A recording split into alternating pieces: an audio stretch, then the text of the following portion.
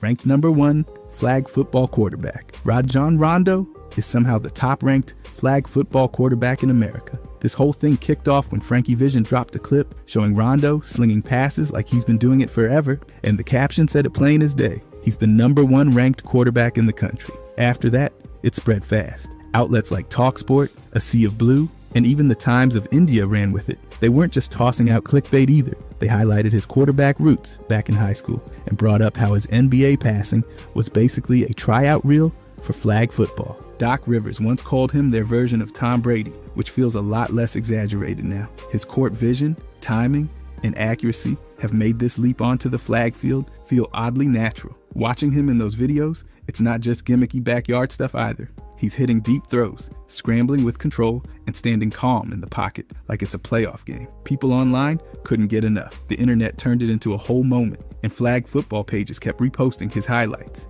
Then the wildest part, there's talk he could end up on Team USA when flag football hits the Olympics in 2028. He'd be 39, but that storyline writes itself. A 2-time NBA champ suiting up for gold in a totally different sport? Whether it's hype or not, this story's turned into its own kind of legend. And honestly, I'm all for the chaos. Shaq accepts. Boxing challenge from Charlie Mack. This wild matchup got set in motion after Charlie Mack Alston called out Shaq over a neck chop from more than 10 years ago. According to reports, the whole thing started in Dallas during an autograph signing when Shaq allegedly tried cutting the line. Mack, who used to be Will Smith's bodyguard, apparently wasn't having it and gave him a neck chop to prove the point. Fast forward to now, Mack shows up on Instagram with Damon Feldman from Official Celebrity Boxing and makes the whole challenge public. He dragged up the old story, dropped a fight poster, and gave Shaq a new nickname, Sha Knocked Out. Not the most creative insult, but the internet definitely noticed. Shaq didn't waste any time. He hit the Instagram comments with "I accept, let's do it," then followed that up with a full video response. He told them to name the time and place and hit back with a joke about the neck chop being the reason he talks funny.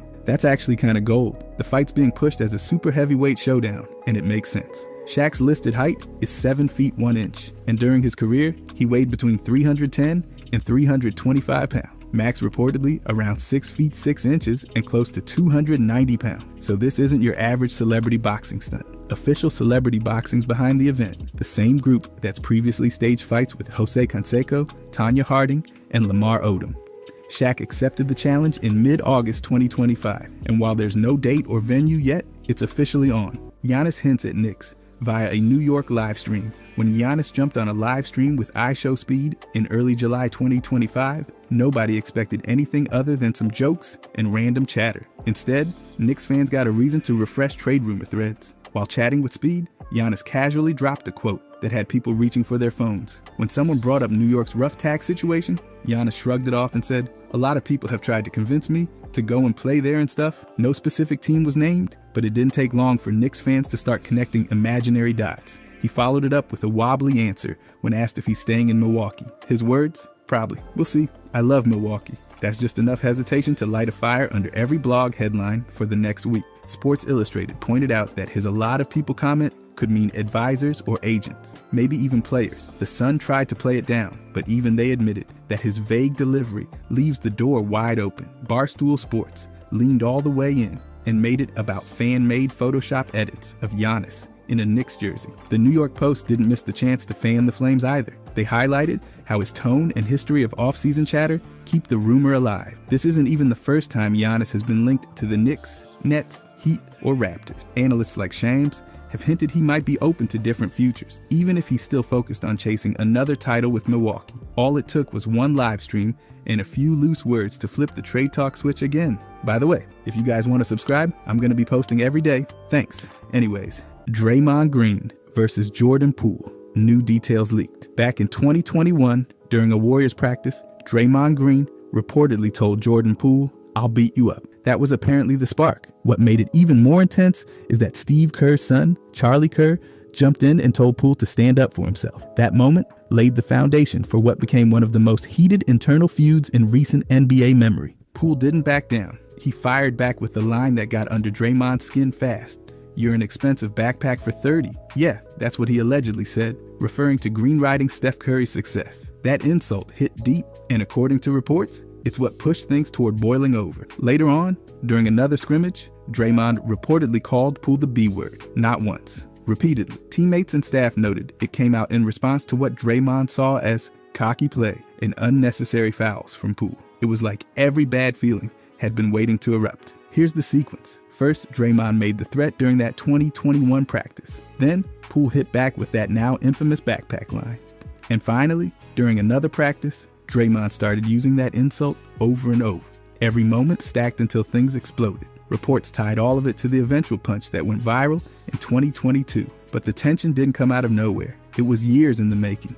Each exchange, every jab, verbal and otherwise, built a wall between them. There's no fixing something like that in a locker room. Once respect's gone, it's game over. The punch was just the final punctuation mark. Kobe drops 62 3/4. On December 20th, 2005, Kobe Bryant didn't just light up the scoreboard. He torched the entire Dallas Mavericks squad by himself. Through 3 quarters, Kobe had 62 points. Dallas, only 61. That's not a typo. He single-handedly outscored the entire opposing team. Nobody had ever done that in the shot clock era. The breakdown's insane. 15 in the first, 17 in the second. Then he dropped 30 in the third quarter alone. That third was a franchise record by itself. And he did it all shooting 18 for 31 from the field, 22 for 25 from the line, and 4 made three-pointers. Absolute clinic. The Lakers were up big, so big that coach Phil Jackson sat him the entire fourth. Assistant coach Brian Shaw asked if Kobe wanted to go back in. Kobe said no. He didn't need more. He'd made his point. It wasn't that night. That's what he told them. And yeah, that game led directly into what would come next. Just over a month later, he dropped 81 on Toronto. That December night wasn't just a hot streak. It was part 1 of a legendary scoring stretch. Fans still talk about how he did all that in only 32 minutes. It's just ridiculous. Even on online, fans can't believe it. One said he had 32 in the first half, then another 30 in the third. 14 games later, he has 63 through 3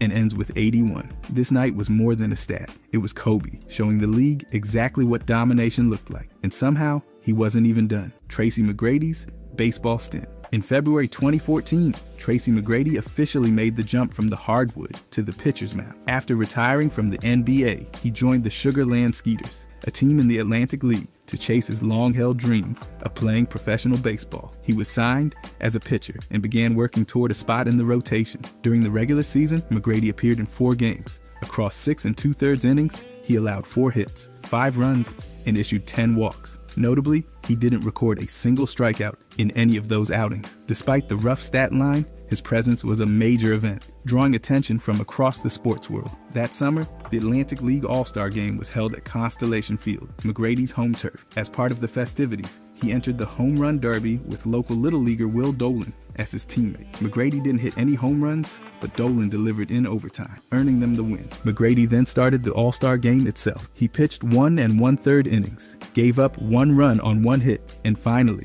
struck out the last batter he faced. That punch-out was his first and only career strikeout in professional baseball. Right after walking off the mound, he announced his retirement from the game. He let the team know that would be his final appearance and expressed thanks for the experience. It was a brief run, but it checked a box on his personal dream list. McGrady's time with the Skeeters may have been short, but it ended with a win. 1 strikeout, 1 Derby trophy, and 1 very satisfied pitcher. Troy Hudson's Rap. Back in May 2007, Troy Hudson dropped a rap album called Undrafted under the name T-Hud. He released it through his own label, Hudson Record, also known as Nutty Boys Entertainment. Hudson didn't just lend his voice, he self-produced the whole thing, wrote the lyrics, and handled the business side. It wasn't just a hobby project. He went all in. The album had some serious names attached. He brought in Ray J, 3 6 Mafia, UGK, and even Static Major. With those kinds of features, it seemed like he might actually have something going. But then came the numbers. In its first week, Undrafted sold only 78 copies.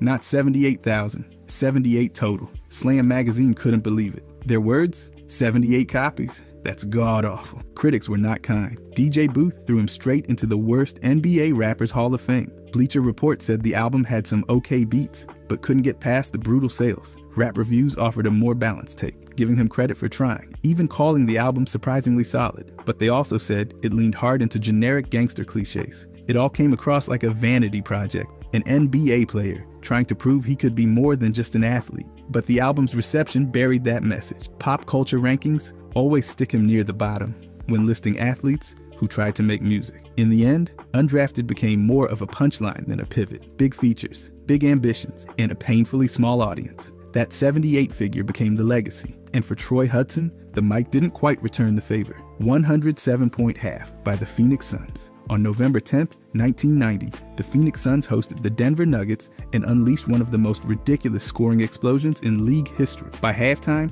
the Suns had racked up 107 points. Yes, in just 2 quarters. The Nuggets had 67. That's a 40-point gap at the break. And the total combined points, 174, set another league record for most in a half. This game wasn't some random outburst either. It was a full-on track meet. The Suns scored at will, slicing through Denver's defense like it wasn't even there. And here's the kicker. They did it without hitting a single three-pointer. Not one. All 107 came from twos, free throws, and relentless tempo. The Nuggets, coached by Paul Westhead, were known for running fast, but they had no answer for what Phoenix brought that night. By the time it was over, the final score was 173 to 143. That tied the record at the time for most points scored in a regulation game, matching the Boston Celtics total from 1959. And as of 2025, the 107 points scored in one half still stands as the NBA's all-time record. The fact that it happened without any threes makes it even more unbelievable in today's era. Every single bucket came the hard way. That night turned into one of the wildest scoring showcases the league's ever seen. Phoenix didn't just run up the score. They sprinted into the record books and left the Nuggets breathless. 2015 NBA Draft, the last 12 carnage, the final stretch of the 2015 NBA Draft might be one of the most quietly disastrous endings to a draft night ever. Picks 49 through 60, practically a black hole. Out of those last 12 players selected, only one ever appeared in an NBA game. Let's break it down. That year's draft featured 60 total picks. 44 players from that group eventually saw the court. But when you zoom in on the bottom 12, picks 49 through 60, it's a graveyard. 11 of those 12 guys never played a single second in an NBA game. Nothing. No garbage time, no injury sub, not even a ceremonial check-in. Just nothing. The lone exception, Brandon Dawson. He was taken 56th overall out of Michigan State, selected by the Pelicans, then traded to the Clip. He did make his NBA debut and recorded actual stats in real games, so he officially counts. Every other name in that stretch, from Luka Mitrovic at pick 60 to the string of international flyers and second-round gambles in between, vanished into obscurity. The contrast is wild. One guy from Michigan State sneaks into the league, while 11 others never crack a roster. For all the talk about second-round steals, this was a complete collapse. Usually, you'll get a couple late bloomers or overseas prospects who come over later. Not here. That 12-pick run became one of the most unproductive draft chunks in modern NBA history. One survivor out of 12. If you were looking for a dark horse to make it in that group, your only hope was Brandon Dawson, and even he barely made it past the starting line. Gene Conley wins in both leagues. Gene Conley did what no other athlete ever has. He won championships in both the NBA and Major League Baseball. He pitched his way to a World Series title with the Milwaukee Braves in 1957, then turned around and grabbed 3 straight NBA championships with the Boston Celtics from 1959 to 1961. One man, 2 sports, 4 rings. His baseball career stretched across 11 seasons. He suited up for the Boston and Milwaukee Braves, the Philadelphia Phillies, and the Boston Red Sox. On the mound, Conley logged 91 wins, 96 losses, and an earned run average of 3.82. He struck out 888 batters in over 1,500 innings and was selected to multiple All-Star games, including a strong showing in 1955. He didn't just dabble in basketball either. Drafted in the 10th round by the Celtics in 1952, Conley played parts of 6 NBA seasons.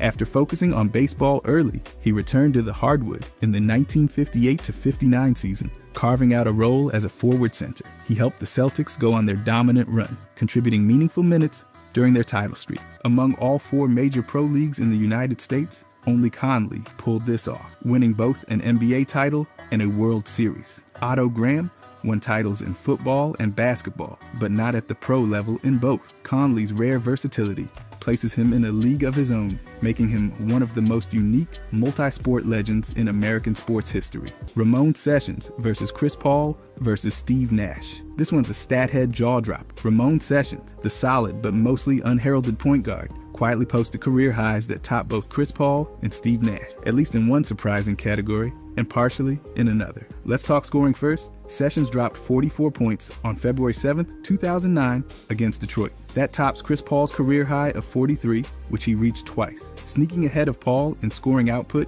isn't something you'd expect from a guy who bounced around 9 NBA teams. Now for assists. This is where Sessions really outdid both legends. He dished out 24 assists on April 14, 2008 against the Bulls. That's more than Chris Paul's career high of 21, and also more than Nash's 22. So Sessions has the edge in playmaking, at least in the one-game peak category. Here's the scoreboard. In points, Sessions beats Paul. In assists, he beats both. It doesn't mean he had the same impact or legacy, but if you're going off raw single-game highs, Sessions has a quirky claim to fame. It's a reminder that even role players can have historic nights. Tucked into the weird corners of NBA box score history, Lil B curses James Harden during the 2015 Western Conference Finals. Rapper Lil B, known as the Bass God, called out James Harden for using the cooking dance celebration without credit. Lil B had popularized the move years earlier, and after a few warnings on social media, when ignored, he officially placed what he called the Bass God curse on Harden. The announcement came on May 24, 2015, through a TMZ interview, where Lil B declared Harden cursed for the rest of the playoffs and beyond. Days later, Game 5 of the series took place at Oracle Arena, and Lil B showed up in person. That same night, Harden committed 13 turnovers, the most ever in a single NBA playoff game. Fans immediately pointed to the curse. The timing and the stat line fueled the story. Harden had ignored Lil B's demand for credit, and now he was paying the price. A few weeks later, on June 13th, Lil B tweeted that he had lifted the curse, saying Harden might be dealing with things deeper than basketball, but that wasn't the official end. Over 2 years passed before Lil B formally lifted the curse on live television. On June 4th, 2017, during an episode of ESPN's First Take, he confirmed it was over. Here's the timeline. May 24th, the curse was placed. Game 5, Harden sets a turnover record. June 13th, there's a soft lift via Twitter. And finally, June 4th, 2017, the Bass God curse is publicly ended. Whether you believe in the curse or not, the events lined up in a way that made this one of the weirdest side plots in playoff history. Knicks signed Clyde Frazier in 1997 prank. On April 1st, 1997, the New York Knicks pulled off one of the greatest April Fool's stunts in NBA history. They announced that 52-year-old Walt Clyde Frazier was coming out of retirement to rejoin the team on a 10-day contract. According to the fake report, he'd be replacing backup guard Scott Brooks on the active roster. The whole thing was staged with complete buy-in from the organization, including MSG Networks and the team's broadcast crew. Clyde himself played the part perfectly. In a fake interview, he said he was just fooling around at practice when assistant coach Ernie Grunfeld noticed his moves and encouraged him to make a comeback. Meanwhile, Mike Breen acted stunned and heartbroken, claiming Clyde never told him a word. Even Cleveland's head coach Mike Fratello pretended to be worried about facing Frazier again. And then there was Scott Brooks, supposedly the cut player, who gave the most dramatic fake response of all. He said, "The guy's old. What can he bring to the team that I can't do?" He even joked about hoping to get picked up somewhere else just to prove the Knicks had made a mistake. The prank was so detailed, it got picked up as real news. Fans thought Clyde was really suiting up again. But by the time the game started that night, the joke was revealed. No contract, no comeback, just a perfect bit of theater. It was bold, hilarious, and full of nostalgia. For one night, the Knicks made everyone believe Clyde was about to step on the court again. And that's why it's still remembered decades later. Wilkins Draft Day Trade. On June 29th, 1982, the Utah Jazz selected Dominique Wilkins with the 3rd overall pick in the NBA draft. He had just finished dominating at the University of Georgia and looked like a sure future star. But there was a problem. Wilkins didn't want to play in Utah. The team wanted him to play power forward, and he had no interest in the fit or the location. Then came the trade. On September 2nd, the Jazz shipped Wilkins to the Atlanta Hawks. In return, they got veteran scorers John Drew and Freeman Williams, along with $1 million in cash. At the time, Utah was struggling financially and couldn't afford Wilkins' contract demands. What followed was one of the most lopsided trades in NBA history. Wilkins exploded in Atlanta. He became the face of the franchise, earning 9 All-Star selections, a scoring title in 1985-86, and 2 Slam Dunk Contest crowns. For 10 straight seasons, he averaged more than 25 points per game and became known as one of the most electrifying scorers the league had ever seen. Meanwhile, the Jazz got short-term production at best. John Drew played 3 seasons in Utah, but never matched his earlier All-Star form. Freeman Williams barely made a dent, appearing in fewer than 30 games before exiting the league. So here's the final score. The Hawks got a franchise icon, a Hall of Fame forward, and over a decade of All-NBA production. The Jazz got 2 role players and some cash. The deal didn't just reshape 2 franchises, it became a textbook example of how a draft pick and a player's preferences can alter basketball history. David Blatt trolls, Cavs fail. In January 2018, David Blatt, coaching Team Europe in the Turkish Basketball Super League All-Star Game, couldn't help taking a shot at his former team. The Cleveland Cavaliers had just given up 148 points in a blowout loss to the Thunder.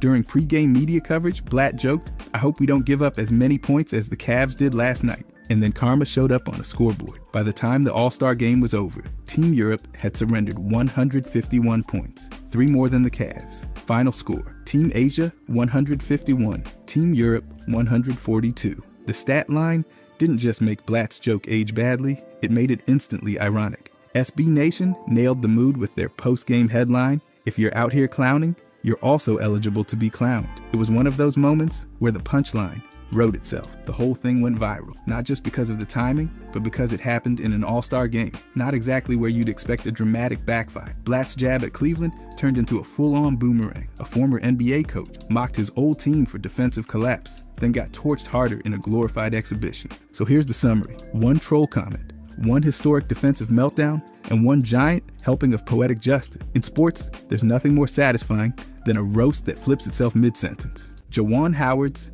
voided contract changes the Heat's path. In the summer of 1996, Howard was set to make history. After receiving an $89 million offer from the Washington Bullets, the Miami Heat countered with a deal worth between $98 and $101 million, what would have been the league's first 9-figure contract. Howard agreed to the Heat's offer, but on July 31st, the NBA voided the deal. The league cited salary cap violations. Miami had failed to properly account for bonuses to Tim Hardaway and PJ Brown, and they'd also committed to re-signing Alonzo Mourning. All those numbers pushed them over the limit. The Heat pushed back, publicly disputed the ruling, and even threatened arbitration, but they ultimately backed off, likely to avoid league penalties, which could have included a multi-million-dollar fine or suspension for Pat Riley. With the contract voided, Howard re-signed with the Bullets for 7 years, $105 million, becoming the first player in league history to officially pass the $100 million mark. With Howard off the board, Miami pivoted fast. They locked in PJ Brown, who became a vital defensive anchor. They added Dan Madrill for shooting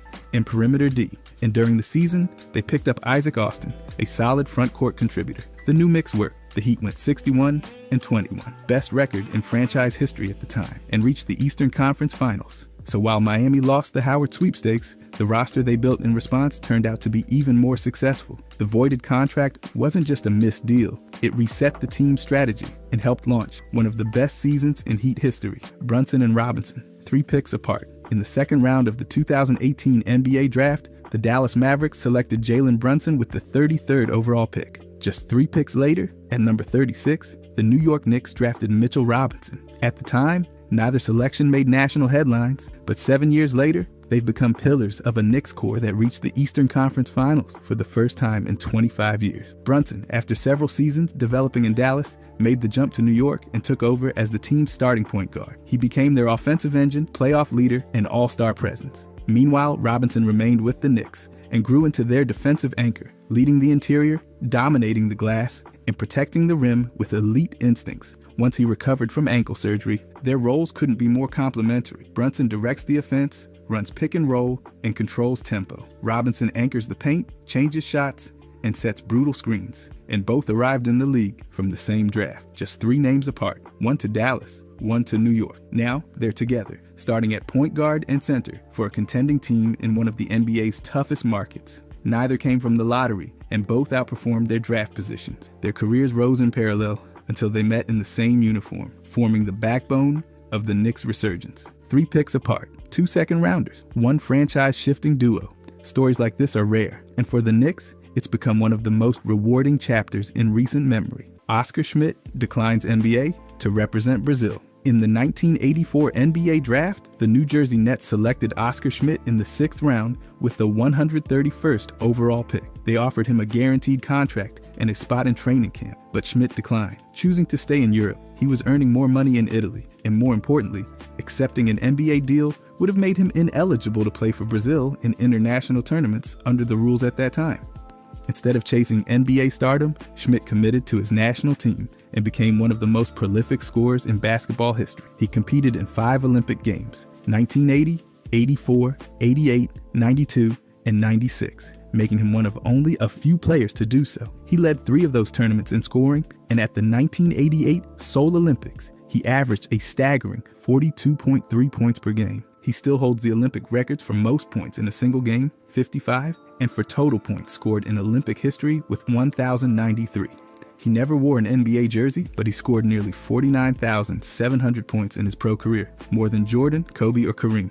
Only LeBron James has passed that total. Schmidt dominated in Brazil, Italy, and Spain. He was inducted into the FIBA Hall of Fame in 2010 and the Naismith Memorial Basketball Hall of Fame in 2013. His decision to turn down the NBA wasn't about spotlight. It was about loyalty and legacy, and he built one of the most unbreakable scoring legacies the sport has ever seen. Scott Pollard played a Jayhawk legend. In 2014, former Kansas star and NBA champion Scott Pollard took on a new role, not on the court, but on the screen. He appeared in the independent film Jayhawkers, which tells the story of Wilt Chamberlain's arrival at the University of Kansas and the social changes surrounding college basketball in the 1950s. Pollard portrayed B.H. Bourne, a true Jayhawk legend from an earlier era. Bourne was a dominant center who starred in the 1953 NCAA title game, recording 26 points, 15 rebounds, and 13 block shots. A historic performance that earned him the Final Four Most Outstanding Player award.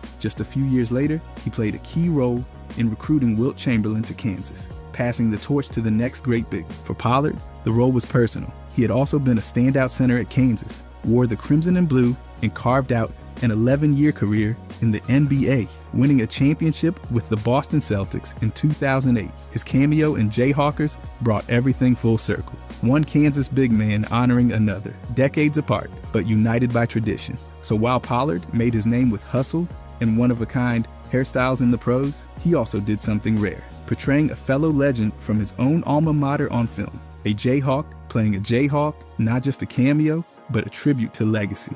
1 versus 1 tournament, this wild little chapter in NBA history somehow slipped through the cracks. During the NBA Finals in 1972 and 1973, 16 NBA players squared off in a single elimination one-on-one tournament, live during halftime on national television. Yeah, that happened. The games were played to 20, but a player had to win by 4. There were no 3-point shots, just a take-it-out line, a 10-second shot clock, and free throws after the 3rd foul. And no, they weren't messing around. This was real competition, with real money. The total prize pool, $50,500. The champ walked away with $15,000. Runner-up, $7,500. In 1972, Bob Lanier won it all by taking down JoJo White. And just to make it weird, Bill Russell handed him a briefcase stuffed with $15,000 $1 bills on television in front of everyone. Then the next year, Jeff Petrie took the crown by beating Barry Clemens 36-32 at Madison Square Garden right after Game 3 of the finals, and fans stayed to watch, all 19,000 of them. Petrie even scored some cash for his teammates,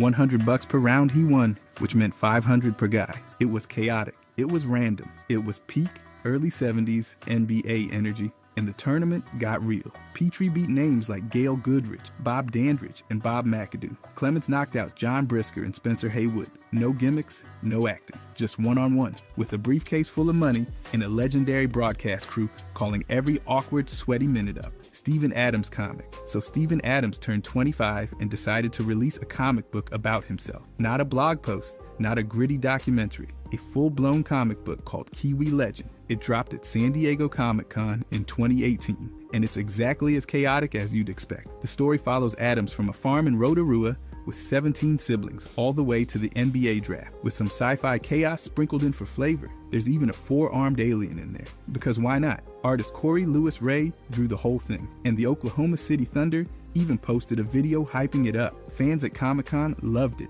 and of course it sold out fast. It retailed for about 19 New Zealand dollars, but finding one now? Good luck. It's collector gold. But Adams didn't stop with comics. He's a massive anime fan, like real deal binge watch. At one point, he admitted to missing the NBA season opener because he was too locked in watching anime. Not kidding. His favorite shows? Dragon Ball, Super, Naruto, and Hunter x Hunter. Crunchyroll even gave him a shout out, and he shared a One Piece style wanted poster of himself just to drive the point home. It's rare to see a player mix this much personality into their public image. He didn't just bring the bruises on court, he brought anime off court. The whole comic anime fusion thing gives him a whole new angle. He's not just a center, he's a fanboy with a storyline. And honestly, that's what makes it so fun. There's nothing polished or scripted about it. It's Steven Adams being Steven Adams, with comics, anime, and a very Kiwi twist. The Journeymen. These are the guys who packed more jerseys than most players pack bags. They bounced around the league, but no matter where they landed,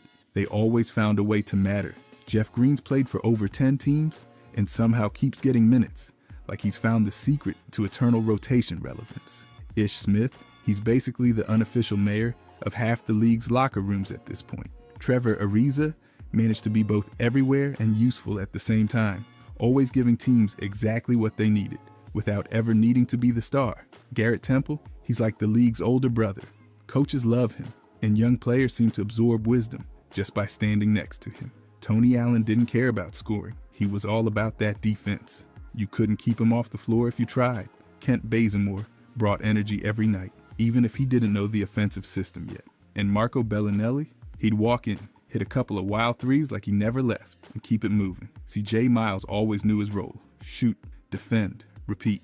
Robin Lopez, set screens, grab boards, and argue with mascots. Jared Dudley became that rare locker room piece teams wanted just for his presence. These guys didn't chase stardom. They built careers by staying ready and fitting in anywhere.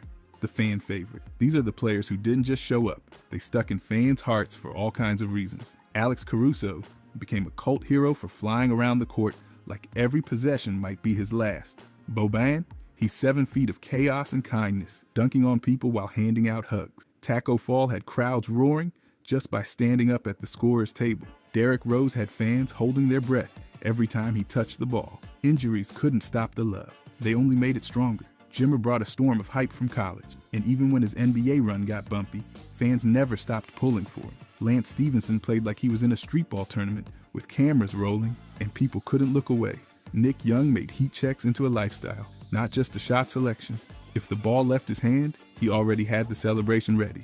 Manu won a ton, but fans adored him because he played like his hair was on fire and somehow still made the right pass. Steven Adams, he's a gentle giant with an accent and a stare that could shut down a whole offense. And then there's Muggsy, who made believers out of everybody despite being the shortest player in league history. Fans never forget players like these. They cheer them forever, the winner. No matter where these guys play, they win. They collected rings, led dynasties, and turned winning into a habit. Tim Duncan was the calm in every storm, winning titles by making the fundamentals look like art. Steph Curry flipped the game on its head with range nobody had seen before, and somehow made the impossible look normal. LeBron James, he's been dragging teams to the finals since flip phones were still a thing. Magic Johnson smiled his way through defenses while stacking championships and changing how point guards were even defined. Michael Jordan didn't just win, he refused to lose. Every time he stepped on the court, it felt like a championship was already halfway won. Kobe Bryant matched that mentality with a work ethic that could wear down a calendar. He made greatness look personal. Bill Russell built an entire blueprint for winning. 11 titles. That's not just rare, it's untouchable. Derek Fisher wasn't the flashiest guy on the floor, but when the moment got big, he hit shots that echoed through playoff history. Draymond Green isn't putting up 40 points, but his fingerprints are on every Warriors win. Defense, leadership, chaos. Kawhi Leonard lets his game speak, and when it does, it usually ends in a championship parade. These guys didn't just want to win, they expected it. By the way, if you guys want to subscribe, I'm going to be posting every day. Thanks. Anyways, the helpless star. These are the guys who dropped huge numbers, played their hearts out, and carried the load, but just didn't have the help. Damian Lillard gave Portland everything. Deep threes, clutch shots, loyalty. But too often, it was him against the world. Kevin Garnett in Minnesota was doing it all. Scoring, rebounding, defending, with a supporting cast that felt more like background extras. Vince Carter had Toronto buzzing, flying through the air and making highlights look routine. But when it came time to win big, the roster around him just couldn't keep up. Bradley Beal in Washington, he scored like a star, but the rotation always felt one injury or one trade away from collapse. DeMarcus Cousins in Sacramento is a force, unstoppable down low, skilled enough to pass like a guard, but chaos surrounded him.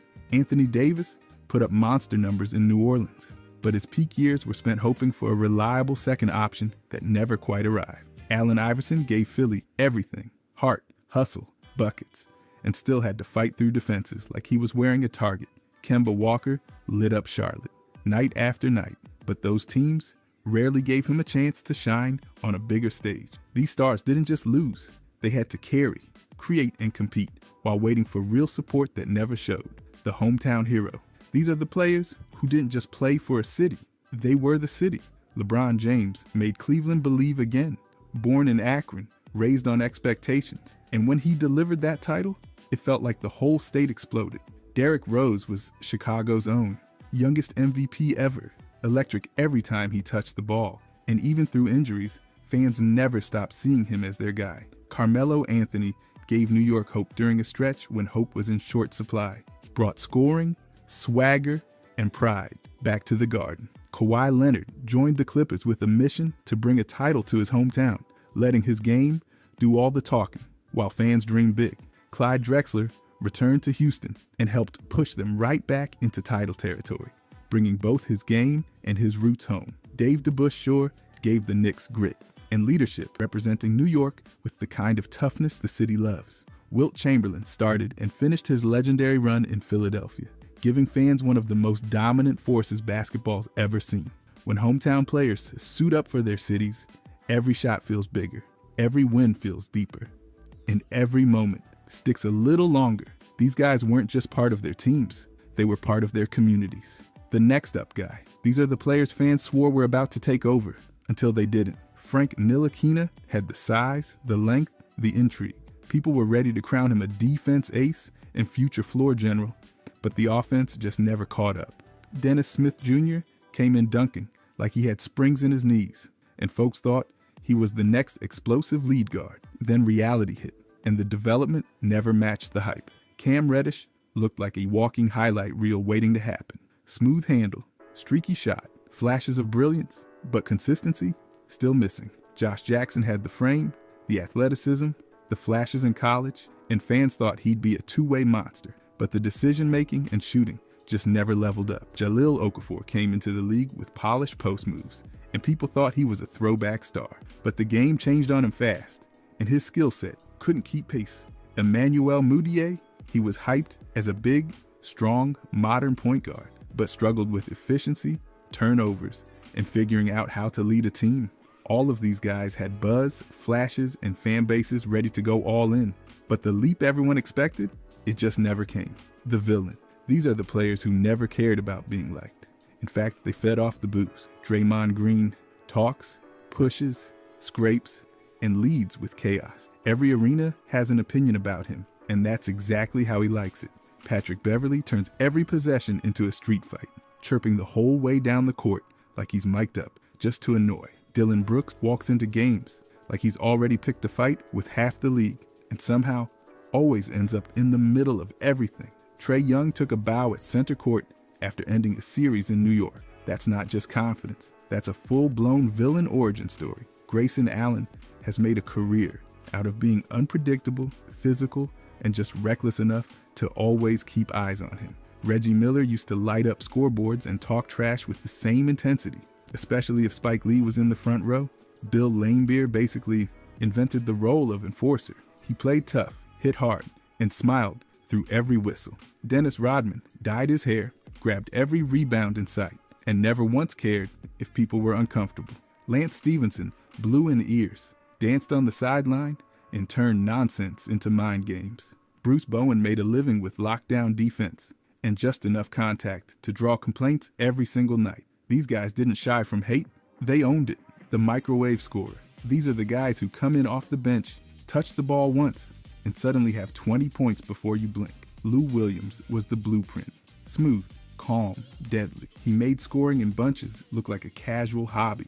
Jamal Crawford had the handle from another planet and could catch fire faster than a spark near gas. Jordan Clarkson never needed a rhythm, just the green light in a sliver of space. J.R. Smith lived in heat check mode. If he saw one go in, you better believe the next 6 were going up too. Eddie House wasn't flashy, but give him an inch, and he dropped threes until the other team called timeout in panic. Malik Monk brings bounce and bucket, and when he gets going, it's like the scoreboard skips ahead.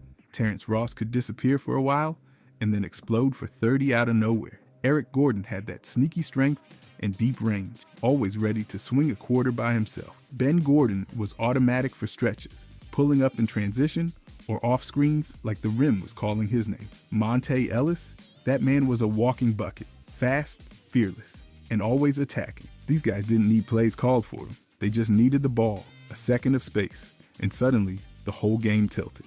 The overlooked star. These are the players who've done the work, put up the numbers, impacted wins, and still somehow got left out of the spotlight. Drew Holiday is one of the best two-way guards of his era. He locks up on defense, runs the offense, and barely gets a fraction of the credit he deserves.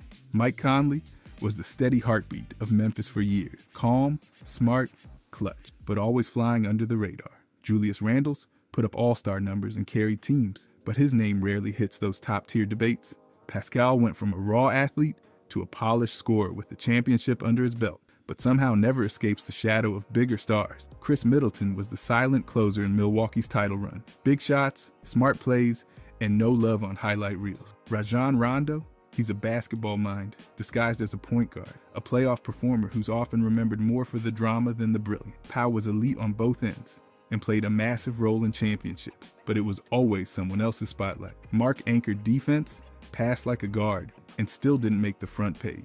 Zach Randolph, undersized, overlooked, and absolutely unbothered by it. He just kept producing. These guys didn't need headline. They just needed the game. The comeback story. These are the players who went through it. Injuries, setbacks, even full career collapses, and still found their way back. Derrick Rose had the world in his hands. Then it all crashed. Multiple surgeries, years of rehab, and somehow he fought back to drop 50 in a game fans still talk about. Klay Thompson tore his ACL, then his Achilles, missed 2 full seasons, and came back firing like he never left. Paul George suffered one of the most gruesome leg injuries ever, and not only returned, he came back as an all-star, playing like nothing was lost.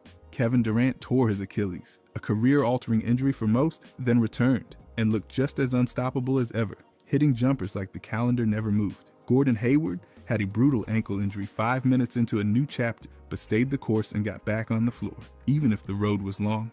Victor Oladipo was an all-star, then spent years trying to get back there through tough injuries. Rudy Gay tore his Achilles, got counted out, and still came back with solid production and bounce. DeMarcus Cousins was dominant before injuries stacked up, but he fought for every minute on the floor afterward. Sean Livingston went from a devastating knee injury that nearly ended his career to becoming a key piece in championship runs. These guys didn't just return, they redefined resilience.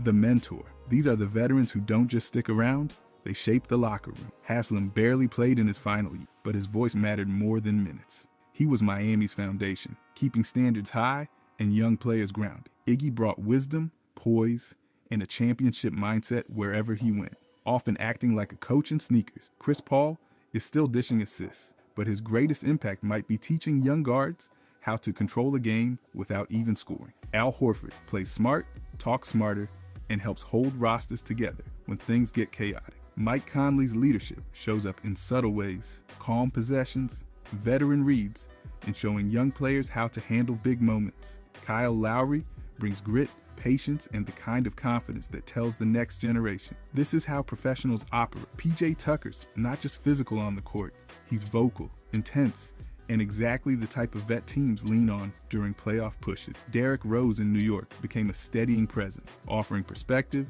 work ethic, and support without chasing the spotlight. Garrett Temples played everywhere, and each stop values what he brings beyond the box score. Thaddeus Young, he's that guy who always knows what's needed and delivers it without drama. These mentors aren't chasing stats. They're building future. The dimer. These are the players who see passing lanes before they even exist. Nikola Jokic is out here throwing no-look dimes from the elbow like he's bored of normal basketball. 7-foot centers aren't supposed to pass like this, but he does, and he makes it look easy. Chris Paul is the definition of control. He picks defenses apart with precision, never rushing, always a step ahead. Steve Nash ran offenses like a maestro, slipping passes through windows only he could see.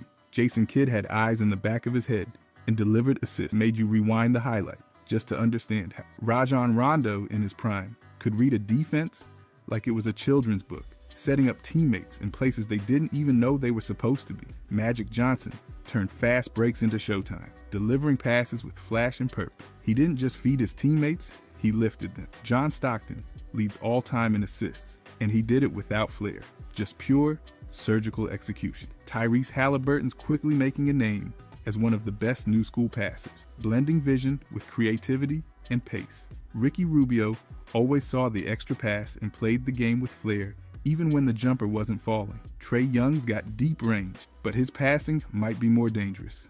Unpredictable, clever, and fearless. These guys don't just share the ball, they control the game with it. The underdog, these are the guys who weren't supposed to make it, and definitely weren't supposed to take over games. Fred VanVleet went undrafted, then hit clutch shots in the finals, like he was born for it. Austin Reeves went from summer league question mark to playoff contributor, earning every minute through grit and skill.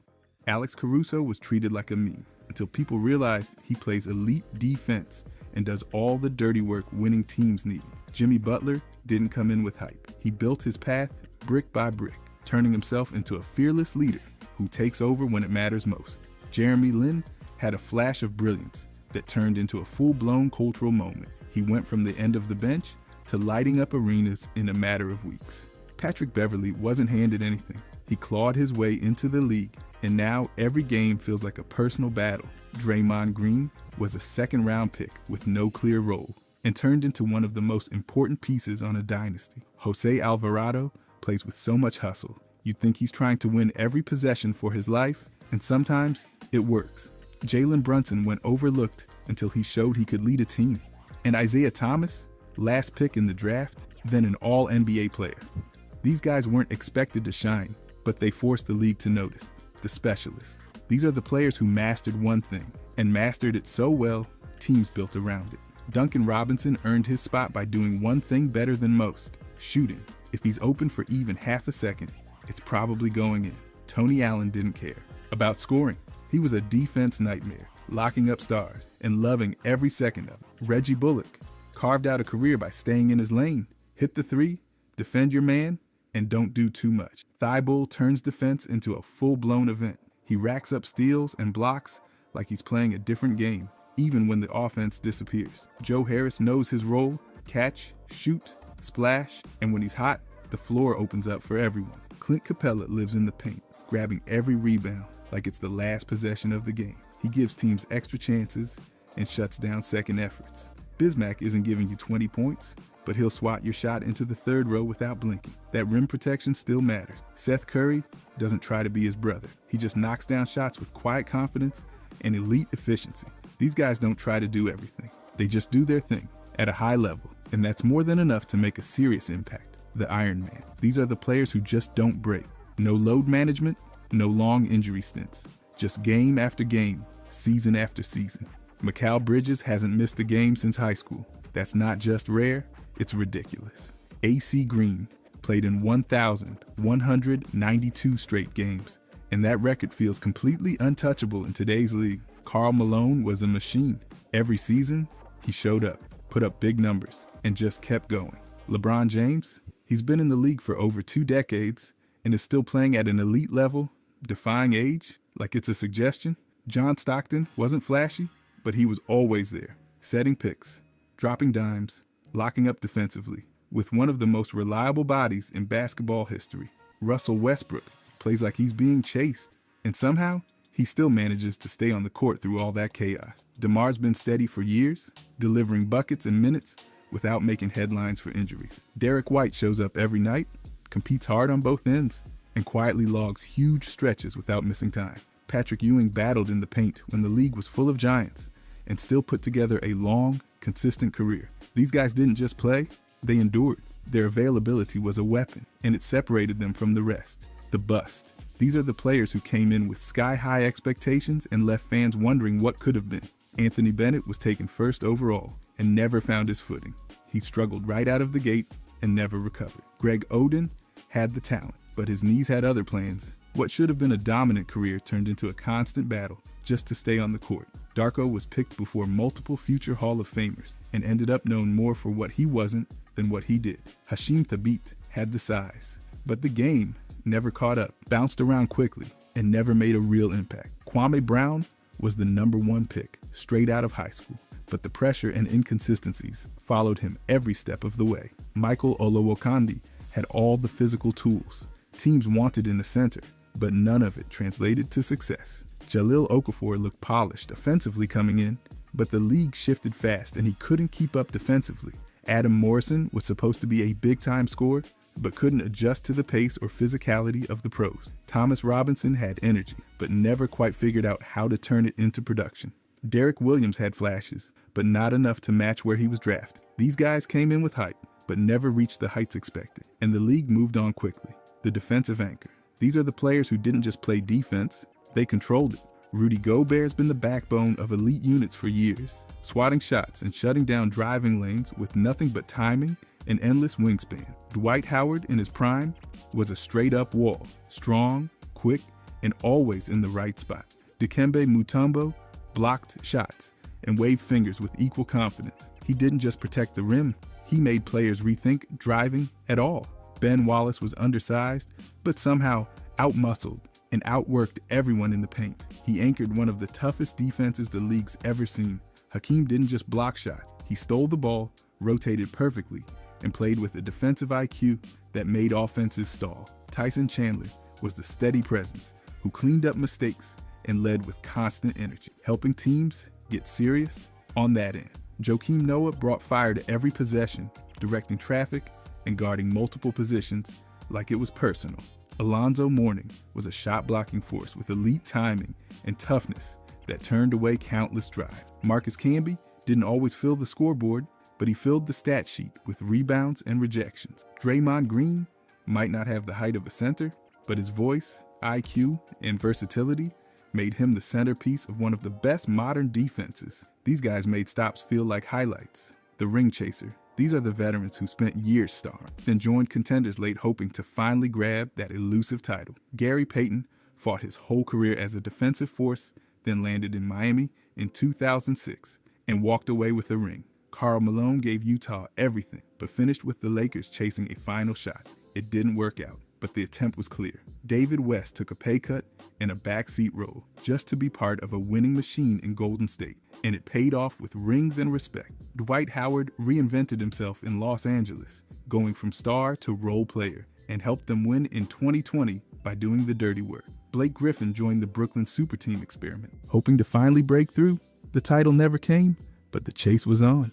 PJ Brown came out of retirement for one more shot, joined the Celtics in 2008, and made big plays in the finals like he'd never left. Carmelo Anthony spent years as the go-to scorer, then took a bench role with the Lakers chasing a dream that didn't quite come true. Steve Nash's move to the Lakers in 2013 was all about the ring, but injuries crushed that run. Kevin Durant's decision in 2017 was loud, controversial, and very successful. Back-to-back titles with Golden State, these players bet on experience, timing, and the right roster, all in the name of the ring. The leader. These are the players who didn't just show up, they set the tone, built the culture, and held their teammates accountable. LeBron James leads with voice, vision, and an expectation of excellence. Wherever he goes, the standard rises. Tim Duncan wasn't loud, but his consistency, humility, and quiet dominance created a winning culture in San Antonio that lasted 2 decades. Chris Paul walks into a locker room and immediately becomes the compass. He holds teammates to high standards and never lets a possession go without purpose. Kobe Bryant led through obsession, pushing teammates with intensity, demanding focus, and showing that work comes before everything. Magic Johnson kept the mood light, the ball moving, and the team together, leading through joy and connection. Damian Lillard's loyalty, toughness, and calm in big moments made him the centerpiece of Portland's identity. Jimmy Butler holds teams accountable with effort, focus, and an edge. If you're not working, he'll let you know. Giannis leads by example through hustle, effort, and an unshakable commitment to improving every part of his game. Steph Curry leads without ego. He shares the spotlight, lifts others, and brings belief without ever needing the last word. Kevin Garnett, he led through fire. He brought intensity, passion, and a level of accountability that turned teammates into competitors. These guys shape teams not just with talent, but with presence. The rebound guy. These are the players who treated every missed shot like a personal challenge. Dennis Rodman turned rebounding into an art form. Size didn't matter. Timing, angles, and obsession did. He chased boards like the game depended on it. And a lot of times, it actually did. Drummond stacked double-digit rebound nights like it was a normal Tuesday. His presence on the glass shifted possessions all night. Dwight Howard wasn't just blocking shots. He was snatching boards with power and consistency, controlling the paint on both ends. Kevin Love had that unique mix of instincts and outlet passing. He'd grab a board and turn it into offense in seconds. Ben Wallace was undersized, but played like every rebound owed him money. He anchored elite defense just by winning the battle down low. Moses Malone lived on second chances. He'd miss, rebound, and score like he planned it. His offensive rebounding alone demoralized entire front courts. DeAndre Jordan dunked everything in sight, but it all started with swallowing rebounds and resetting the tempo. Tristan Thompson made a career off hustle plays, second efforts, and crashing the glass when it mattered most. Charles Oakley brought muscle, grit, and a full commitment to owning the paint. He didn't just rebound, he set a tone. Rudy Gobert brings shot blocking, but his real value starts when he cleans the glass and shuts down second chances. The high flyer. These are the players who made gravity feel optional. Vince Carter didn't just dunk. He floated, twisted, and finished with power that left crowds gasping. His dunks weren't highlights. They were moments. Zach LaVine made the rim look like a trampoline target, pulling off contests and in-game dunks with ridiculous ease. Morant attacks the basket like he's trying to break it, exploding into the air with zero hesitation. Aaron Gordon put on one of the best dunk contest performances ever and still finds ways to defy physics during games. Dominique Wilkins brought raw power. Every dunk felt like a statement. He wasn't just jumping high, he was trying to tear the rim off. Sean Kemp had that extra pop, that violent extension, and those poster finishes that are still played on repeat. Blake Griffin made dunks feel like events. He didn't just score, he soared, then landed with authority that shook the court. Gerald Green's bounce looked unnatural. He had dunks where his head was over the rim, and the only question was how wild the finish would be. Jason Richardson had both power and flair, with creativity that made every leap unpredictable. Derrick Jones Jr. has bounce that looks animated. One dribble, one step, and he's in the air like he hit a cheat code. These guys didn't need space, just a sliver of a lane and a rim nearby. The role player. These are the guys who didn't chase the spotlight. They made a career out of fitting in and showing up when it mattered. Robert Horry built a legacy on big shots without needing big minutes. 7 rings, countless clutch plays, and zero ego. Bruce Bowen locked in defensively, spaced the floor, and made life miserable for opposing wings. He knew exactly what his job was and did it every night. Derek Fisher ran the point next to stars, made timely shots, and brought calm in chaotic moments. Grant Williams embraces the grunt work, physical defense, floor spacing, and being the guy who annoys the other team's best player. Otto Porter Jr. found his spot on a championship roster by doing the little things, rebounding, hitting corner threes, and defending without fouling. Danny Green's whole career has been about timely threes and dependable defense. You plug him in, and he just works.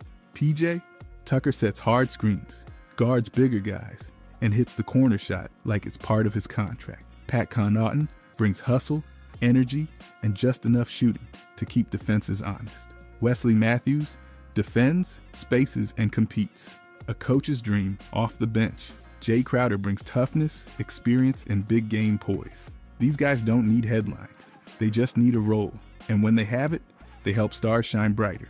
The stretch big. These are the big men who stepped out beyond the paint and turned jumpers into weapons. Dirk Nowitzki changed the game. 7 feet tall, one-legged fadeaways, and a jumper so smooth, defenders didn't know whether to contest or pray. Kevin Love spread the floor with deep range, quick release, and smart decision-making, all while grabbing boards. Brook Lopez transformed from a back-to-the-basket center into a reliable shooter who now pulls defenders out of the paint like it's his full-time job. Kristaps stretches the floor with height and touch. When he's healthy, his shot creates nightmare matchups. Al Horford brings veteran consistency, pick and pop range, and just enough mobility to defend both bigs and guards. Channing Frye embraced the stretch role and made a career out of spacing for stars. Laurie shoots like a wing, but brings size that creates mismatches all over the court. Miles Turner offers rim protection and a reliable outside stroke. That rare mix teams dream about. Ryan Anderson was one of the early specialists who made teams rethink traditional lineups, punishing slow rotations with quick-release threes. Karl Anthony Towns has one of the best shooting strokes ever seen from a center, forcing teams to guard him like a guard. These bigs didn't just stretch the floor, they stretched the way teams thought about offense. 266 teammates. Jeff Green's had more teammates than most players have practice jerseys. Over an 18-season career, he's played for 12 different franchises, stacking up a jaw-dropping 266 different teammates across the regular season and playoff. That's not just bouncing around. That's full-on basketball nomad status. And we're not talking about a list filled with no name. He shared locker rooms with some of the biggest names in the league's history. Kevin Durant, yep, back in the Seattle and early Oklahoma City days. Russell Westbrook, also there, tearing it up with Green during those early Thunder years. James Harden, of course, they connected again during Jeff's time in Houston. But it goes even deeper. Shaq was briefly his teammate. Yes, that's Shaq. Green's career has intersected with legends from different eras, whether they were in their prime or winding things down. And being around those kinds of players means you're often on serious rosters, which creates even more turnover. Star-studded teams are constantly adjusting, and Green was always right in the mix. That's the wild part. His role wasn't always huge, but he kept finding his way onto meaningful teams, and that's how the number kept climbing. Add in playoff appearances, trades, new contracts, short stints, and suddenly the guy's played with over 265 other professionals. 8 All-Stars on one roster. The 2021 to 2022 Lakers didn't just load up on talent, they stacked their roster with 8 former or current NBA All-Stars.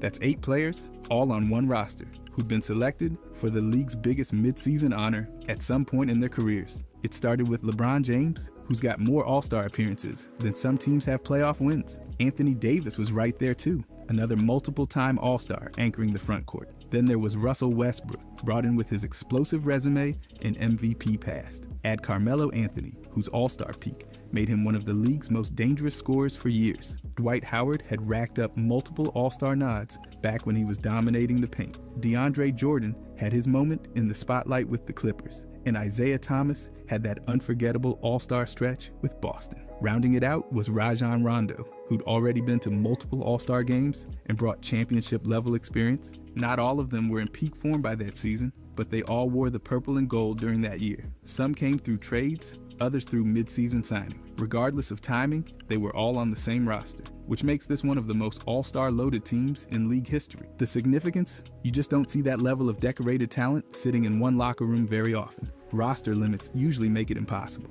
but the Lakers pulled it off, at least on paper. 8 All-Star, 1 team, 1 season. That's a record worth remembering. 7 teams in one trade. On July 6th, 2025, the NBA approved a trade that rewrote the record books. 7 teams, all tied together in a single, massive deal. The Rockets, Suns, Hawks, Nets, Warriors, Timberwolves, and Lakers were all involved. And the headliner? Kevin Durant, who was sent from Phoenix to Houston. This deal moved more than just Durant. Houston also got Clint Capella in a sign and trade from Atlanta. Phoenix landed Jalen Green, Dylan Brooks, the number 10 draft pick, which turned into Kaman Maluak, plus second rounders and young pieces like Rasheer Fleming and Kobe Brea. Atlanta got David Roddy and a second-round pick swap. The Nets pulled in 2 second-round picks, and the Warriors took home draft rights to Alex Tuhey and Jamai Mashak. Minnesota got draft rights to Rocco Zikarsky, 2 future second-rounders, and cash. The Lakers came away with the rights to Adal Thiero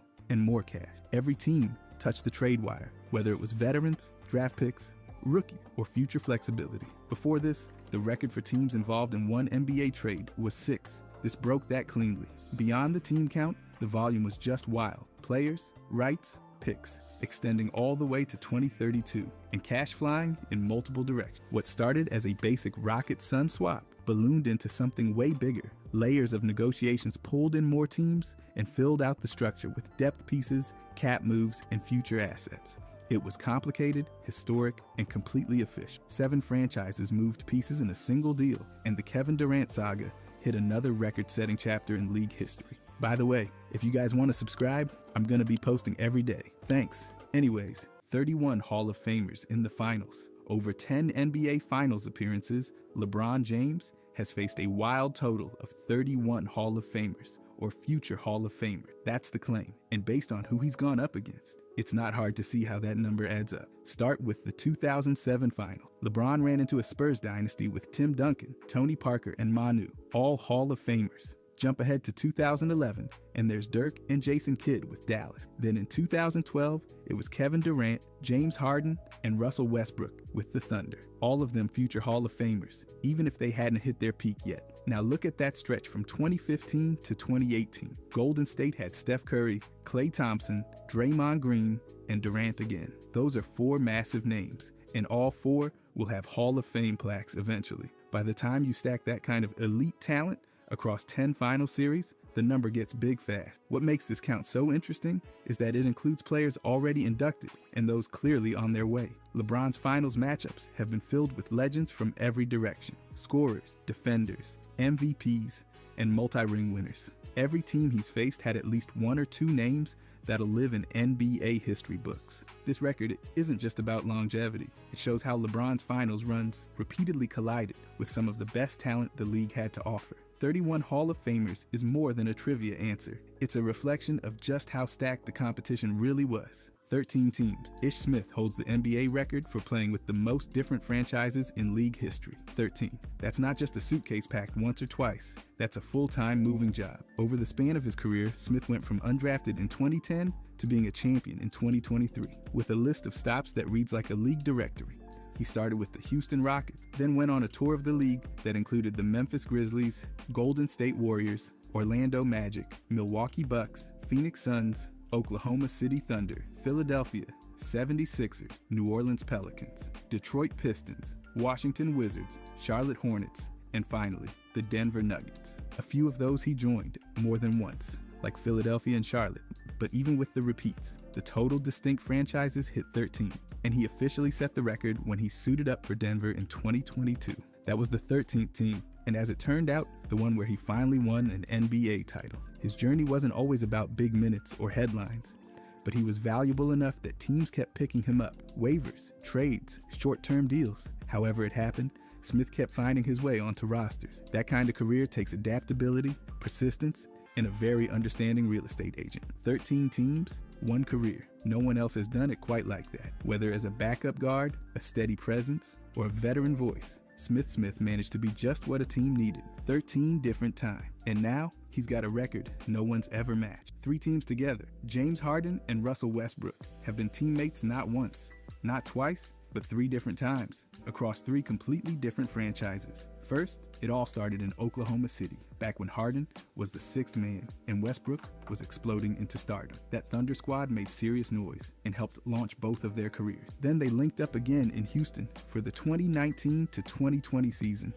This time, they weren't young guns anymore. They were both former MVPs, trying to make a deep playoff push together again, this time in red and white. And just when you thought the duo had split for good, they reunited once more, this time with the Los Angeles Clippers. That made it official. 3 franchises, same duo. But they're not the only ones. Taj Gibson and Derrick Rose also pulled the triple. Their first chapter was in Chicago, where Rose was the youngest MVP ever, and Gibson brought energy off the bench. They later reconnected in Minnesota in 2018, with both guys trying to spark something in a new setting, and they did it again in New York, suiting up for the Knicks in the 2022 season. Sharing 3 franchises isn't common, and doing it as longtime teammates makes it even more rare. For both duos, it shows how certain player bonds just keep coming back. Whether it's front office trust, coaching familiarity, or just natural chemistry, when the fit works, teams keep trying it. Harden and Westbrook, Rose and Gibson, 3 franchises each, same jerseys, different zip codes, 5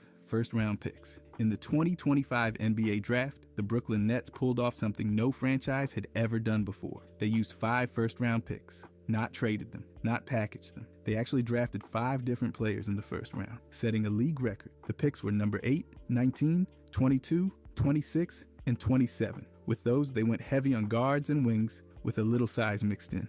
At number 8, they took Igor Demon, a 6'9" international guard out of BYU, known for his vision and feel.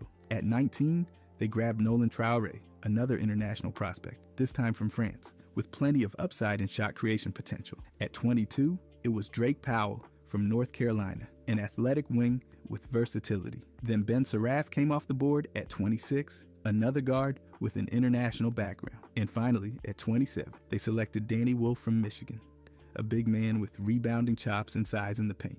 This kind of draft haul doesn't happen often. Actually, it never happened until now. No team had ever walked away from one first round with 5 selections. It signals a clear rebuild. The Nets aren't trying to patch things up. They're starting fresh, betting on development, chemistry, and time. What makes it even more wild is that they kept all 5 picks. That's rare in a league where first rounders are usually trade chips. Brooklyn went all in on youth, and if even 2 or 3 of these guys pan out, the future gets a lot more interesting. 5 first rounders, 1 draft, 1 team. That's how you make history. 9 Hall of Famers on 1 team. The 1962-63 Boston Celtics didn't just win, they stockpiled legends. That season, the Celtics had 9 players on their roster who would go on to be inducted into the Naismith Memorial Basketball Hall of Fame. That's the most Hall of Famers on a single team in league history. At the center of it all was Bill Russell, anchoring the defense and dominating the boards. Bob Cousy, the floor general, was wrapping up his final season,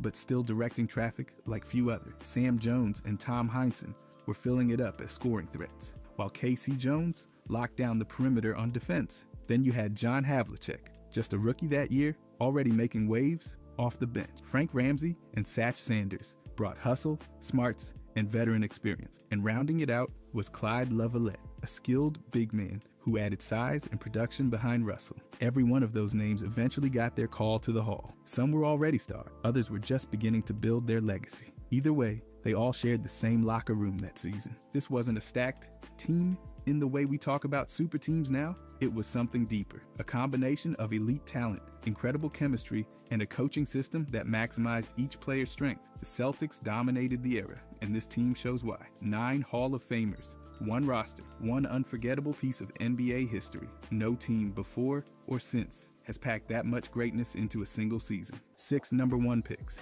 The Cleveland Cavaliers and Washington Wizards are tied for the most number 1 overall picks in NBA draft history. 6 each. That's the all-time record for any franchise, and the paths they took to get there are very different. Cleveland's picks lean modern. It started in 1971 with Austin Carr, then Brad Daugherty in 1986, who became a multiple-time All-Star. But the real fireworks came in 2003 when they drafted LeBron James. That pick alone transformed the franchise and eventually led to an NBA title in 2016. They weren't done. In 2011, they took Kyrie Irving, who played a huge role in that title run too. Then came 2013's pick, Anthony Bennett, which didn't go as planned, but still counts. And just a year later, they selected Andrew Wiggins number 1, before flipping him in a major trade. Washington's record stretches much further back. Their first top pick came in 1953 with Ray Felix, followed by Frank Selvey in 54. Back then, they were the Baltimore Bullets. In the early 60s, they had 3 more number 1s during their time as the Chicago Packers and Zephyrs. Walt Bellamy and Bill McGill were among them. Fast forward to the 2000s, and they took Kwame Brown in 2001 and John Wall in 2010, both under the Washington Wizards name. Cleveland's picks shaped title runs. Washington's picks came through multiple name changes and eras, but both franchises stand with 6 top selections, the most in NBA history, 31 head coaches. The Lakers and Knicks are tied for the most head coaches in NBA history, 31 each. That's 3 decades worth of clipboard carriers, strategy minds, and sideline shouters per franchise. For the Lakers, it started with John Kundla, who led the Minneapolis Lakers to multiple titles in the early days. Then came Bill Sharman in the 70s, introducing fresh training ideas and grabbing a championship. But the Showtime era made Pat Riley a legend. Fast-paced, no nonsense, and always in a suit that looked like it cost more than a bench player's contract. Then came Phil Jackson, the Zen master, stacking up 5 titles and the most coaching wins in Lakers history. Most recently, Frank Vogel delivered the 2020 championship in the bubble. The Knicks' coaching legacy starts with Red Holtzman, the coach behind both of New York's only titles in 1970 and 1973.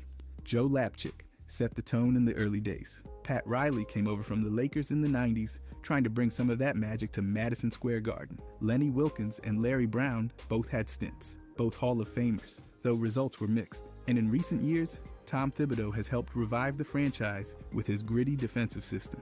It's fitting that both teams historic and high profile, sit at the top of the coaching turnover list. Longevity, pressure, market expectations, they all contribute. Some coaches won titles, others just survived a few press conferences. But either way, 31 names have held the top job for each. 20,000 women. That's the number Wilt Chamberlain claimed in his 1991 autobiography, saying he had slept with 20,000 different women over the course of his life. The number didn't come from gossip or tabloids. It came straight from Wilt. He explained it in A View from Above, his own book. According to Wilt, he tracked his encounters using a day timer, a literal calendar, where he marked a check each time he was with a different woman. At one point, he said, he counted 23 check marks over 10 days. That's more than 2 new partners a day. He took that sample rate, cut it in half to be conservative, and then multiplied it by the number of days he'd been sexually active. The math gave him 20,000. The reaction? Let's just say it caused a stir. People questioned the claim's accuracy,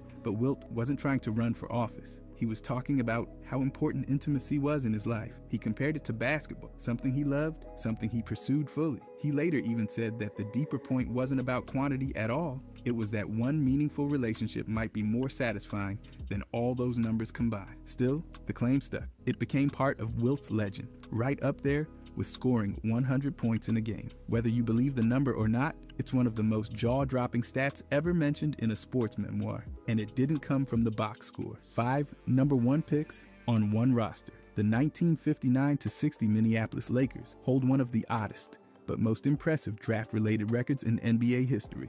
They had 5 different number 1 overall draft picks on the same roster at the same time. That's more than any team before or since. It started with Baylor, who had just been taken number 1 overall in 1958 by the Lakers themselves. He wasn't just on the roster, he was their best player, already dominating with scoring and rebound. Then there was Hot Rod Hundley, the top pick in 1957, whose rights were acquired from the Cincinnati Royal. He played a key role in the Lakers' rotation that year. Frank Selvey, picked number 1 in 1954, joined the team during that same season. Ray Felix, the number 1 pick from 1953, was already there, adding depth in the paint. And finally, Chuck Scher, taken first in 1950, was also part of that year's roster. So yes, 5 number 1 picks, all in Lakers uniforms at once. The twist? That team didn't dominate. They finished the regular season with 25 wins and 50 losses, though they still made the playoff, and even pushed the Western Division Finals to 7 games. Still, the record stands. It's not about how many minutes they played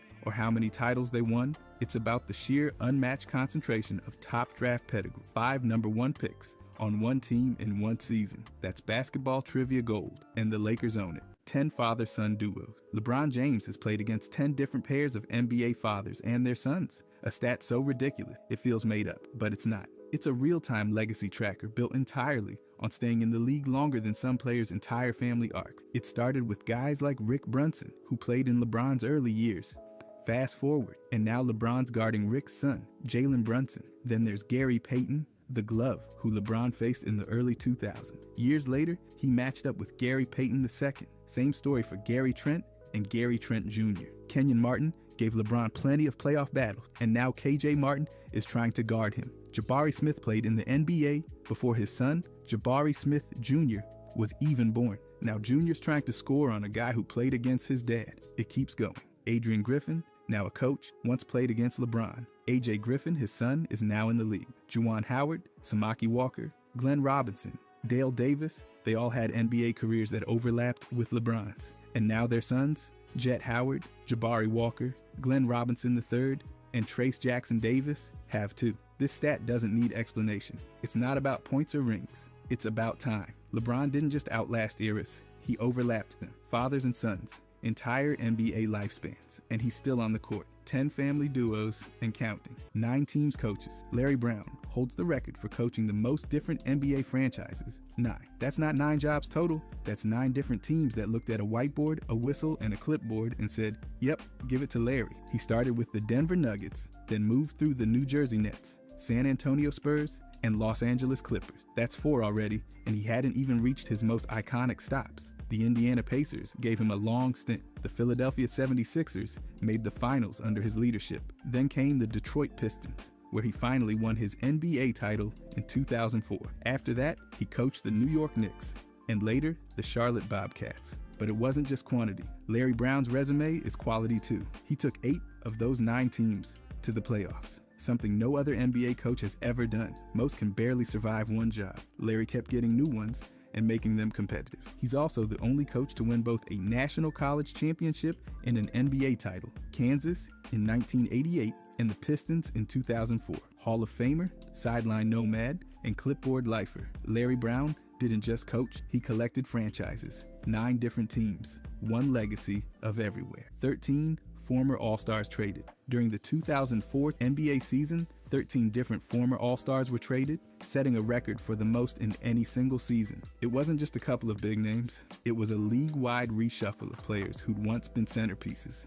Start with the biggest move. Vince Carter got sent from Toronto to New Jersey in December. That deal also included Alonzo Mourning, another multi-time All-Star who was later bought out. Chris Webber, still a major name at the time, was moved from Sacramento to Philadelphia in a blockbuster trade. Gary Payton and Antoine Walker both changed teams that season too, part of complicated movement that began in the offseason and continued into midseason deals. Then you've got guys like Baron Davis, traded from the Hornets to the Warriors. Dale Davis and Tom Gugliotta were both involved in trades as well. Steve Smith, another veteran All-Star, was moved before wrapping up his career. Same with Vin Baker, who had earlier All-Star years, but found himself part of trade action that season. Clifford Robinson and Glenn Robinson, both former All-Stars, also got moved during this stretch. And Jamal Mashburn was traded despite being injured, still counting as a former All-Star changing teams during the season. So when you stack it up, 13 former All-Stars, all traded in one season, it becomes a snapshot of the league in transition. Some guys were past their peaks, others still had something to give, but the sheer volume of former stars on the move made 2004 a record-setting year for player movement. 52 unique starting lineups. The 2024 to 2025 Philadelphia 76ers officially broke the NBA record for most different starting fives in a single season. 52. That's not a typo. 52 different combinations of 5 players started at least one game. The record-breaking lineup came against the Knicks, passing the previous mark of 51 set by the Grizzlies just the year before. How did this even happen? Injuries mostly. Joel Embiid missed major chunks of the season. Paul George was also sidelined often. Role players rotated in and out, and the team leaned heavily on short-term deals and call-ups. In total, around 21 players started at least once. Some lineups actually worked. Embiid, Maxey, Paul George, Kelly Oubre Jr., and Caleb Martin went 3-0 when used together, but others, not so much. The same core group with rookie Justin Edwards instead of Martin went 0-3. Then there were lineups that looked like they were pulled from a preseason scrimmage. One starting 5 featured Grimes, Lonnie Walker, Ricky Council, Justin Edwards, and Adam Bona. That was the record-setting lineup, number 52. Even some of the more stable combinations, like Embiid, Maxey, George, and Oubre, paired with either Eric Gordon or Gershon Yabusele, only stuck together for short bursts. The constant shuffle made it nearly impossible to build consistency. It wasn't just a stat, it was the season's identity. Injuries, experiments, desperation, all of it added up to 52 unique looks. No other team has ever mixed and matched this much. And now, the Sixers own the record, traded twice to the same team. Tim Thomas holds the unusual distinction of being traded from the New York Knicks to the Chicago Bulls, twice during his NBA career. 2 separate deals, 4 years apart, both sending him from Madison Square Garden to the Windy City. The first deal came in October of 2005. The Knicks sent Tim Thomas and others to Chicago in the trade that brought Eddie Curry and Antonio Davis to New York. Thomas barely unpacked. He played only 3 games for the Bulls before being waived by March of the following year. Then came round 2. On February 19th, 2009, the Knicks did it again. This time, they sent Tim Thomas along with Jerome James and Anthony Robertson to the Bulls in exchange for Larry Hughes. That marked his second trade from the Knicks to the Bulls. Same route, same result, different year. It's rare for any player to be traded to the same team twice by the same franchise, but in Thomas's case, it became part of his basketball resume. 2 trades, same direction, same franchises involved. The Knicks called, the Bulls answered. Twice, 21 Canadians. Canada just keeps stacking talent, and now they've hit a number nobody else can touch outside the US. For the 2024 to 2025 NBA season, there are 21 Canadian players on opening night rosters. That's more than any other country not named the United States. And guess what? That's not new. It's actually the 11th straight year they've led all non-US nations in NBA representation. This isn't just a trend, it's a pattern. Every year, Canada's sending more and more players into the league, and now they're not just filling out rosters. These guys are starting, scoring, and leading teams deep into the playoffs. Canada's influence is real, and it's been building for over a decade now. You've got stars like Shai Gilgeous-Alexander in Oklahoma City, Jamal Murray in Denver, and that's just scratching the surface. RJ Barrett and Kelly Olynyk are both in Toronto. Dylan Brooks is in Houston, and players like Corey Joseph, Zach Edey, Luguentz Dort, and Brandon Clark round out the group. The number that stands out, 125. That's how many international players are on NBA rosters this season, and out of that huge group, Canada owns 21 of them. The numbers say it all. Canada's not just showing up, they're taking over spots, locking down minutes, and pushing their way into the spotlight year after year. No other country has done it like this lately. 11 years in a row and counting. 21 All-Star selections. LeBron James now holds the top spot in one of the NBA's most iconic categories. With 21 All-Star selections, he's officially passed everyone to become the all-time leader in total appearances. No one else in league history has more, but it's not just the number, it's how he got there. These aren't just 21 random appearances sprinkled across a long career. They're 21 in a row. Since his rookie season, way back in 2003, LeBron's been picked every single year through the 2025 season. That's 21 straight seasons of being considered one of the league's best. And that kind of consistency is almost impossible. No other player has ever done that, not once in over 70 years of NBA history. Even though he was selected for the 2025 game, he ended up sitting it out due to a foot and ankle issue. That part doesn't take away from the record. It just shows how long he's been doing this and what it's taken physically to stay at that level. His streak is unmatched, not just in basketball, but across most major sports. 21 All-Star nods means LeBron's not just in the conversation, he's setting the bar. He's played alongside different generations, in different eras, against different stars. And through it all, he's kept getting that call. Year after year, coach after coach, fan vote after fan vote. No other player has been able to do it 21 times in a row. And at this point, it's hard to imagine anyone catching him. 578 missed games. That's how many the Memphis Grizzlies piled up during the 2024 season, setting a brand new NBA record for most games lost due to injury in a single year. Think about that. Almost 600 games gone, just like that. No team in league history has had a season more derailed by health problems. They didn't just shuffle a few lineups. They rolled out 51 different starting groups. That's more changes than some teams make in a decade. On top of that, they used 33 total players, which sounds more like an open tryout than a regular season. You'd need a full team photo just to get everyone in the frame. Morant played only 9 games. First came a 25-game suspension, then a brutal shoulder tear that ended his season. That's about 73 games gone. Desmond Bane missed 42 with ankle and back issues. Marcus Smart sat out 62, thanks to a string of injuries to his ankle and finger. And even Jaren Jackson, usually pretty sturdy, missed 16. This wasn't just bad luck. It was a full-on avalanche. Night after night, the Grizzlies were forced to patch together whatever lineup they could manage. And when you're constantly switching players in and out, there's no rhythm, no chemistry, and definitely no momentum. It was a season of constant adjustment, and most of it wasn't by choice. The final number? 578 games missed. That's not just a stat. It's the story of their entire year, written in tape, braces, and walking boots. 5 starters, 1 Player of the Month award. In January of 2015, the Atlanta Hawks pulled off something the league had never seen before. The entire starting 5, Jeff Teague, Kyle Korver, DeMary Carroll, Paul Millsap, and Al Horford, were named co-winners of the Kia Eastern Conference Player of the Month. That's 5 players, 1 award, and 0 historical precedent. Before that month, the award had always gone to an individual, but what the Hawks did in January was so evenly spread out, so balanced, that the NBA recognized all 5 starters together. They went undefeated, finishing the month 17-0. Every single one of them averaged double figures in scoring, but none cracked 20 points per game. That kind of balance doesn't usually get headlines, but in this case, it earned history. Paul Millsap led the group with around 18.3 points per game. Horford followed with 17.1. Teague added 16.6 and also led in assists. Korver chipped in 13.4 while shooting close to 57% from deep. And DeMar Carroll wasn't far behind at about 12.3. What really stood out was how they did it. They didn't just win, they outscored opponents by nearly 12 points per game. That's total team dominance. No hero ball, no stat padding, just consistent production from everyone. The award wasn't symbolic, it was statistical.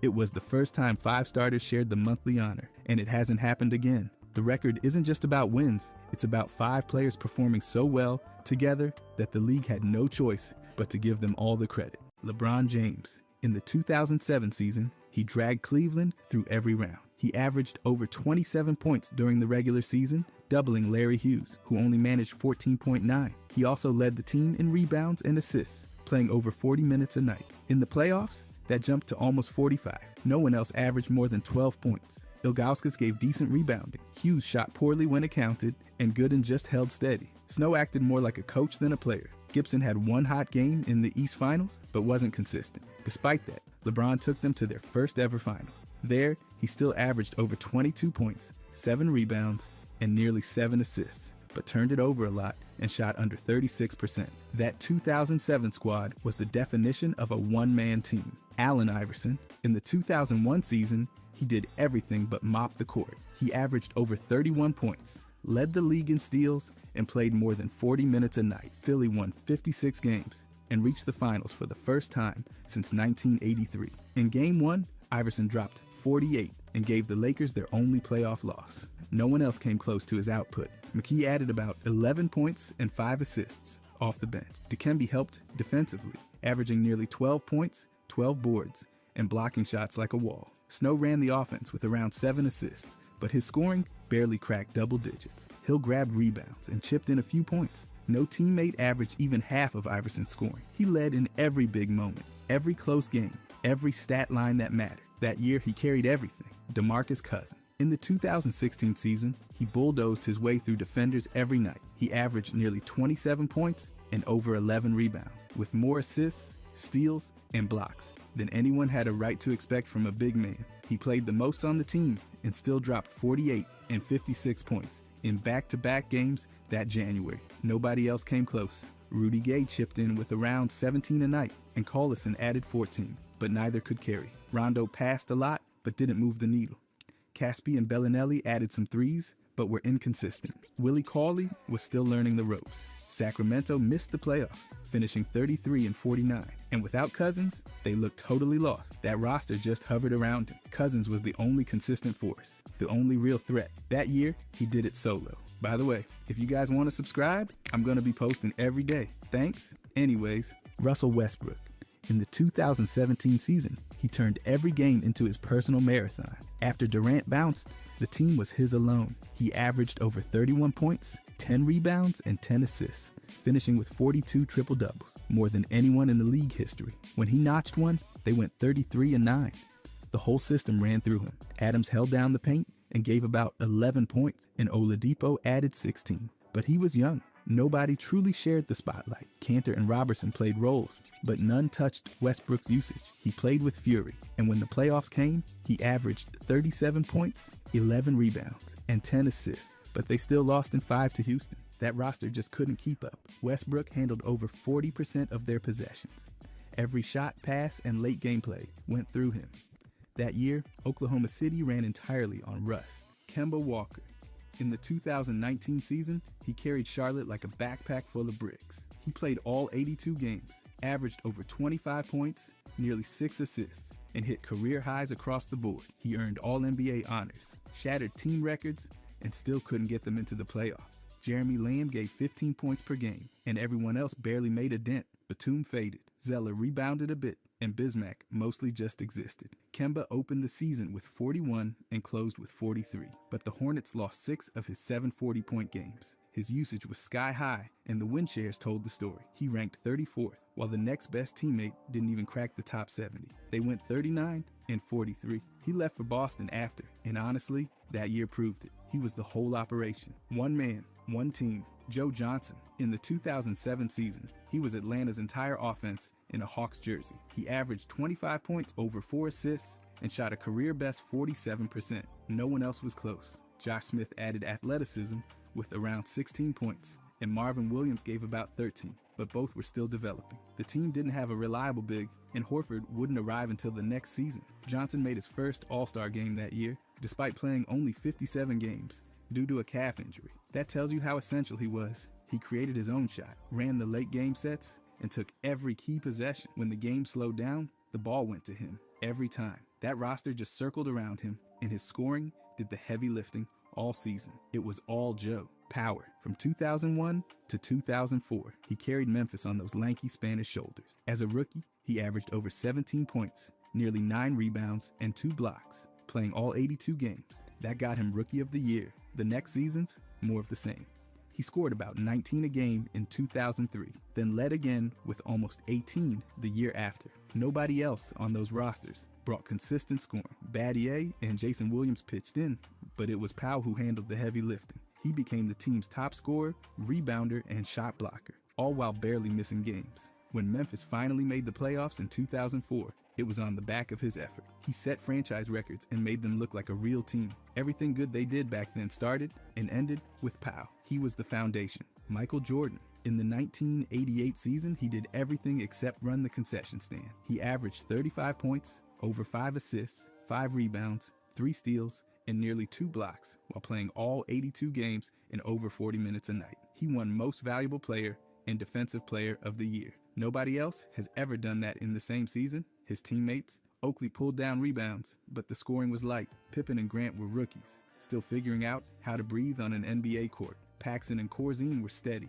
not spectacular. The Bulls won 50 games, but in the playoffs, Jordan carried the load again, dropping 55, 50, 44, and dragging them through the first round before falling to Detroit. Every possession, every big shot, every highlight started with him. In that year, he wasn't just their best player, he was the whole show. Kevin Love. In the 2014 season, he filled every column on the stat sheet, while the Timberwolves filled empty seats. He averaged over 26 points and 12 rebounds, plus over 4 assists per game. No one else came close. He became the first player ever with 2,000 points, 900 boards, and 100 threes in a season. Pekovic gave them about 17 and 8, and Kevin Martin added 19, but both were streaky and not exactly elite. Brewer chipped in with 12, and Rubio handed out assists like candy but couldn't score. Love played 77 games, led the team in minutes, and still didn't get them to the playoff. Minnesota finished 40 and 42. No all-stars around him, no real co-star, just Kevin Love dragging them up and down the court. That year, the Timberwolves were basically Love and whoever wasn't in foul trouble. Danny Granger. In the 2009 season, he turned Indiana into his own solo highlight reel. He averaged over 25 points across 67 games, the highest of his career, and earned Most Improved Player and an All-Star spot. No teammate came close to his scoring. TJ Ford led in assists, but couldn't stay healthy. Troy Murphy grabbed rebounds and stretched the floor, but wasn't a reliable scoring threat. The rest, Jarrett Jack, Jeff Foster, Marquise Daniels, Brandon Rush, were fine, just not impactful. Granger scored over 30 a bunch of times, even dropped 42 once. He finished the season averaging over 31 in the last 11 games, but it wasn't enough. The Pacers went 36 and 46 and missed the playoff. Nobody else averaged more than half his points. That year, he wasn't just their best player, he was practically their only one. Anthony Davis. In the 2018 season, once Cousins tore his Achilles, Davis turned into the entire franchise. He led the league in blocks, averaged over 28 points, 11 rebounds, and nearly 3 blocks per game. He set team records in scoring, blocks, and became the all-time leader in points and rebounds. The Pelicans' whole strategy flipped, spread the floor, and let Davis handle everything. Drew Holiday helped with solid defense and scoring, but he wasn't carrying games. Rondo dished out assists and added energy, and Mirotic gave some spacing. Moore and Diallo chipped in around the edges. But Davis was the centerpiece, scoring, rebounding, defending, and dominating. He capped it off with 47 in a playoff sweep against Portland. No other Pelican came close in impact. After Cousins went down, the team was Davis. Every game, every possession, every win. He wasn't just leading, he was the team. Kobe Bryant. In the 2006 season, he averaged over 35 points, played 41 minutes a night, and basically ran the whole show. He dropped 81 points in one game, more than 2/3 of the team's total. He scored 40 or more 27 times and racked up over 2,800 points. The Lakers had a top 3 offense with him on the floor, and when he sat, it tanked by nearly 20 points. Lamar Odom did a bit of everything, but wasn't a scorer. Bynum and Kwame Brown added size but not much firepower. Smush Parker and Luke Walton floated around. In the playoffs, they went up 3-1 on Phoenix, then collapsed. Kobe took only 3 shots in the second half of Game 7. That whole year was one long Kobe performance with minimal help. It was pure one-man team territory. Al Jefferson. In the 2008 season, he was Minnesota's only consistent weapon. He averaged over 21 points and 11 rebounds across all 82 games. That's a double-double machine on a 22-win team. He shot 50%, dominated the paint, and even earned Player of the Week in January by averaging 33 points and 15 boards. His supporting cast, Rashad McCants scored almost 15, but he was streaky. Ryan Gomes added 12, Foy hovered near double digits, and Telfair tried to play point guard, sort of. Brewer, Smith, Ratliff, and Walker filled minutes, but none were consistent scorers or rebounders. Post-Garnett, this was Jefferson's show. He carried the offense, led in minutes, and logged more rebounds than anyone. Every night, it was clear. Without him, the Wolves weren't just bad, they were invisible. That year, Jefferson didn't just play big, he was the whole team. Tyreke Evans. In the 2010 season, he hit the league running, putting up over 20 points, 5 rebounds, and nearly 6 assists a night as a rookie. Only 3 players had ever done that before. He played over 37 minutes a game and led the team in steals and usage. Kevin Martin scored in the teens, but didn't match Tyreek's all-around impact. Ouedraogo and Hawes were fine role players, but not star. Caspi, Thompson, and Landry chipped in occasionally. Evans won Rookie of the Year, made the All-Rookie First Team, and twice took home Rookie of the Month honors. He carried them to a wild 35-point comeback against Chicago, doing it all on both ends. Sacramento went 25 and 57, and when Evans wasn't clicking, the whole team sank. That rookie season wasn't just historic, it was Tyreke doing everything while everyone else just filled space. Chris Paul. In the 2008 season, he took the Hornets, somewhere they'd never been. 56 wins and a division title. He averaged over 21 points, led the league in assists and steals, and played 80 games at over 11 assists a night. No other guard was close. He set franchise records in assists, double-doubles, and playoff dimes. In the postseason, he put up 24 and 12 against Dallas, making history with back-to-back 30-point double-digit assist games. But nobody controlled the court like Paul. He ran the offense, locked up on defense, and carried their identity. When he scored 20 or more, they went 31 and 11. That year, the Hornets weren't just good, they were Paul, start to finish. Damian Lillard. In the 2020 season, he did everything except sell tickets. He averaged 30 points, 8 assists, and over 4 rebounds while logging nearly 38 minutes a game. He dropped 61 points twice. During a 6-game run in late January, he averaged nearly 50. Lillard dragged them to 35 wins and an 8th seed, powering their play-in survival in the bubble. He initiated every attack, broke every trap, and bailed them out of close games. Critics said he looked like a solo act in a drama nobody else auditioned for. The Blazers had players, but Lillard was the system, the offense, the closer, the hope. That season, Portland was Dame and whoever showed up. Drew Holiday. In the 2013 season, he did everything short of coaching. He averaged nearly 18 points, 8 assists, and over 1.5 steals across 78 games.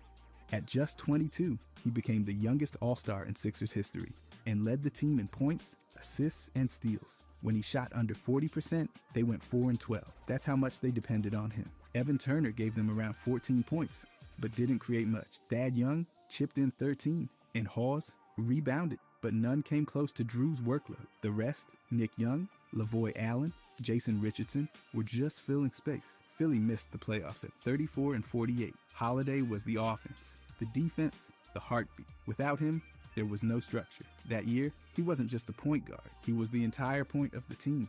Devin Booker. In the 2019 season, he was Phoenix's entire blueprint. He averaged over 26 points and nearly 7 assists a night. With a usage rate north of 32%, he dropped 59 in a game and followed it with back-to-back 50s, something no other Sun had ever done. Ayton gave them 16 and 10 as a rookie, but nobody matched Booker's consistency or playmaking. TJ Warren and Josh Jackson contributed here and there, but they weren't difference makers. The team scored at a near elite rate when Booker was on the floor and looked lost when he sat. He wasn't just scoring, he created for everyone, ran the offense, and kept them in games they had no business being in. The Suns won just 19 games, but Booker set records and carried them through all of it. That year, he was the whole show. Tracy McGrady. In the 2003 season, he averaged over 32 points, nearly 7 rebounds, and 5.5 assists, while playing nearly 40 minutes a night. He led the league in scoring and broke franchise records for total points, field goal attempts, free throws, and minutes. No teammate came close. Mike Miller gave them 16 points in limited games. Grant Hill played fewer than 30 times. Drew Gooden was a rookie, and while promising, he wasn't carrying anything. Pat Garrity and Darrell Armstrong chipped in around 10, but that was it. McGrady was the offense. In the playoffs, he still averaged over 31, but the Magic blew a 3-1 lead to Detroit because nobody could help close it. He was first in scoring, first in touches, and first in shouldering frustration.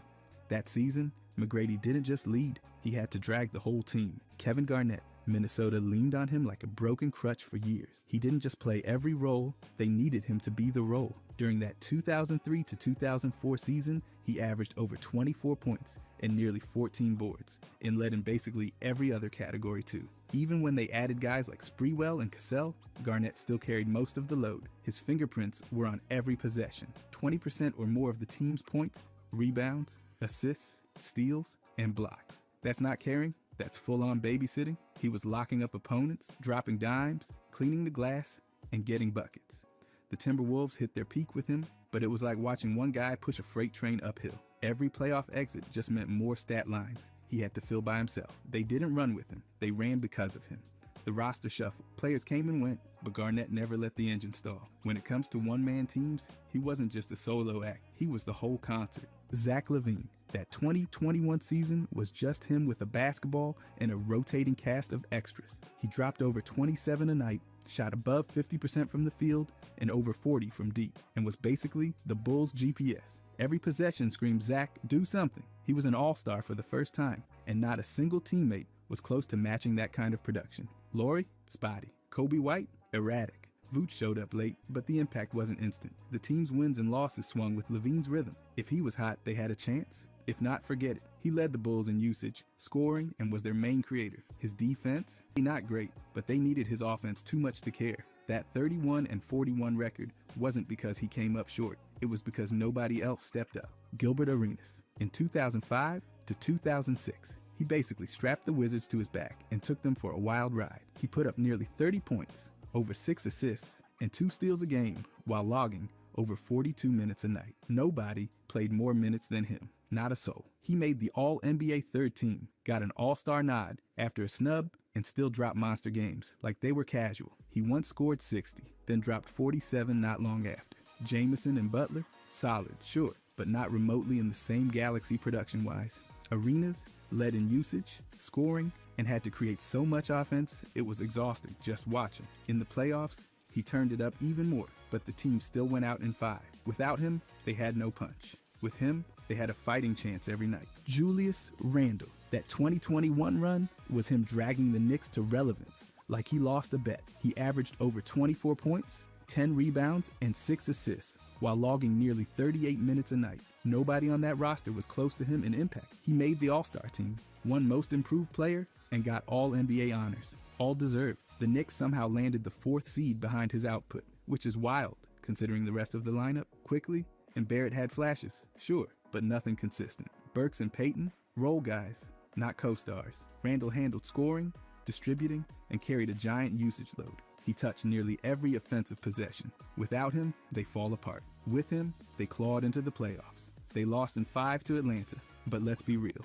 Without Randle, they're not even sniffing the postseason. That was his team, start to finish. Bradley Beal. In 2021, he wasn't just leading the Wizards, he was the Wizards. Over 31 points a game, nearly 5 boards, and more than 4 assists, while playing nearly 36 minutes each night. That's not a role, that's a life sentence. He opened the season by scoring at least 25 in 17 straight games, something no one had done in Washington since the 70s. He scored 60 once, made the All-NBA third team, and got another All-Star selection. Beal led a team that started 17th and 32 into the playoffs. That run was pure willpower. He didn't just take the last shot, he took every meaningful one. This was his team, front to back. Sharif Abdur-Rahim. In the late 90s, he was Vancouver's one-man hope against a backdrop of disappointment. Right from his rookie season, he was the top scorer, averaging nearly 19 points and grabbing almost 7 boards. That quickly jumped to 22, and then 23 per game, all while playing nearly every minute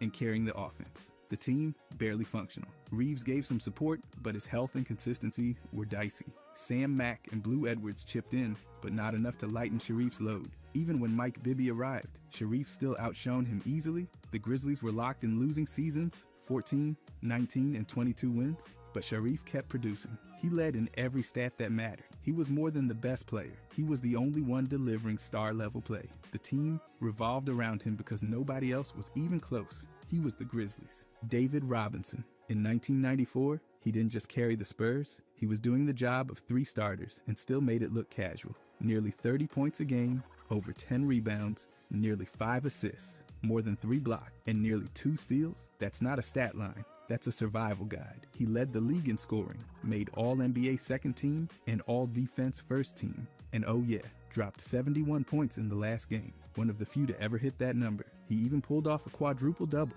Rodman helped on the glass but averaged fewer than 5 points. Everyone else was just trying not to mess up.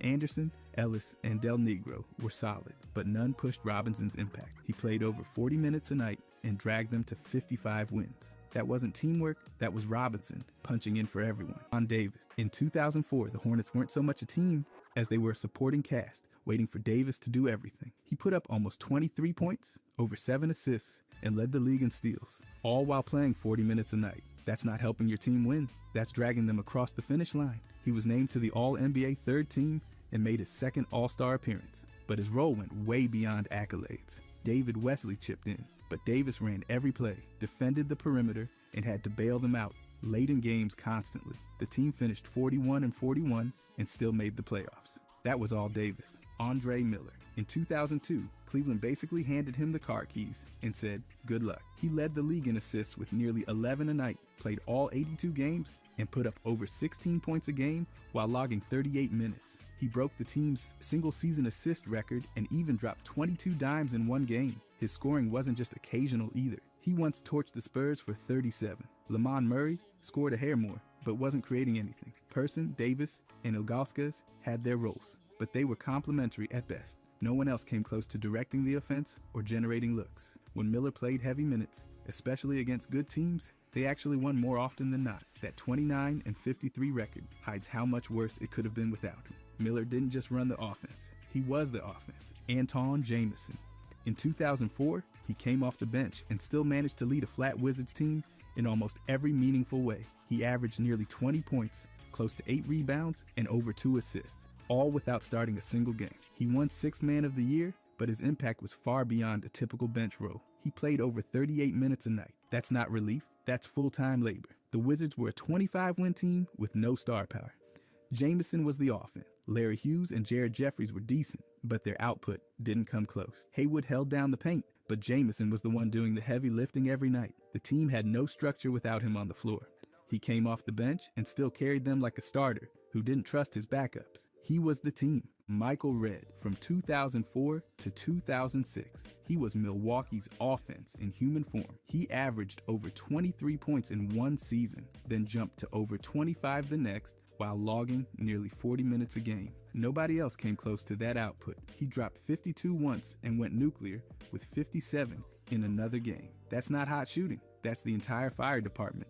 The rest of the roster, Mason gave them some scoring, Mo Williams passed the ball, and guys like Gadzuric and Zaza did some dirty work, but none were in Red's orbit. Rookie Bogut wasn't ready to carry anything yet. In the playoffs, Red still led with over 27 per game, including a 40-point outing, yet the team got bounced quickly. That's what happens when your entire offense depends on one guy's jumper falling. Red didn't just lead the Bucks, he was the Bucks. Jerry Stackhouse. In 2001, he carried Detroit's offense like it was a mattress strapped to a compact car. He averaged almost 30 points a game, played over 40 minutes a night, and led the league in total points. Nearly every possession ended with him shooting or getting fouled. He took more shots than a college kid at spring break. The next highest scorer on the team was Corliss Williamson, who played only 27 games. Everyone else, Joe Smith, Chucky Atkins, Ben Wallace, was solid in their lanes, but none took pressure off Stackhouse. Wallace dominated the boards and played elite defense, but offered nothing offensively. The Pistons finished 32-50, and it's honestly a miracle they got that far. Stackhouse was their offensive identity. No co-star, no support system, just one guy firing off jumpers while the rest of the team stood back and watched. CJ McCollum. In 2022, once Damian Lillard was out, Portland became the CJ show, whether they liked it or not. He played over 35 minutes a night and averaged more than 20 points and 4 assists, trying to keep a sinking ship from capsizing. In games without Lillard, he bumped his numbers even higher, scoring nearly 28 a game and running the offense by default. Simons had flashes, but he wasn't ready to carry that kind of load. Powell and Covington gave effort, sure, but they weren't matching McCollum's nightly output. Josh Hart and Bledsoe joined mid-season and added to the rotation. But CJ was the engine. Portland finished with just 27 wins, their worst in nearly a decade. Every time they needed a bucket or a plan, it fell on McCollum. He didn't just lead the team, he was the team. Brook Lopez. In 2013, he turned Brooklyn's offense into a private art exhibit, mostly one-man pieces. He averaged nearly 20 points, grabbed almost 7 boards, and blocked over 2 shots a night while shooting over 50% from the field.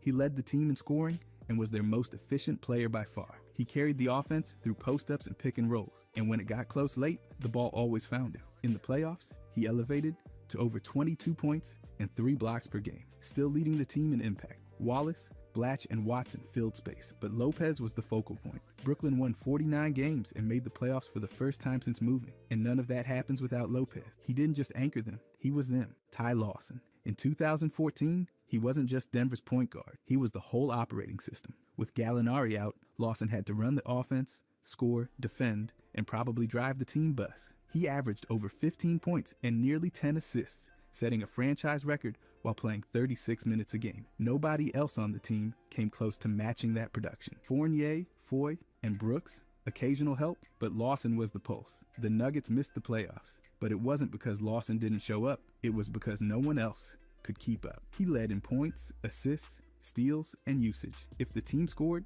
chances are he had something to do with it. He didn't just lead Denver's offense, he was the offense, every single night. Gerald Wallace. In 2010, he didn't just play for the Bobcats, he was the Bobcat. He averaged over 18 points, 10 rebounds, 2 steals, and more than a block a game while logging 41 minutes. That's not playing, that's operating as the team's power source. He led Charlotte in points, rebounds, steals, blocks, and minutes. Nobody else even sniffed those numbers. Felton and Jackson were helpful, sure, but Wallace did it all, scoring, defending, rebounding, and playing nearly the whole game every night. He became their first ever All-Star and earned all-defense first team honors. That season marked the team's first winning record at 44-38, and Wallace was the reason. His two-way play gave Charlotte any hope of competing. Without him, they're back in the lottery by Christmas. Wallace didn't share the load. He was the load. Every single possession. Voot. In 2019, he didn't just lead the Magic. He was the Magic. He averaged 21 points, 11 rebounds,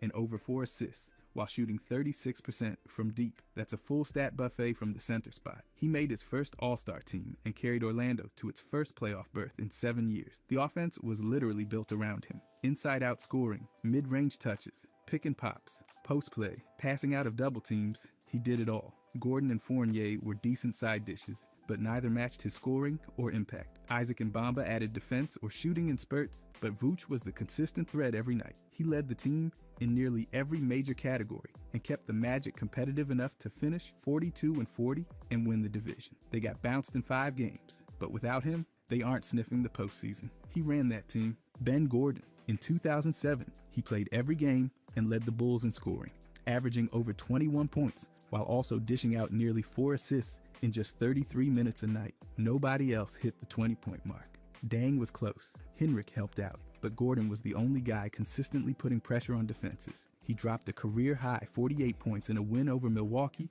and then followed that with a dominant playoff performance, leading the sweep of the defending champs from Miami. The offense flowed through him. End of story. Wallace and P.J. Brown gave them rebounding and interior grit, but the scoring came from Gordon's hand. Every big shot, every late push, every offensive spark went through him. He was the closer, the scorer, the momentum builder. The Bulls had a solid team, but make no mistake, Gordon ran the offense and carried the big moments. Chris came in 2010. With Blake Griffin out for the season, Chris became the reluctant centerpiece of a broken puzzle. He averaged over 20 points and 9 boards a night while logging 36 minutes. The offense fed him constantly, post-ups, elbow touches, pick and rolls. He didn't just lead the team in scoring and rebounding, He was the only reason they weren't totally irrelevant. Baron Davis and Eric Gordon had moments, but nothing consistent. Camby chipped in some rebounding, but didn't threaten the scoreboard. Chris, on the other hand, was dropping 25 to 30 with regularity. He made his first All-Star team, not because the Clippers were good, but because he was doing everything. The team finished 29-53, but he kept them competitive in stretches. Every night, he was the load-bearing beam on a crumbling structure. No Griffin, no backup plan, just Chris. All game, all season. Josh Smith. In 2011, he was Atlanta's Swiss Army knife with anger issues, doing everything at once, every game. He averaged over 16 points, grabbed nearly 9 boards, dished assists, and blocked almost 2 shots per night. He played 34 minutes a game, often more when things got dicey. Smith didn't just show up, he filled the stat sheet like he had something to prove. His shooting improved too, stretching the floor just enough to make defenses think twice. When the team needed stops, dunks, or momentum swings, it was him. Atlanta won 44 games and reached the second round, but no one gave them that punch on both ends like Smith did. He wasn't just active, he was the activity. 2016 Lakers. They finished with only 17 wins and 65 losses, the worst record the franchise has ever had. Offensively, they were a mess, putting up just 97.3 points per game, dead last in the entire league. Defensively, even worse. Opponents were lighting them up for over 105 points a night, and they didn't have a real defense presence to stop anyone. Byron Scott was in charge, but he didn't last. One and done with that ugly wreck. Mitch Kupchak tried to rebuild, but most of the veteran core had already left town. Rookies like D'Angelo Russell and Larry Nance Jr. came in, but they weren't enough. They tried adding Roy Hibbert and Lou Williams, but the fit wasn't there. Kobe Bryant's last season was rough. He shot just over 31% from the field, and somehow even worse from 3. The team went 13-53 when he played, and 4-12 without him. They even tied a 10-game losing streak in January. Their pace didn't match the players, their spacing was awful, and their roster just didn't make sense. It wasn't rebuilding, it wasn't competing, it was just broken. 2010 Timberwolves. They tied their worst record ever with just 15 wins and 67 losses. Home games weren't much help either. 10 wins at Target Center, 5 on the road, and they dropped 16 in a row at one point. Offensively, they were barely functioning with a net rating a minus 10.4, bottom 2 in both scoring and defense. Their point differential hit negative 787, the worst in team history. They played at a fast pace, but it didn't matter because they couldn't stop anyone and couldn't shoot. They finished the season with an effective field goal percentage under 48%. Turnovers weren't horrible, but their defense wasn't forcing any either. Al Jefferson tried to carry them, averaging 17 points and 9 rebounds, but even he couldn't pull them out of the hole. Kevin Love was solid, but still a work in progress. Johnny Flynn made the all-rookie second team, but the rest of the roster lacked talent inside. Coaching from Kurt Rambis did not help. 0 wins to start his tenure. And the front office, a comedy of bad picks and worse trades, mismanagement, and poor execution made this season unforgettable for all the wrong reasons. 2015 Knicks. They ended the season with just 17 wins and 65 losses, the worst mark in team history. They averaged a miserable 91.9 points a game, the lowest in the league, and gave up over 101 points, making that a painful minus 9.3 differential. Their biggest losing streak hit 16 games, setting a new franchise record. Rookie coach Derek Fisher couldn't get much out of the group, and Phil Jackson's triangle offense turned the floor into a geometry test nobody passed. Carmelo Anthony only played 40 games before his knee gave out. Jose Calderon missed the final 40 with an Achilles injury. Stat got bought out after 36 games. Their best scorer, Tim Hardaway Jr. at just over 11 points. Cole Aldrich led in rebounds, Shane Larkin in assists and steals. They cycled through 19 different starters, just trying to find anything that worked. Trades sent J.R. Smith and Shumpert packing, and the team brought in a mix of role players nobody remembered. It was chaos at every level, on the court,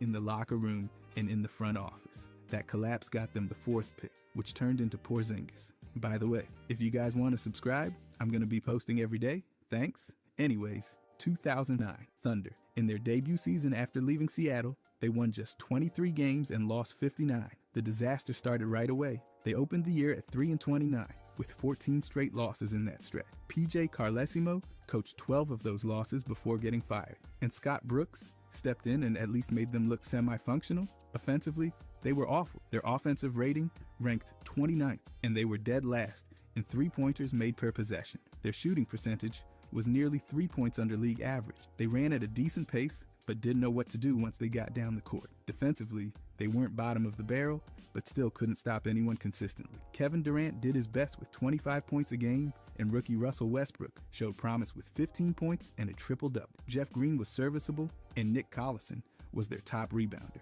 But the lineup lacked depth and experience. The franchise's foundation was still wet cement. Everything from their offense to their rotations needed fixing. Still, this forgettable debut quietly set up a meteoric rise just 1 year later. 1993 Mavericks. They won only 11 games all season and dropped 71, the worst mark in team history and second worst win rate in league history at the time. They opened at 1-3 and then face-planted into a 12-game losing streak, followed soon by 15 more. February and March were brutal. A 19-game skid left them at 4-57.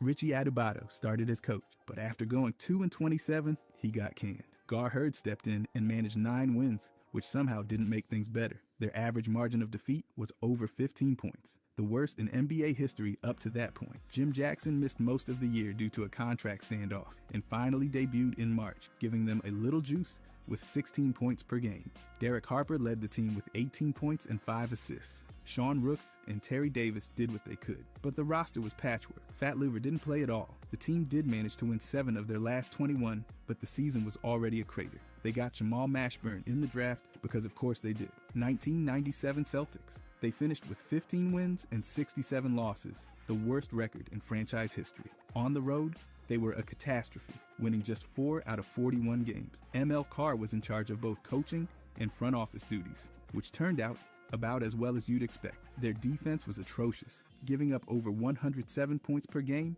and finishing near the bottom in defensive rating. Their point differential ended up at -601. February was especially brutal. They went 1-13 that month alone. They suffered through a 13-game losing streak and couldn't even win close games, going 3-14 in one-possession outcomes. Antoine Walker led the way as a rookie with 17 points and 9 rebounds per game. David Wesley, Rick Fox, and Todd Day each put up solid scoring numbers and shot the three decently, but it didn't matter. Dino Radja only played 25 games because of his knee, and the rest of the team was constantly battling injuries. By the end of the season, the damage was done and Carr stepped down. It was a year everyone in Boston was ready to forget. 1999 Grizzlies. In a lockout-shortened 50-game season, they managed just 8 wins and 42 losses, the worst record in franchise history by win percentage. They opened at 4-6, but then spiraled, dropping 13 straight during February and March, and closed the year with 7 more losses. Offensively,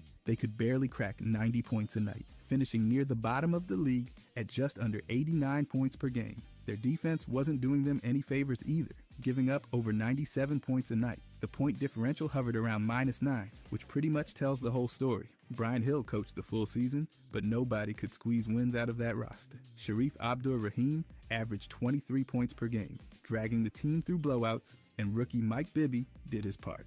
Bryant Reeves missed over half the season, which didn't help. The franchise was already struggling with attendance, and this collapse didn't inspire confidence in Vancouver. Between financial pressure, ugly losses, and roster turnover, this season became the tipping point. Just 2 years later, they were gone, packing for Memphis and leaving behind a legacy of what could have been. 2008 Heat. They ended the year at 15-67, tying their expansion season for the worst record in franchise history. Pat Riley was both coach and team president, and this was his final season on the bench. For obvious reasons, the team averaged just over 91 points a game, dead last in the league, and gave up 100 per night. Their net rating was nearly -10 per 100 possessions, a glowing red flag for disaster. Wade was hurt most of the year and missed the final 21 games. Shaq got traded mid-season to Phoenix, which left them scrambling for help. Alonzo Mourning's career effectively ended with a knee injury in December. They tried a short reunion with Penny Hardaway, but he got waived almost immediately. Their style was up-tempo, but they had no execution. Ricky Davis led the team in scoring at just under 25 points, and nobody else could pick up the slack. The roster was an inconsistent mess, and January saw them go 1-13. It was a complete organizational collapse, sandwiched between a title run and the Big Three era, a painful transition season through and through. 1953 Warriors. They stumbled through a brutal 70-game season, finishing with just 12 wins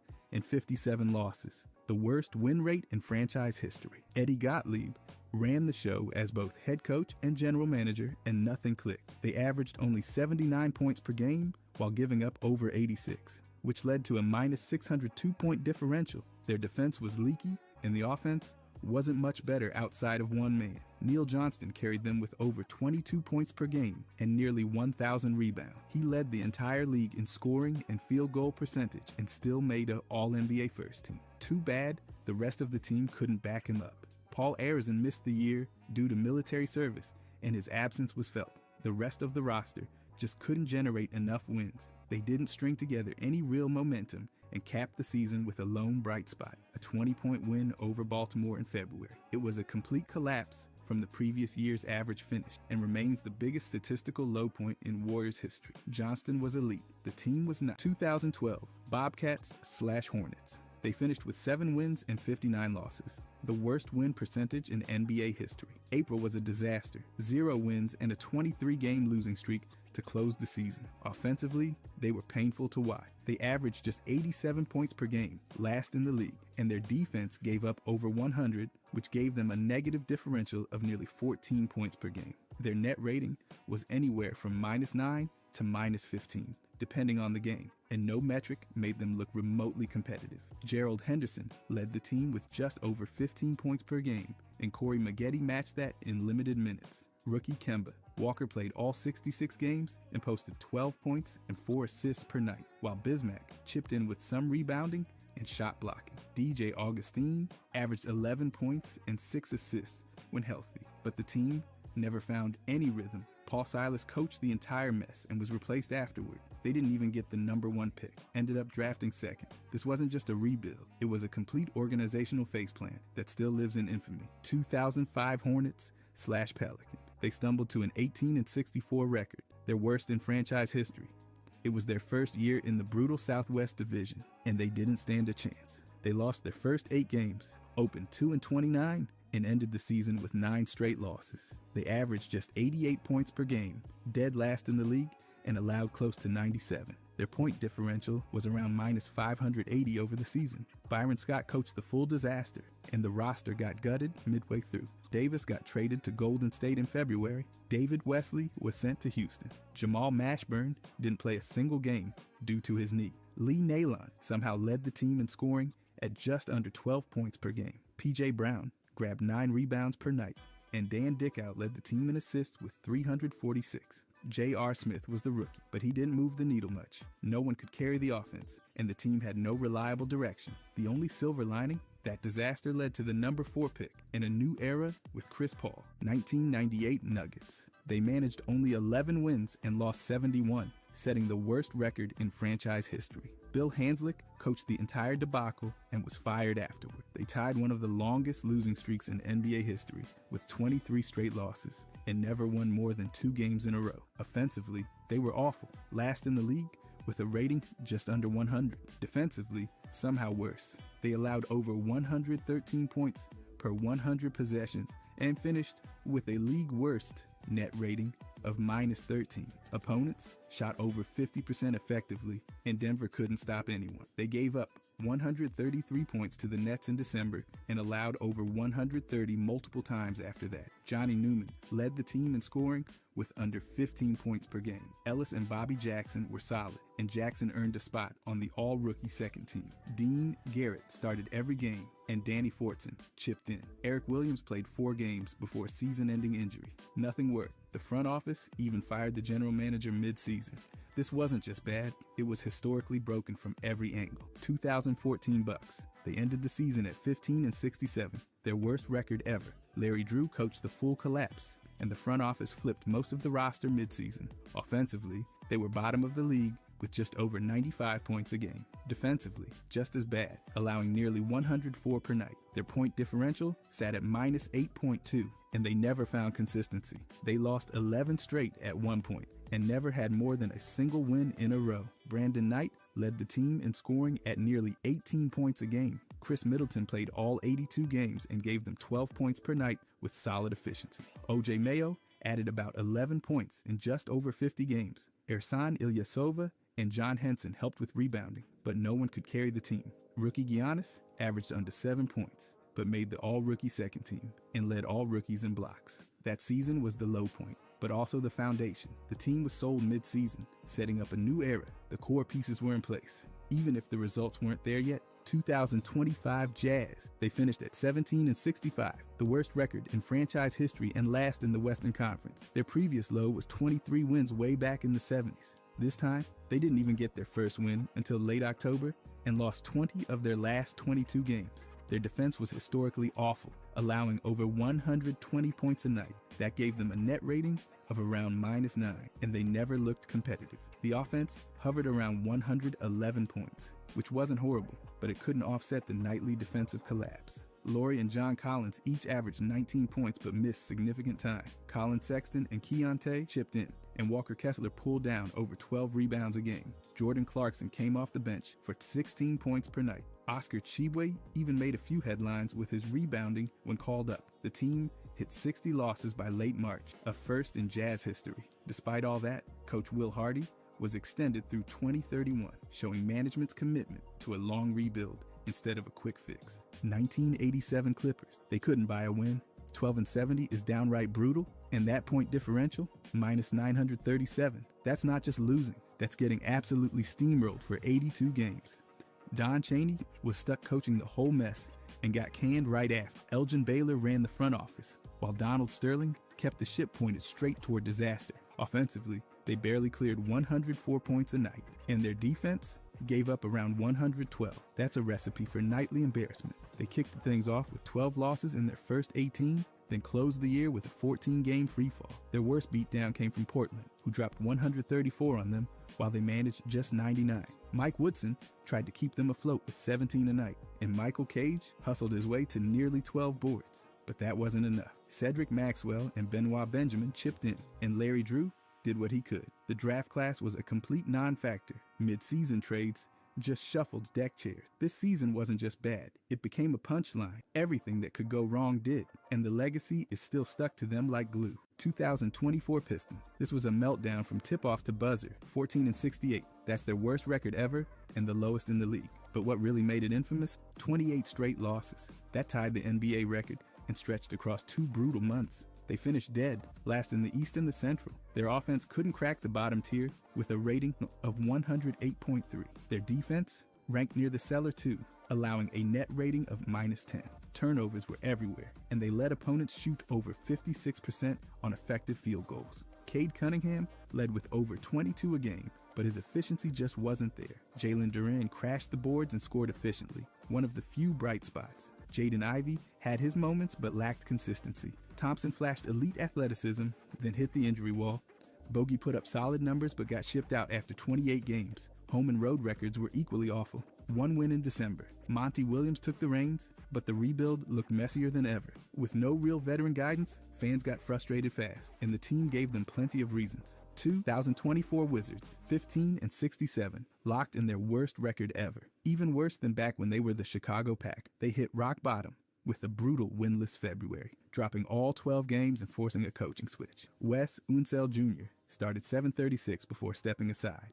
Brian Keefe took over and didn't fare much better, going 8-31. Offensively, they were around 108 points a night, not dead last, but still subpar. The defense collapsed constantly, giving them the worst scoring margin in franchise history. Roster moves were clearly future-focused. They traded away Bradley Beal and drafted Bilal Coulibaly, who became their youngest starter ever.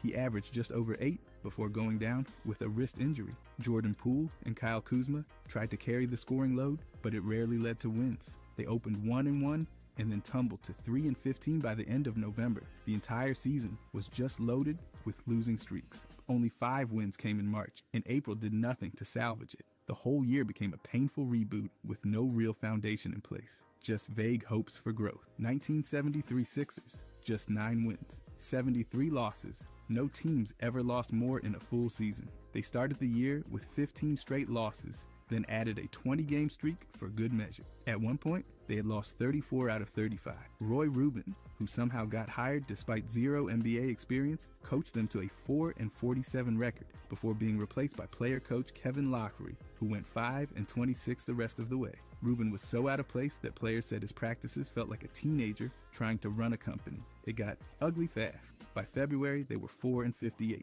Their point differential was minus 12.1 per game. That's not losing close games, that's just losing bad. Hal Greer, a holdover from their title days, was 36. Billy Cunningham bailed for the ABA before it all began. Rookie Fred Boyd averaged 20 points and somehow made the all-rookie team, but it barely mattered. Tom Van Arsdale chipped in 17 per game, and Leroy Ellis grabbed rebounds. None of it changed the outcome. This team didn't just struggle, they set the standard for rock bottom. 1990 Magic.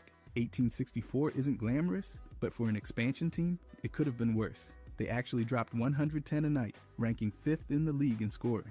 But that defense gave up nearly 120, dead last. That minus 8.7 point margin wasn't shocking once you saw how often opponents had wide open lanes. They came out strong with a 7-7 record in November, tricking folks into thinking they might not be terrible. Then came a 15-game losing streak that cleared up the confusion. Terry Catledge led with 19 a game and pulled down nearly 8 boards. Reggie Theus, one of their veteran picks, added 18 and ran the offense with over 5 assists. Rookie Nick Anderson showed promise, scoring 11 off the bench most nights. Otis Smith gave them double digits too, and Sidney Green flirted with a nightly double-double. Coach Matt Guokas held it together with a patchwork roster from the expansion draft. They picked Anderson at number 11, setting a cornerstone for later. No playoffs, obviously, but for a first-year squad in a new arena, they built some momentum, even if most of it came from scoring and not stops. 1969, Suns. They entered the league and instantly hit the basement, finishing with 16 wins and 66 losses. Coach Red Kerr had the thankless job of guiding this expansion mess.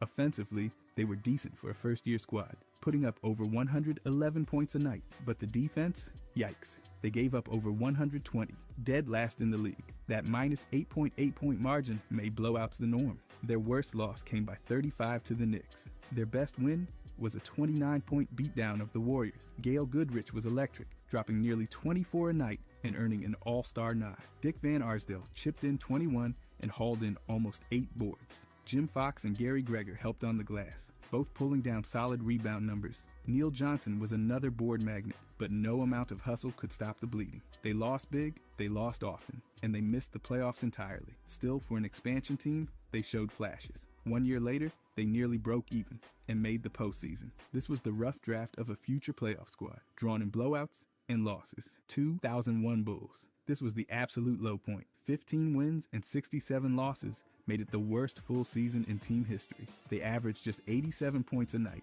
dead last, and gave up nearly 97. That minus 9.1 margin wasn't just ugly, it was constant failure. Tim Floyd coached all season and somehow kept the job, despite opening by losing 24 of the first 27 games. Elton Brand was the only real bright spot. He averaged 20 points and 10 boards and basically carried the team. Ron Mercer was second in scoring until he got traded. Rookie Ron Artest showed some defensive promise and grit, but the roster was young, inexperienced, and slapped together from scratch. The team had no identity. Their worst loss? A 45-point drubbing by Utah. They were outmatched nightly and routinely ran off the court. The post-Jordan collapse was in full effect. Scotty, Rodman, and Kukoc were long gone, and the team was scrambling for direction. Krause kept shuffling the deck, but there was no real veteran leadership left. This wasn't just a rebuild. It was a full teardown. Loud, messy, and historically bad. 1998 Raptors. 16-66 locked in the worst season in franchise history. They opened with 17 straight losses and sat at 1-19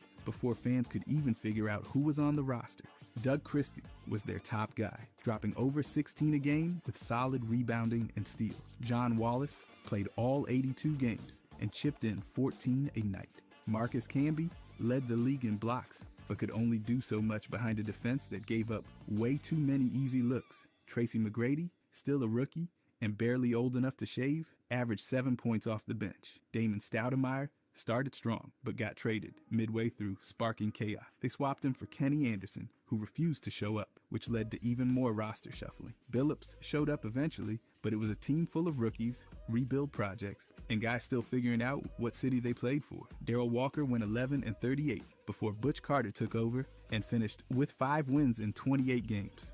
They ended the year losing 16 of their last 17. It was pure struggle from buzzer to buzzer.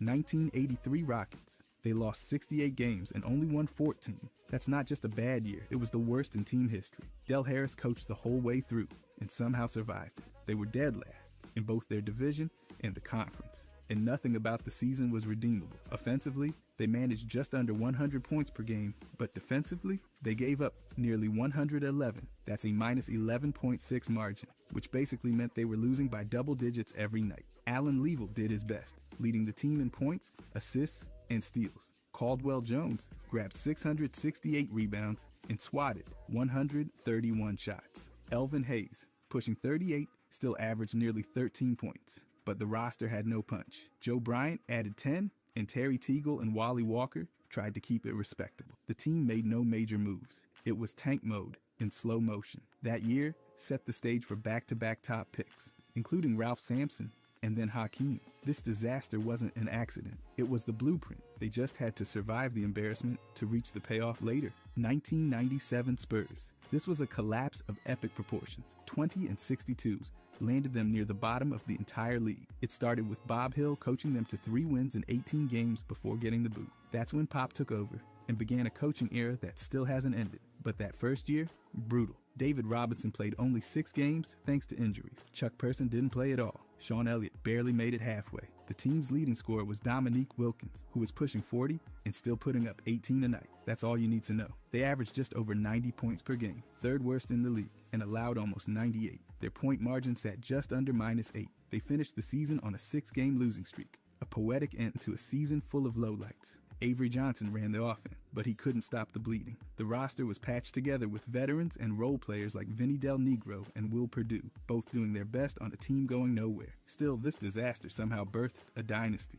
1 year later, they drafted Tim Dunk, 1983 Pacers. 20 and 62 wasn't quite their all-time low, but it was definitely a faceplant. Jack McKinney coached the entire season, but with the defense giving up over 114 points a night. His hands were tied behind his back. Their offense wasn't terrible, posting nearly 109 a game, but it didn't matter when they let everyone score at will. Clark Kellogg was the silver lining, leading the team as a rookie with 20 points and over 10 boards a night. He earned all-rookie first-team honors and actually looked like a real building block. Billy Knight brought in 17, a game with steady veteran presence. Herb Williams chipped in almost 17 and 7. George Johnson added 11 and 6, doing his part in the front court. Guys like Butch Carter, Clement Johnson, and Jerry Sichting scored around 10 each, but nobody could stop anyone on the other end. They weren't competitive in the Central, finishing 31 games behind Milwaukee. It was all scoring, no defense, and no playoffs. A team built on hope, decent rookies, and missed rotation. It was loud on offense and invisible on defense. 1982 Cavaliers. 15 and 67 says enough, but it gets worse. They burned through 4 different coaches in one season. Don Delaney went 4 and 11. Bob Kloppenberg lost all 3 of his games. Chuck Daly had a forgettable 9 and 32 stretch, and Bill Musselman limped to 2 and 21. And somehow, all of that chaos was still overshadowed by owner Ted Stepien, whose moves were so bad, the league made a rule just to stop him. The team allowed over 122 points per 100 possessions, while scoring at an average pace way below league norms. They had the slowest pace in the league and one of the worst net ratings ever at -9.9. Their shooting was weak, offensive rebounds were non-existent, and the defense was a turnstile. Mike Mitchell and Ron Brewer both scored around 19 per game, but they only played partial seasons. James Edwards and Kenny Carr were solid, but it didn't matter. They never got close to 200 winning percentage, and the losing just kept piling up. It wasn't just a bad team, it was a full-on mismanaged wreck that left a permanent scar on league policy. 2005 Hawks, 13 and 69. That's the worst record in team history, and somehow it looked even worse than it sounds. They averaged just under 93 points a game, placing them near the bottom in scoring and allowed nearly 800 more than they scored. Mike Woodson coached the entire mess, while the front office tried mixing veterans with rookies and came out with oatmeal. Walker led the team with over 20 points a game before they traded him mid-season for a package that included Gary Payton, who didn't even suit up, Al Harrington, gave a consistent 17-7. Tyronn Lue showed up after a trade and managed 13 a night. Josh Childress and Josh Smith both made all-rookie second team, but they were part of a rebuild that didn't yet know what it was building. The team opened 2-12 and then finished the year losing 32 of their last 35. They had losing streaks of 13 and 14 games. It wasn't competitive and it wasn't cohesive, just long stretches of confusion and blowouts. A low point, sure, but one that dragged the franchise deep into reset territory. 2009 Kings. They finished 17-65, the worst record in franchise history. One win against the Eastern Conference all year, just one. Reggie Theus started the season and got canned after 6 wins in 24 games. Kenny Natt took over and didn't do much better, dropping 47 of 58. The defense was practically non-existent, allowing nearly 115 points per game. The point differential was around -14, meaning blowouts were just the normal routine. Kevin Martin still managed nearly 25 points per game, but only played 51 games. John Salmons gave them 18, a night before being traded. Jason Thompson played every game and averaged 11-7 as a rookie. Spencer Hawes and Brad Miller did what they could in the front court before Miller got shipped off too. Francisco Garcia and Beno Udrih scored in double digits. Andres Nocioni came in from Chicago and added 13 per game, but it was never enough. They traded Ron Artest in the preseason and then just unraveled. Coaching, roster moves, injuries, it all imploded. 1-29 against the East. That's not a season. That's a basketball-induced cry for help. 2010 Nets, 12-70. That's the worst season in franchise history, and it wasn't even close. They opened with 18 straight losses, setting an NBA record for the worst start ever. Lawrence Frank didn't make it past Game 16. Tom Barris filled in for 2 games, and then Kiki Vandeweghe took over and led them to just 12 wins in 64 tries. They were dead last in scoring, averaging just over 92 a night. Their offense had the worst rating in the league, and their defense wasn't far behind. The point differential was about -9 per game, and they lost almost every game by double digits. Brook Lopez was the lone bright spot, playing all 82 games and leading the team with almost 19 points and 9 boards. Devin Harris chipped in nearly 17 a night, and Courtney Lee added 12 and some steals. Janlian and Terrence Williams had moments, but none of it mattered. They were 446 at one point. That's not rebuilding. That's emergency shutdown mode. It was chaos, incompetence, and history all rolled into one deeply unfortunate year. 1972 Blazers. In their second season, they put up 18 wins and 64 losses, dead last in the league. Roland Todd coached them to a dismal 12-44 start before getting replaced by Stu Inman, who somehow made things worse, going 6-20. They lost by an average of nearly 9 points per game and couldn't string anything together outside of one 3-game win streak in December. But there were signs of life. Rookie Sidney Wicks was a revelation, averaging nearly 25 points and 11 boards and taking home Rookie of the Year honors. Jeff Petrie still scored at a high clip with almost 19 a game. Even though he missed 22 contests, Stan McKenzie played every game and dropped just under 14 points a night. Gary Greger gave solid production, and Dale Schluter averaged a quiet double-double. Rick Adelman dished out over 5 assists while running the point. Offense wasn't completely hopeless, but the defense was paper thin. They got blown out by 32 at Phoenix in March. Still, it was year 2 of a new franchise, and somehow, this painful mess started to build the team's identity. Ben Simmons. He came in as the top pick back in 2016 with size, court vision, and a ridiculous feel for the game. His rookie season in 2017 showed flashes of greatness, and he even grabbed Rookie of the Year. Right away, the defense stood out. He was flying into passing lanes, switching on everyone, and making all defensive first team twice. He led the league in steals once too, but offensively, that's where the gear stopped turning. He never stretched the floor. 3-point shooting was almost non-existent. His career percentage was barely above 13%. And free throws? In the 2021 playoffs, he shot 33% from the line. That's the worst ever for a player with at least 67 attempts in a single postseason. The aggression just disappeared in big moments. He passed up open looks, and in 5 of the 7 games against Atlanta, he took 0 shots in the fourth quarter. He signed a massive 5-year deal in 2019 worth $170 million, expecting to level up. Instead, his scoring never broke out of the mid-teens. He was still allergic to jumpers and lived right under the rim. After his All-Star seasons, the decline was obvious. With Brooklyn in 2023, he averaged under 7 points, with career lows across the board. Back injuries didn't help, Surgeries, nerve issues, and limited availability piled on. Despite his elite passing and defense, his game never evolved. The league moved toward spacing and versatility, and Simmons stayed stuck in the paint, stuck in a play style that just didn't grow. DeAndre Ayton.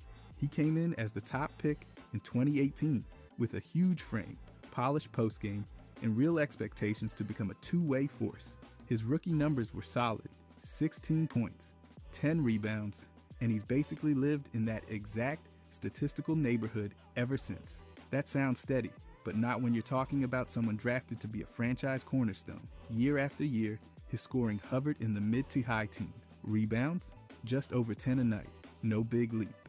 No breakout season, just the same. Despite being 7 feet tall and athletic, Ayton never added a three-point shot. His career percentage from deep is basically zero. That's right, a modern center with no stretch. Free throws haven't improved much either, sitting around 75%, and for someone with his size, he doesn't draw many fouls. His defense has also stayed flat. Blocks are around 1 per game, not exactly intimidating the paint, and when the league shifted to bigs who can switch and defend the perimeter, Ayton didn't exactly evolve into that mold. His advanced numbers never screamed elite, especially in playoff settings. Even during the Suns' finals run in 2021, he played his role but didn't take over. He was traded to Portland in 2023, and after just 40 games in 2025, they bought out his contract. 14 points, 10 rebounds. That's where he ended. His role didn't grow. His skill set didn't expand. He stayed close to the rim, never stretched the floor, never became a consistent go-to. For a number 1 pick, the ceiling was high. The evolution just never showed up. Kyle Kuzma. He entered the league in 2017 as a late first-round pick, but made noise right away with 16 points and over 6 rebounds a night as a rookie. He shot the ball well early, nearly 37% from 3 and 45% overall, and people expected he'd level up into an all-around forward who could score, create, and impact both ends. The scoring did go up. In 2023, he hit over 21 points a game. A year later, it was over 22, but that jump in volume didn't come with a big leap in efficiency. His three-point percentage hovered in the low 30s, often around 33%, despite increased attempts. The field goal percentage didn't climb either, sticking around the mid-40s. So the improvement wasn't the type that changes games. It was just more shots, not necessarily better ones. Rebounding and assists ticked up slightly, but he never broke into elite territory. He averaged around 6 boards and under 3 assists over his career, and in the postseason, his numbers fell. During the Lakers title run in 2020, he averaged just 10 points in 21 games. He's moved teams, going from the Lakers to the Wizards and now to the Bucks. Those shifts suggest he's seen more as a support piece than a centerpiece. His career numbers, around 17 points, 6 rebounds, under 3 assists, tell the story of a solid contributor who hasn't transformed into a top-tier forward. The expectation was evolution into a consistent, efficient scoring forward with two-way value. Instead, the trajectory has stayed steady. No breakout leap, no major transformation, just steady production without the step into stardom. By the way, if you guys want to subscribe, I'm going to be posting every day. Thanks. Anyways, Jordan Poole. He came into the league in 2019 as the 28th pick with scoring upside and a green light from anywhere on the floor. At Michigan, he flashed quickness and confidence, but scouts noted he needed strength and consistency. Once he got to Golden State, the scoring did come, but the growth into a steady all-around guard didn't exactly follow. In 2022, he led the league in free throw percentage at over 92%. He even had a 20-point scoring season with the Wizards, but his shooting splits never screamed top tier. Field goal percentage sat around 43%. Three-point percentage hovered just under 38 one year, but playoff numbers dropped badly. At one point, he shot 25% from deep in the postseason and scored just 10 points a night. Half his regular season output. He shifted roles constantly. Some games he ran the offense, others he played off ball. That inconsistency showed up in his efficiency. One breakdown said he scored 13 points per 100 possessions below average, which isn't ideal when you're taking that many shots. And defense, not exactly the calling card. Analysts flagged that his overall impact, especially in advanced stats, didn't trend upward over time. Minutes dropped in playoff runs. Usage spiked in Washington, but efficiency stayed middle of the pack. He got buckets, sure, but that evolution into a complete, reliable combo guard hasn't materialized. The numbers show scoring gains, but not the kind of leap in decision-making, efficiency, or playoff value that puts him in the league's upper guard tier. The potential flashed, the consistent next step still missing. D'Angelo Russell. He entered the league in 2015 as the second overall pick with polished scoring and playmaking. His rookie year with the Lakers showed promise. Over 13 points per game, decent assist numbers, and flashes of shot creation. A few seasons later, he made the All-Star team with the Nets, averaging just over 21 points and leading them to the playoffs. That was the high point. Since then, his numbers have dropped. In 2025, he averaged just under 13 points and barely over 5 assists. His career average sits around 17 points, with about 5 assists per game. Solid, but not the leap you expect from a number 2 pick. His three-point shot is reliable at 36% across his career, but never elite. Field goal percentage stayed low 40, and he's never been known for strong defense. He's bounced between teams: Lakers, Nets, Warriors, Timberwolves, back to the Lakers, and now the Mavericks. That much movement says a lot. It points to teams seeing value, but not long-term leadership potential. His role has shifted too, going from starter to sixth man to part-time closer. Despite early buzz and big contracts, he never locked into a stable primary guard role. His teams haven't won much with him as a central piece either. His career win-loss record is under 500. So while he did evolve into a decent shooter and occasional lead guard, he never became that go-to star. The stats back it up. One All-Star year, then a steady decline. Plenty of skill, but the evolution into a consistent elite floor general just never arrived.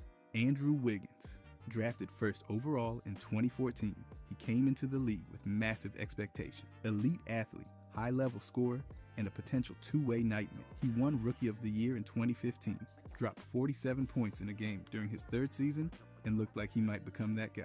But the full evolution still hasn't really shown up in the numbers. Through the 2025 season, he's averaged about 16 points, 5 rebounds, and 2 assists for his career. In 2025, he posted 18 points, 4.5 boards, and under 3 assists per game on 44% shooting.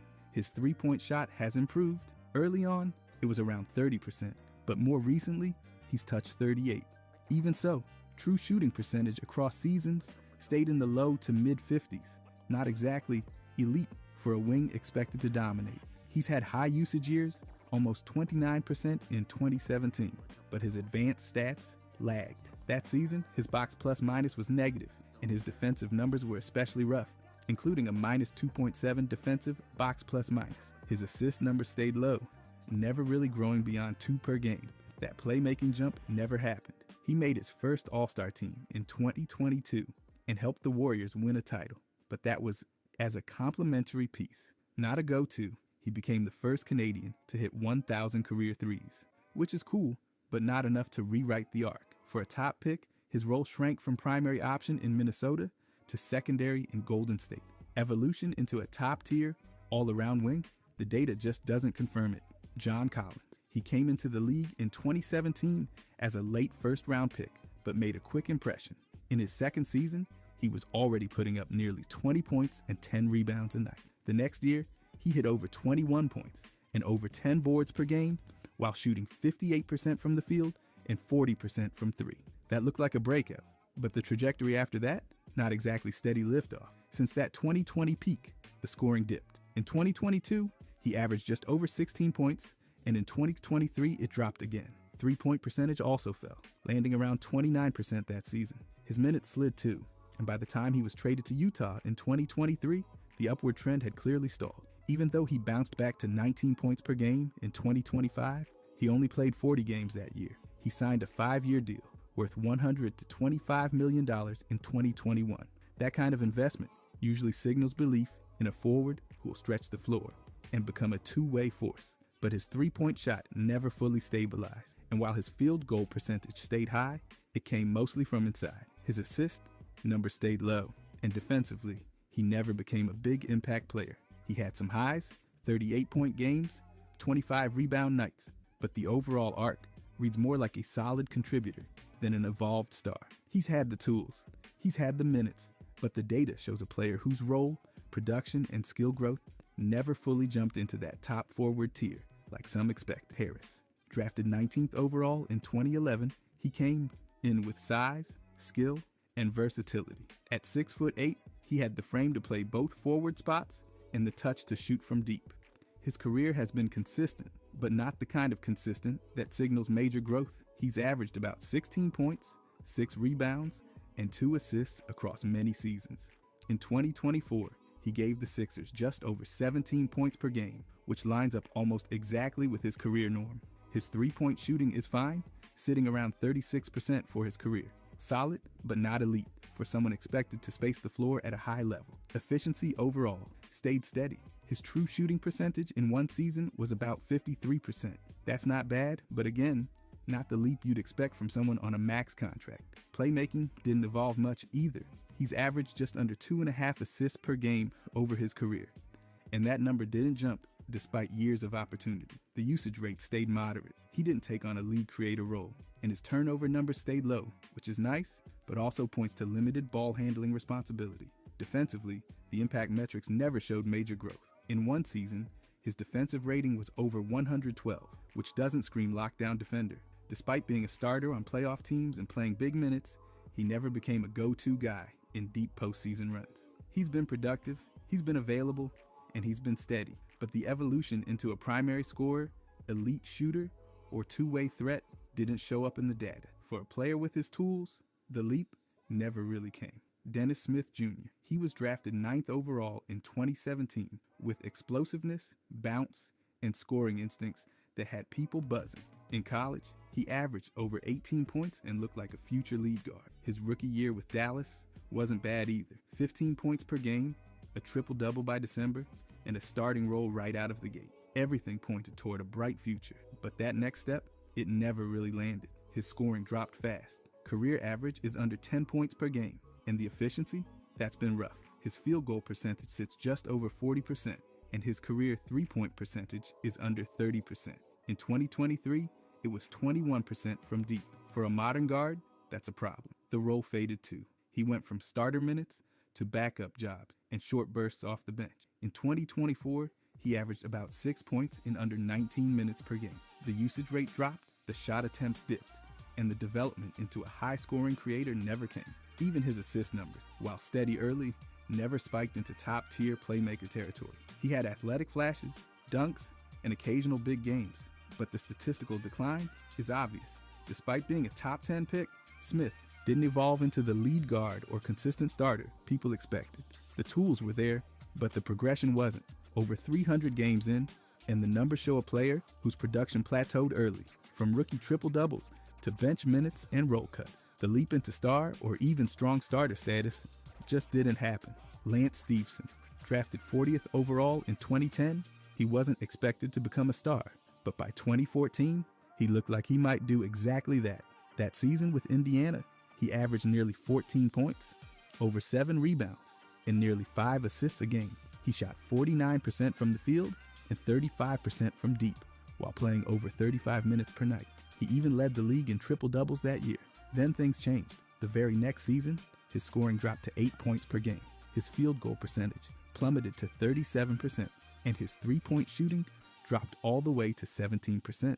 The efficiency never bounced back. In later years, his true shooting percentage hovered in the low 50s, and his usage rate stayed in the low 20s. He never evolved into a top-tier scorer or facilitator. His assists and rebounds peaked in that one breakout year. He never hit 5 assists again, and the rebounding numbers stayed decent, but never climbed.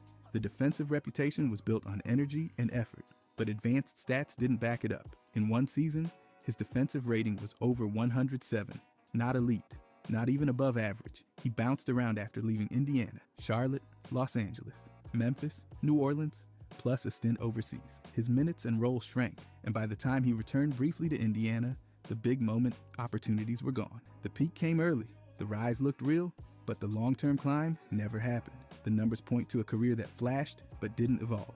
One big season doesn't make a full leap, and for Stephenson, that leap stayed out of reach. Michael Carter Williams. In his rookie year, he averaged over 16 points, 6 rebounds, and 6 assists, joining Magic Johnson and Oscar Robertson as the only rookies to ever do that. He played over 34 minutes a game, won Rookie of the Year, and looked like the future lead guard for Philadelphia. Everything pointed to a big leap forward, but it never came. That rookie year ended up being his best season. His scoring dropped, the minutes went down, and his efficiency never climbed. He finished his career with about 10 points, 4 rebounds, and 4 assists per game. His field goal percentage landed around 40%, and his three-point shot barely 26% across his career. The shooting never developed. He moved from team to team: Philly, Milwaukee, Chicago, Charlotte, Houston, and Orlando.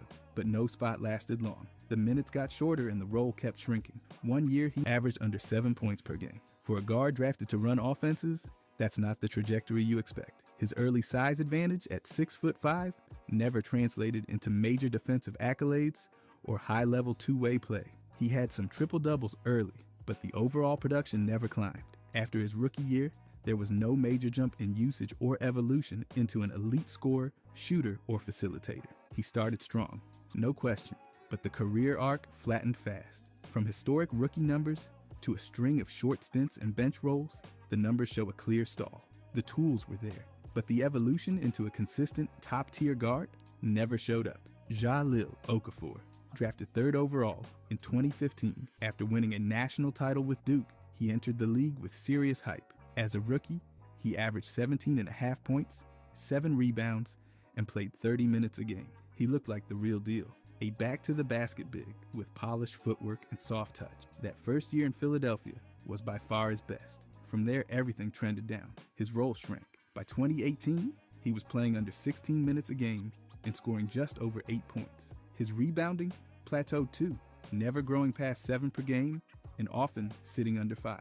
For a player nearly 7 feet tall and over 270 pounds, that's not ideal. And defense, he never made the leap into a reliable anchor. His block rate was consistently low, and the advanced metrics never painted him as a plus defender. He also didn't evolve into a stretch big. The league shifted to shooting, switching, and mobility, and Okafor didn't keep up. His three-point percentage was technically 22%, but that was on barely any attempts. He stayed glued to the paint while the game pulled bigs out to the perimeter. He moved around Philly, Brooklyn, New Orleans, Detroit, and eventually faded out of the rotation entirely. In 2025, he was on a 10-day contract and barely touched the floor. His career averages ended up around 10 points and under 5 boards per game. He came in as a franchise center and left as a bench big without a clear role. The development never came. From dominant college star to journeyman pro, the numbers tell the story of a player who peaked on day one: Tyreke Evans. He stormed into the league with one of the best rookie seasons ever. He averaged over 20 points, 5 rebounds, and nearly 6 assists per game, something only 2 rookies had ever done before him. He won Rookie of the Year and played 37 minutes a night. It looked like the Kings had found a future franchise guard, but that rookie year turned out to be the high point. He never averaged 20 points again. Over his 10-year career, his numbers settled at around 15 points, 4 rebounds, and 4 assists per game. He had the ball handling and size to do more, but the growth just wasn't there. His three-point shooting stayed at 32% across his career. His field goal percentage was a decent 44, but it never made the leap into elite guard efficiency. By the time he played for the Pacers in 2019, he was averaging just over 10 points in 20 minutes per game. The role had clearly shrunk. And then came the off-court blow. He was dismissed from the league in 2019 for violating the NBA's drug program that halted any chance of a late career resurgence. He played for 4 different teams over 10 seasons, but never truly took over as a lead scorer or two-way force. The first year teased a superstar path, but the numbers never climbed. Shooting didn't improve. Playmaking didn't take off. And after that early flash, the production dipped and stayed flat. The tools were there, but the upward trajectory never stuck. Tyreke Evans came in blazing and never really got any hotter. Michael Beasley, he was drafted 2nd overall in 2008 after a dominant season at Kansas State, where he averaged over 26 points and 12 rebounds. His college numbers looked like video game stats. And at 6'9", 235 pounds, he had the size and scoring touch to step into the league as a franchise forward. In the NBA, he showed flashes. In 2011 with Minnesota, he averaged over 19 points in 32 minutes a night, but that turned out to be the peak. Across his entire NBA career, 609 games, he averaged just over 12 points, under 5 rebounds, and barely 1 assist. His field goal percentage was decent at around 46%, and his three-point shot hovered around 35%. but the volume and consistency weren't enough to mark him as a stretch forward. His rebounding never broke out. Despite the size, he never averaged double-digit boards and ended with a career average under 5. Defensively, the numbers never showed high-level impact, and he didn't evolve into a reliable two-way player. His role started to shrink as early as mid-career. By 2019, he was down to 7 points in just over 10 minutes per game. The teams kept changing: Miami, Minnesota, Phoenix, New York, Milwaukee, Los Angeles. But the pattern stayed the same. A few buckets off the bench, short spurts of scoring, but no long-term upward trajectory. The top 2 pick pedigree didn't translate into star-level production. The tools were there, but the steady growth wasn't. Beasley stayed productive at times, but the leap from promise to elite just never happened. Brandon Jennings, drafted 10th overall in 2009 after bypassing college and playing professionally in Italy, he entered the NBA with huge buzz. That hype exploded early. Just 7 games into his rookie season, he dropped 55 points in a single night. He finished that year averaging over 15 points and nearly 6 assists while playing all 82 games for Milwaukee. By his 3rd season, he peaked at over 19 points per game. The tools were there: speed, confidence, and shot creation. But the evolution stalled. His shooting never became consistent. His career three-point percentage hovered in the low 30s, and his field goal percentage stayed under 40% for several seasons. For a lead guard, efficiency never caught up with his usage. Then came the turning point: a ruptured Achilles. In January of 2015, he missed significant time, and while he returned, the burst and rhythm weren't the same. His scoring dropped, and so did his minutes. Over his final seasons, he played smaller roles on several teams: Detroit, Orlando, New York, Washington, and even a brief return to Milwaukee. His career averages, about 14 points, 5.7 assists, and 3 rebounds, reflect a solid player. But after the 55-point game and early flashes, expectations were higher. The breakout never became a full breakout career. Injuries played a role, but even before that, the trajectory was flat. The efficiency and growth didn't match the potential. Jennings came in hot, but the climb never followed. Greg Monroe. He came into the league with serious hype. 7th overall pick, Georgetown product, polished postgame, great passer for a big. All signs pointed to long-term front court impact. In his early years with Detroit, the numbers looked solid too. He averaged over 15 points in a couple seasons and had a field goal percentage above 50% for his career. He could score around the rim and crash the boards, finishing with 8 rebounds per game across 646 contests. But the league was changing fast, and Monroe never really changed with it. His game stayed rooted in the paint. While the NBA was stretching out to the perimeter, he barely attempted threes. And in a league obsessed with spacing, that made things tough. He didn't expand into that modern, floor-spacing big like others did, and it started to show in his role. His usage dropped, his minutes dipped, and so did his production. Once expected to grow into a 20-point threat, he settled around 13. His defense didn't make up for it either. He wasn't an elite rim protector, and his advanced metrics never really screamed anchor. As teams got faster and more versatile, Monroe's fit got shakier. He bounced between Milwaukee, Phoenix, Boston, and a few more. Later on, it was mostly short deals and bench roles. Eventually, even those disappeared. The talent was always there, but the growth stalled. Monroe had a strong base, but in a league that rewards evolution, he stayed the same while everything around him changed. Elfrid Payton. He came in with serious expectations. 10th overall pick, big numbers in college, and a well-rounded game that looked ready for the league. Early on, he started strong. In his rookie season, he played every game, averaged almost 9 points, over 6 assists, and showed promise as a playmaker. He even put up a triple-double in year 1, which had fans excited about what was next. But what came next never really looked much different. Over more than 500 games, he averaged just under 10 points per game. His assist numbers were respectable, sitting around 6, and he grabbed about 4 rebounds per game, which is solid for a guard. Still, the scoring never took a real leap, and his defense wasn't enough to make up for what he lacked as a shooter. His shooting from deep was a major issue. He never found his rhythm behind the arc, and with teams demanding more spacing from guards, that really limited his role. He had flashes, sure. 21 assists in a game just last year proves that, but those were isolated moments, not signs of a leap. He also moved around: Orlando, Phoenix, New Orleans, New York. Teams gave him chances, but no one really held on. His role shrank from starter to backup, and even then, he wasn't a nightly lock. The guy had court vision and could rebound, but the game evolved and he just didn't keep up. The growth into a lead guard who could stretch the floor and run a high-powered offense never really happened. Instead, he became another player with early potential, who plateaued before he ever found another gear. Aaron Brooks. He entered the league with speed, confidence, and a jumper that looked NBA ready. Drafted in the first round back in 2007, he carved out a strong role early on. His breakout year came in 2010 when he averaged nearly 20 points per game, started every contest, and walked away with the Most Improved Player award. He even dropped 43 in a single game. That year, he looked like the future of Houston's backcourt, but that future never expanded much further. After that peak season, his scoring started dropping, and so did his minutes. The very next year, his average dipped to just over 11 points per game, and the slide kept going. By the time he hit Minnesota years later, he was barely playing 6 minutes a night. His passing never really took over either. Even in his best season, he averaged a little over 5 assists per game. For a point guard in today's league, that's more sidekick than star. His career average ended at just 3 assists per game, not the number you'd expect from a floor general.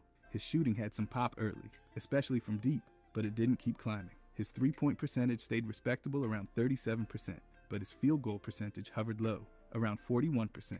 Brooks bounced around from team to team: Houston, Phoenix, Sacramento, Denver, Chicago, Indiana, Minnesota, each time with a little less impact. His role shrank, the minutes got shorter, and his numbers stayed flat. He never turned into that long-term starter or dominant creator. His game had moments, but the full evolution just didn't happen. Justice Winslow. He came in with that classic high lottery promise. 10th overall pick, played at Duke, and right out of the gate, he looked like a do-it-all wing who could defend, rebound, and create. His rookie year in Miami showed trust from the coaching staff, big minutes, key rotations, and plenty of opportunity to grow.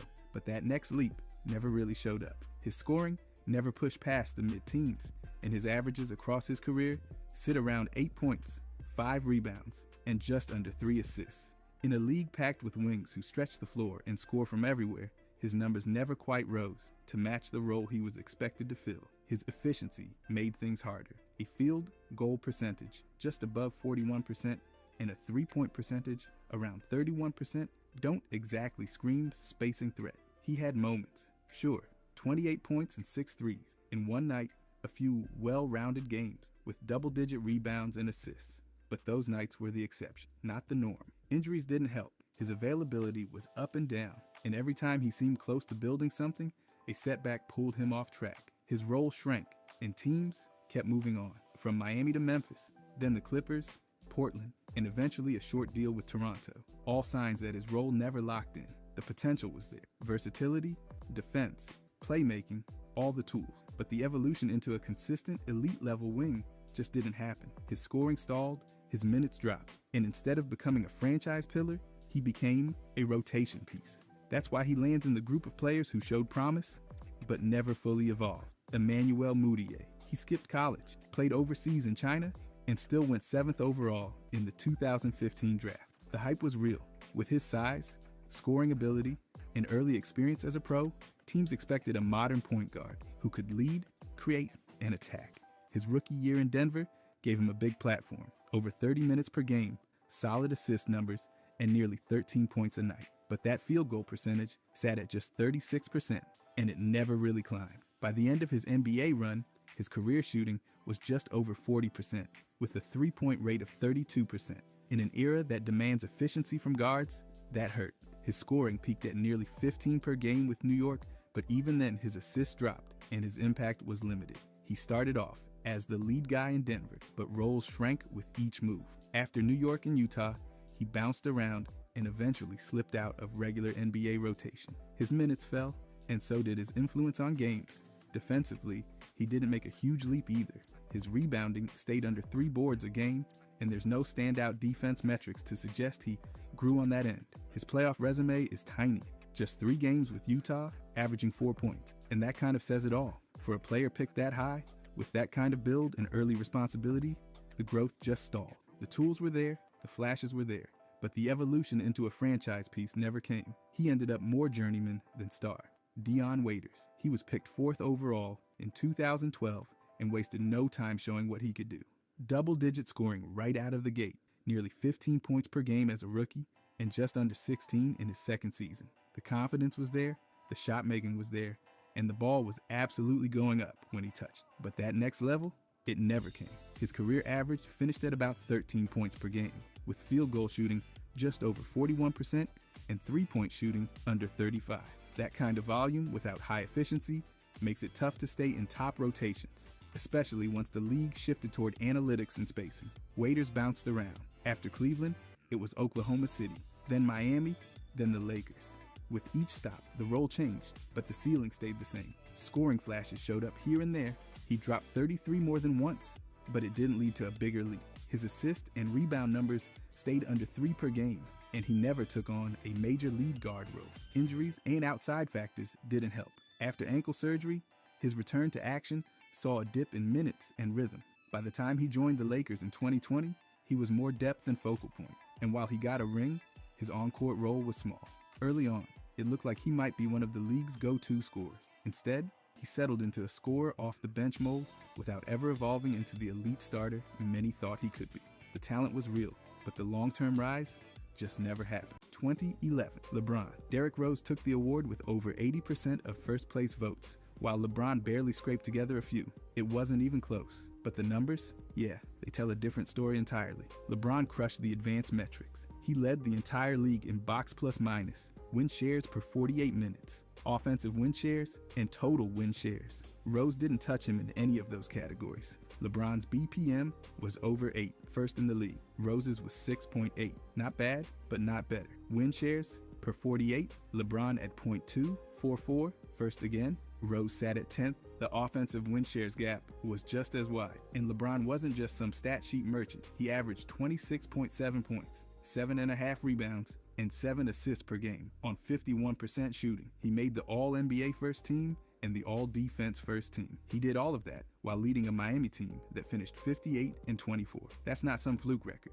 even with Wade and Bosh on the squad. Now yeah, the Bulls had the better record at 62-20, and Rose was their clear number one. But let's not ignore the context. The Bulls had a massive turnaround that season, and voters ate it up. Plus, the whole league still had feelings about LeBron's move to Miami. The decision wasn't exactly winning him popularity contests. The MVP race didn't come down to just stats. It never really does. It was emotion, narrative, backlash, and a little hero story sprinkled in. Even predictive models leaned toward LeBron, but the vote went the other way. When the smoke clears, you're left with this. LeBron had the best season on paper, not kind of the best, literally the best across the most important metric. And he still finished behind Rose, who, by comparison, had good numbers, but not league-leading ones. That kind of voting result just doesn't line up with the production. So when people bring up MVP snubs, this one always jumps off the list. The numbers backed LeBron all the way, but the votes backed the storyline. 1962, Wilt. He averaged 50.4 points per game. That's not a typo.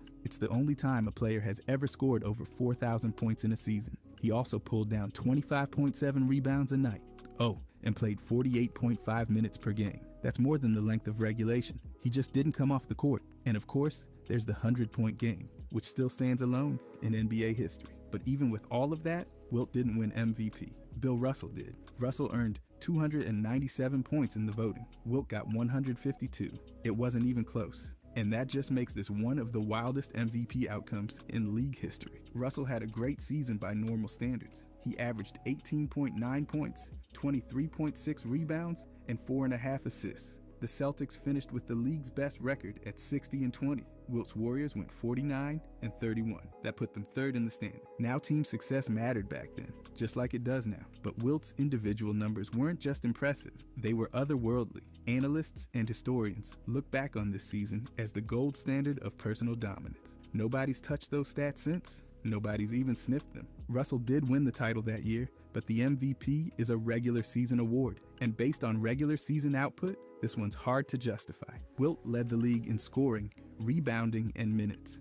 His team was still one of the top seeds. He didn't sneak into the playoffs or rack up empty stats on a tanking squad. He just got outvoted. And that's where the controversy still lives. You can't look at 50 points a game, 25 rebounds, a 100-point game, and over 4,000 total points, and then say that second place makes sense. Yet here we are. Wilt's season wasn't just the best of that year. It might be the best season anyone's ever had, period. But he didn't take the trophy. And that's why it's still one of the most famous MVP snubs ever. 2025 Jokic. Shea won MVP with 71 first-place votes and 913 total points. Nikola Jokic, he snagged the other 29 first-place votes and finished with 787 points. That voting gap was closer than it looks, especially since Jokic had 71 second-place votes. But once again, he walked away without the award. That made it 5 straight seasons where Jokic finished either first or second in MVP voting. Only Bill Russell and Larry Bird have done that before. But unlike most runners-up, Jokic stacked some truly wild numbers this year. He led the entire league in efficiency with a per-game EFF of 42.4. He notched 34 triple-doubles, more than anyone. And for the third time in NBA history, a player averaged a triple-double across a full season. The other 2 guys who did it, Oscar Robertson and Russell Westbrook. Yeah, that's the level we're talking about. Then there were the record-setting games. On April 1st, Jokic dropped 61 points, 10 rebounds, and 10 assists. Highest scoring triple-double ever. On March 7th, he had a 30-20-20 game, the first one ever documented, throwing a bunch of 30-point triple-doubles on absurd efficiency. And it's obvious he wasn't just padding stats. He was dominating every single area. His season averages, 29.6 points, 12.7 rebounds, 10.2 assists, and over 41% from 3. That's elite production with historical impact. And while he didn't win MVP, he still made the All-NBA first team and was a finalist for Clutch Player of the Year. The respect was there from coaches and voters, even if the trophy didn't land in his lap. Shea had an amazing season too. Oklahoma City had the wins, the storyline, and the hype. But Jokic had the numbers. Everywhere. Efficiency, production, milestones, he owned them. Jokic's 61-point triple-double alone would have sealed the award in most other years, but this time, the narrative took over the vote, which makes this another brutal example of MVP voting, ignoring cold, hard fact. And yeah, that makes this season one of the clearest MVP snubs we've seen lately. By the way, if you guys want to subscribe, I'm going to be posting every day. Thanks. Anyways, 2006 Kobe. He averaged 35.4 points per game and dropped over 2,800 total points. That's the highest single season scoring mark since the merger. He had 27 games with at least 40 points. And then there were the 2 monster nights that changed everything. 62 in 3 quarters against Dallas. Then, less than a month later, 81 points against Toronto. No player besides Wilt has scored more in a game. Kobe's player efficiency rating was 28, second best in the league. He also finished with 15.3 win shares, which topped the MVP winner, Steve Nash, who only had 12.4. Nash's PER was 23.3, so Kobe was more efficient, more productive, and more dominant. But when the MVP results came in, Kobe finished 4th. Nash had 924 voting points. LeBron and Dirk were ahead of Kobe too. Kobe had 483 points and 22 first-place votes, which was second only to Nash. Still, he landed outside the top 3. And the reason? Team success. The Lakers went 45-37.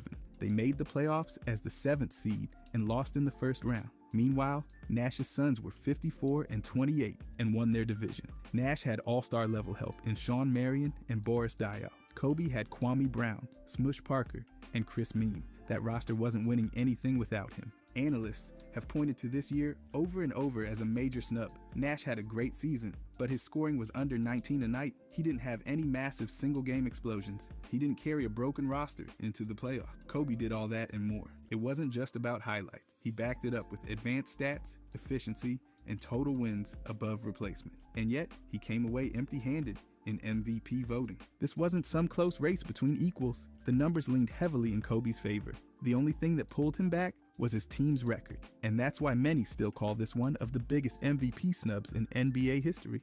1997, Jordan. He averaged 29.6 points, 5.9 rebounds, and 4.3 assists per game while leading the Chicago Bulls to a 69-13 record. That was the best record in the league, and just 1 win shy of back-to-back 70-win seasons. He also made the All-NBA first team and the All-Defense first team. It was a complete season.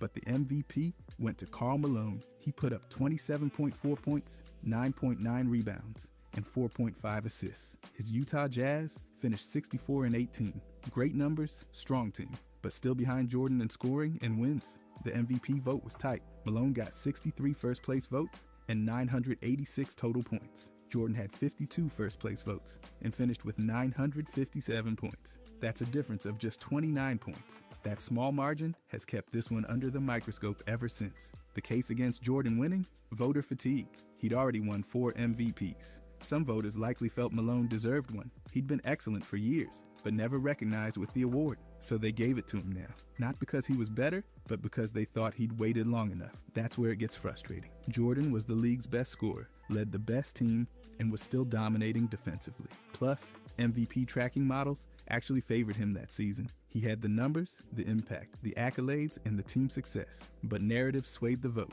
Jordan even admitted that Malone winning fired him up, and that playoff run proved it. He led the Bulls through the postseason, won his 5th title, and picked up his 5th Finals MVP. The defining moment? The flu game in the finals against Malone's Jazz. That was vintage Jordan, taking things personal and responding with history. Looking back, this MVP vote is one of the most debated ever. Jordan did everything MVPs are supposed to do, but a shift in narrative and maybe boredom from voters cost him the trophy. And that's why his 1997 season still stands as one of the most contested MVP snubs in NBA history. 2008, Chris Paul. He led the league in assists with 11.6 per game and topped the NBA in steals with 2.7. He averaged 21.1 points, grabbed 4 rebounds a night, and had an absurd assist-to-turnover ratio of about 4.5 to 1. At just 22 years old, he took a Hornets squad that had won 39 games the season before and pushed them to 56 wins and a division title. That turnaround gave them the 2nd seed in the West. And Paul wasn't just racking up empty stats, he broke franchise records for assists, steals, double-doubles, and even set a playoff record for the team with 17 assists in a game against Dallas. He earned a first-team All-NBA selection and made the All-Defense second team. Now the MVP went to Kobe Bryant, but the vote was incredibly close. According to ESPN's roundtable tally, Kobe had 64 points with 9 first-place votes. Paul had 60 points with 4 first-place votes. That gap, just 4 points. Kobe had the higher scoring average and led the Lakers to 57 wins, just 1 ahead of the Hornets. But he also had midseason help in Pau and a deeper roster overall. Paul's supporting cast wasn't stacked with all-stars, yet he made that team a top contender. Analytically, Paul had the edge in assist and steal production, and he completely controlled the pace of games without high turnover volume. His season impact was measured in both traditional stats and team outcomes. His contributions elevated an entire franchise in ways that many argue Kobe didn't have to. That's why this is viewed as a major MVP snub. Paul didn't lose because he wasn't dominant. He lost because Kobe had the bigger narrative and flashier moments. But the numbers favor Paul. The efficiency, the leadership, the team leap, all of it. Paul's 2008 season is still talked about as one of the best ever for a point guard. He had everything: individual dominance, elite efficiency, and team success. Yet somehow, that didn't translate to MVP votes. And that's why it's still considered one of the clearest MVP snubs in recent memory. 2001 Shaq. He averaged 28.7 points, 12.7 rebounds, and 3.7 assists over 74 games. He led the league in field goal percentage at 57% and dominated both ends of the court. He also topped the NBA in win shares and win shares per 48 minutes. Allen Iverson, the MVP winner, wasn't close in either. Iverson had a strong season too, 31.1 points per game, 2.5 steals, and a league best story. But in terms of advanced value, Shaq was clearly ahead. He totaled 14.9 win shares. Iverson had 11.8. Iverson's efficiency rating lagged as well. His win shares per 48 minutes sat at 0.19. Shaq's was far higher. When MVP votes came in, Iverson got 93 first place votes and over 1,100 total points. Shaq, just 7 first place votes and 578 points. He didn't even finish second. Tim Duncan did, with 706 points and 18 first-place votes. That drop-off shocked many, including Shaq's own coach, Phil Jackson, who called it a slap in the face. The Lakers finished with a 56-26 record, same as the Sixers. But Iverson's underdog narrative and cultural pull carried him in the eyes of voters. Meanwhile, Shaq quietly put up some of the most dominant big man numbers of the era while sharing the court with Kobe Bryant. That likely hurt his chances, even if it shouldn't have. And then the playoffs started. Shaq averaged 33 points, nearly 16 rebounds, and close to 5 assists per game during the final. The Lakers went 15-1 through the postseason. That record was the best in league history at the time. Shaq won Finals MVP and erased any doubt about who the most dominant player was. This MVP race wasn't close because Iverson played better. It was close because voters got swept up in storyline. But if you just look at the numbers, efficiency, and impact, it's one of the clearest MVP snubs in modern NBA history. Shaq had the season, he just didn't get the award. 2017 Harden, He led the league in assists with 11.2 per game and became the first player in NBA history to finish a season with over 2,000 points, 900 assists, and 600 rebounds. That's never been done before or since. He recorded 22 triple-doubles, 63 double-doubles, and orchestrated one of the most efficient offenses in the league under Mike D'Antoni's new system. On December 31st, Harden put up 53 points, 16 rebounds, and 17 assists in one game. That became the first 50-15-15 line ever recorded. He tied Wilt Chamberlain for the most points in a triple-double. And yet, despite the resume, the MVP didn't go to Harden. Russell Westbrook won the award with 888 points and 42 triple-doubles. Harden finished second with 753. That gap of 135 points was slim by MVP standards, especially considering the depth of Harden's statistical achievements. Harden was more efficient, led the league in assists, and carried Houston to 55 wins, 9 more than Westbrook's Thunder. His offensive control was near flawless, and he finished the season on the All-NBA first team. The Rockets' entire system revolved around Harden's ability to create, finish, and facilitate. With a remarkably low turnover rate for the load he carried, Westbrook's triple-double average made history and drove the narrative. But outside of box scores, Harden had a cleaner impact across advanced metrics and helped his team outperform expectations. He didn't rely on inflated usage or rebounds boxed out by teammates. He ran one of the most explosive offenses in the league and made it look methodical. The voting reflected the story, not the numbers. Westbrook had the highlight reels, but Harden had the substance. He built one of the most complete offensive seasons in recent memory and still got left behind in the final count. That season marked the closest Harden came to winning MVP without actually getting it. It's been debated ever since, because when you isolate the production, consistency, and impact, it's impossible not to call it what it was, a major MVP snub. 1973 Kareem. He averaged around 26 points, 14 rebounds, and over 4 assists per game, adjusted to today's pace. His player efficiency rating was 28.5, highest in the league. He finished with 21.9 win shares, dominating just about every advanced metric that matters.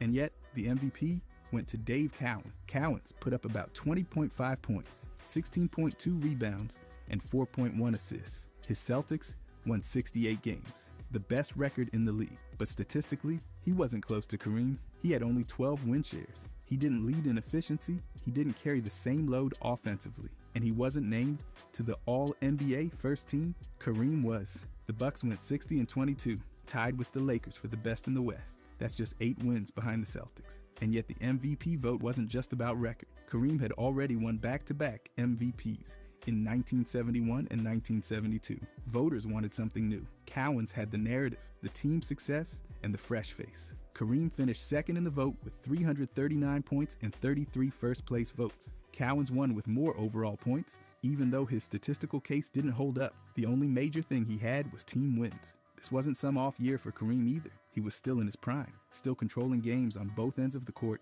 and still leading his team to elite records. His P, ER, and win shares were the highest in the league.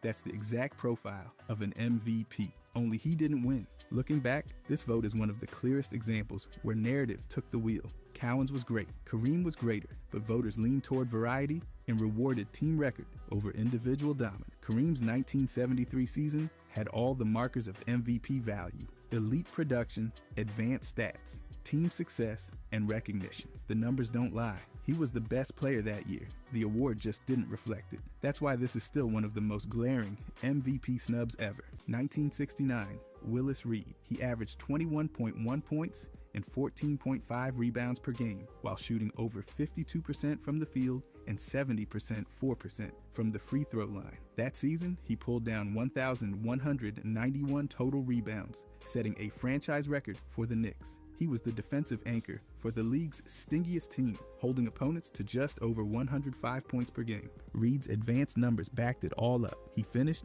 with an estimated 14.7 win shares, 9.5 on offense, 5.1 on defense. Wes Unseld, the actual MVP, totaled 10.8 win shares, including only 3.8 on offense. Unseld had more rebounds, sure, 18.2 per game, but scored just 13.8 points a night and was far less efficient. Reed outscored him by nearly 8 points per game and shot better from everywhere. Despite that, the MVP went to Unseld, a rookie. He got the vote on narrative, The story of a first-year player leading the Bullets to the best regular season record in the East was impossible for voters to resist. But statistically, Reed had the better season. The more complete season, the more impactful season. He made the All-NBA team. He led the best defensive unit in the league, and he carried his team to a strong record in the West, matching the Lakers with 60 wins. Yet the MVP voters overlooked the numbers in favor of the headline. Reed's season wasn't forgotten though. He was named Press Player of the Year by journalists in both 1969 and 1970. So while the official trophy went to Unseld, Reed's dominance was clear to those who looked beyond the surface. This wasn't just about flash or potential, it was about actual performance, advanced stats, team defense, scoring impact, and efficiency all leaned toward Reed, but the vote went the other way. That's why his 1969 campaign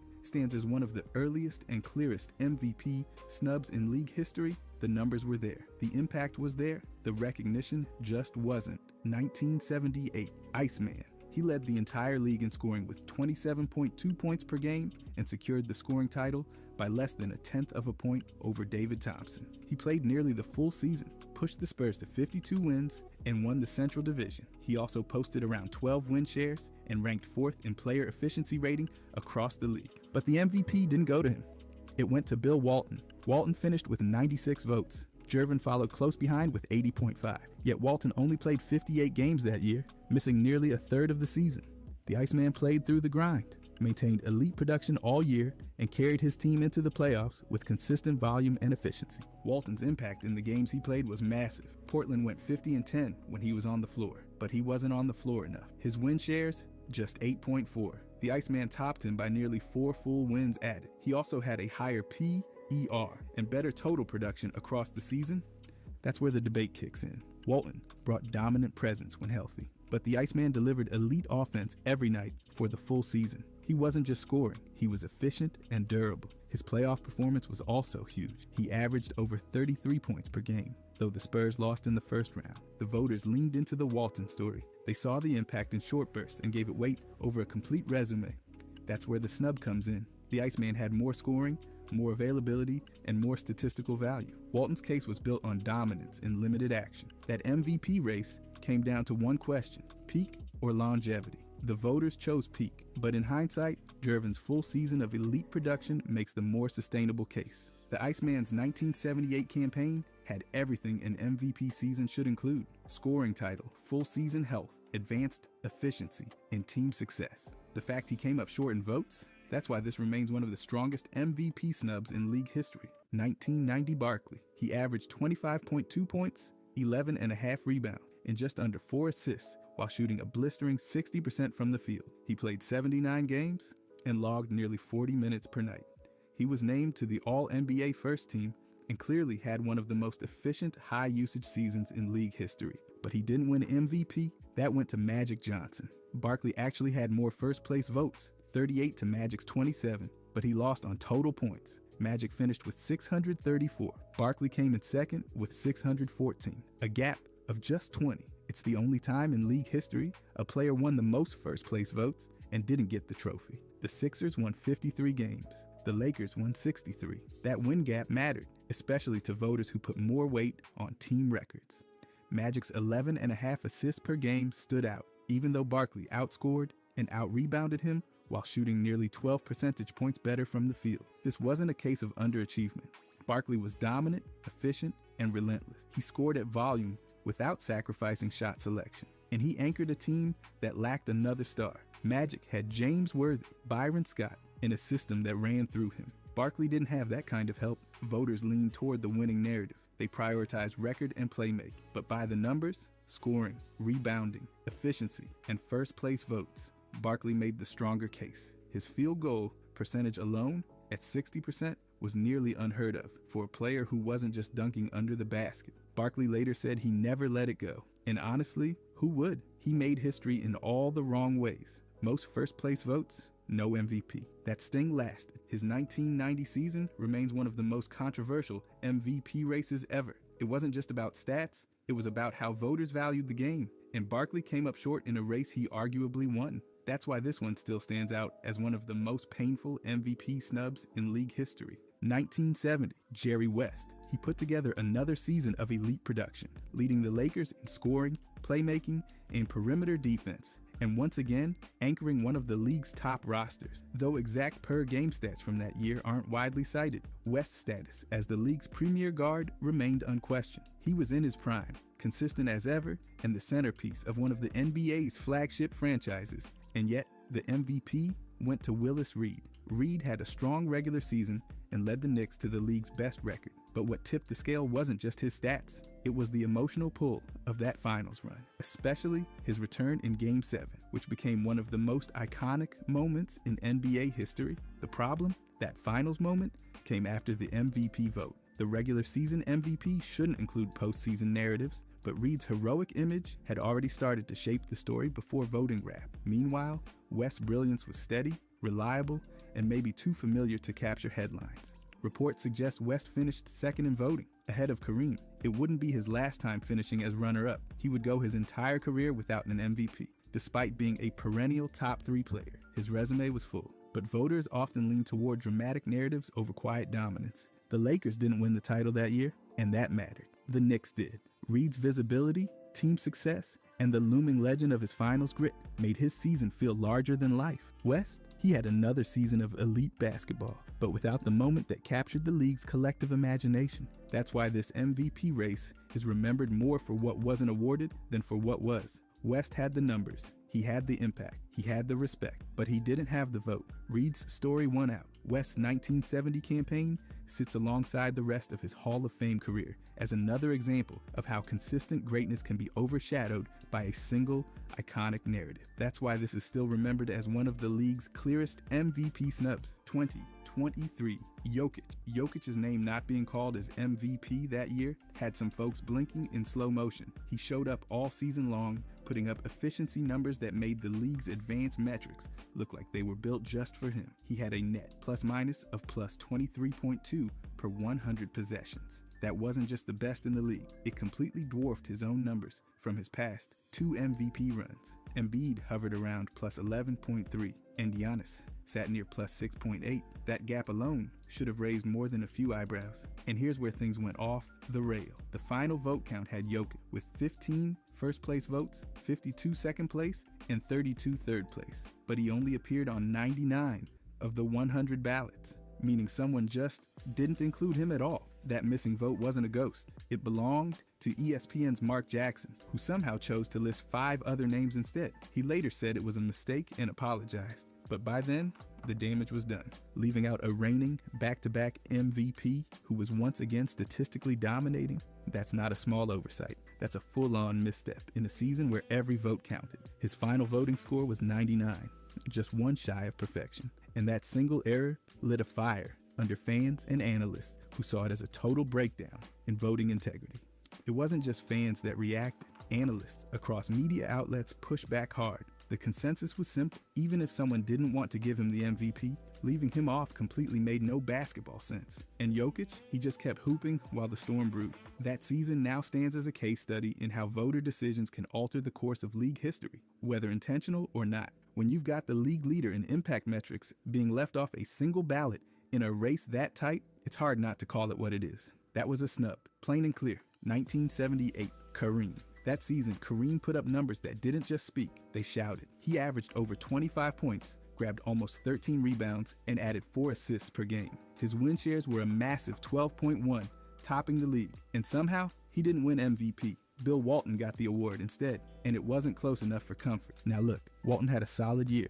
18.9 points, 13.2 boards, 5 assists. He helped Portland get off to a strong start and was praised for how he lifted that squad. But his win shares, just 8.4, and he only played in 58 games. Kareem played in 62. Neither guy played the whole season, but Kareem still had the statistical edge everywhere it mattered. Despite that, Kareem didn't get the nod.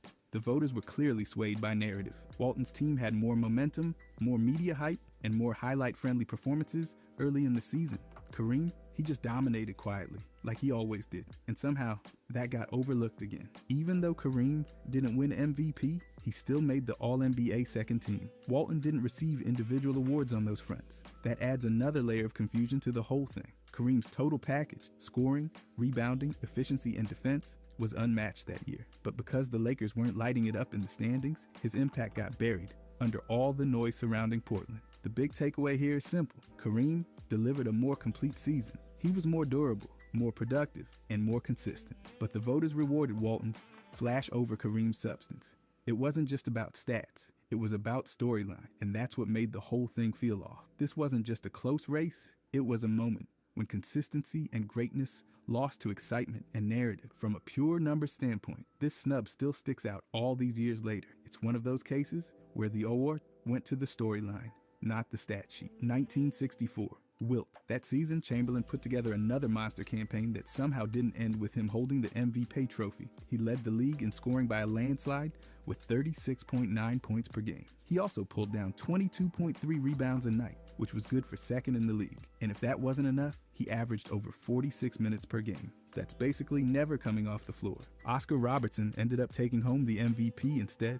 He averaged 31.4 points, nearly 10 rebounds, and dished out 11 assists per game. His all-around production and assist title impressed the voters, and the triple-double narrative gave him an extra push. But that doesn't erase how dominant Wilt was in nearly every box score category. Wilt's team didn't have the best record, and that likely played into the final vote. Still, being the scoring leader, nearly the top rebounder, and logging an insane amount of minutes made him the most imposing force on the court. He earned All-NBA first-team honors, but somehow that wasn't enough for MVP voters. Back in those days, advanced stats weren't even part of the conversation. No win shares, no player efficiency ratings, just raw production. And by those standards, Wilt's season was off the charts. He did everything but hand out popcorn during timeouts. His scoring alone was so far ahead of the field, it felt like a cheat code. Robertson's triple-double numbers were historic, no doubt, but Chamberlain was setting statistical standards that remain almost untouchable. Losing the MVP race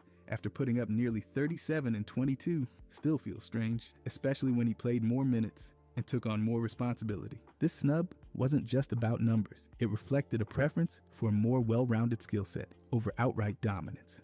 And that choice kept Wilt from taking home what many believe should have been another MVP. When the league's most dominant player doesn't get recognized during one of his peak years, that stands out. 1964. Wilt remains one of the biggest. How did he not win seasons in league history? First pick.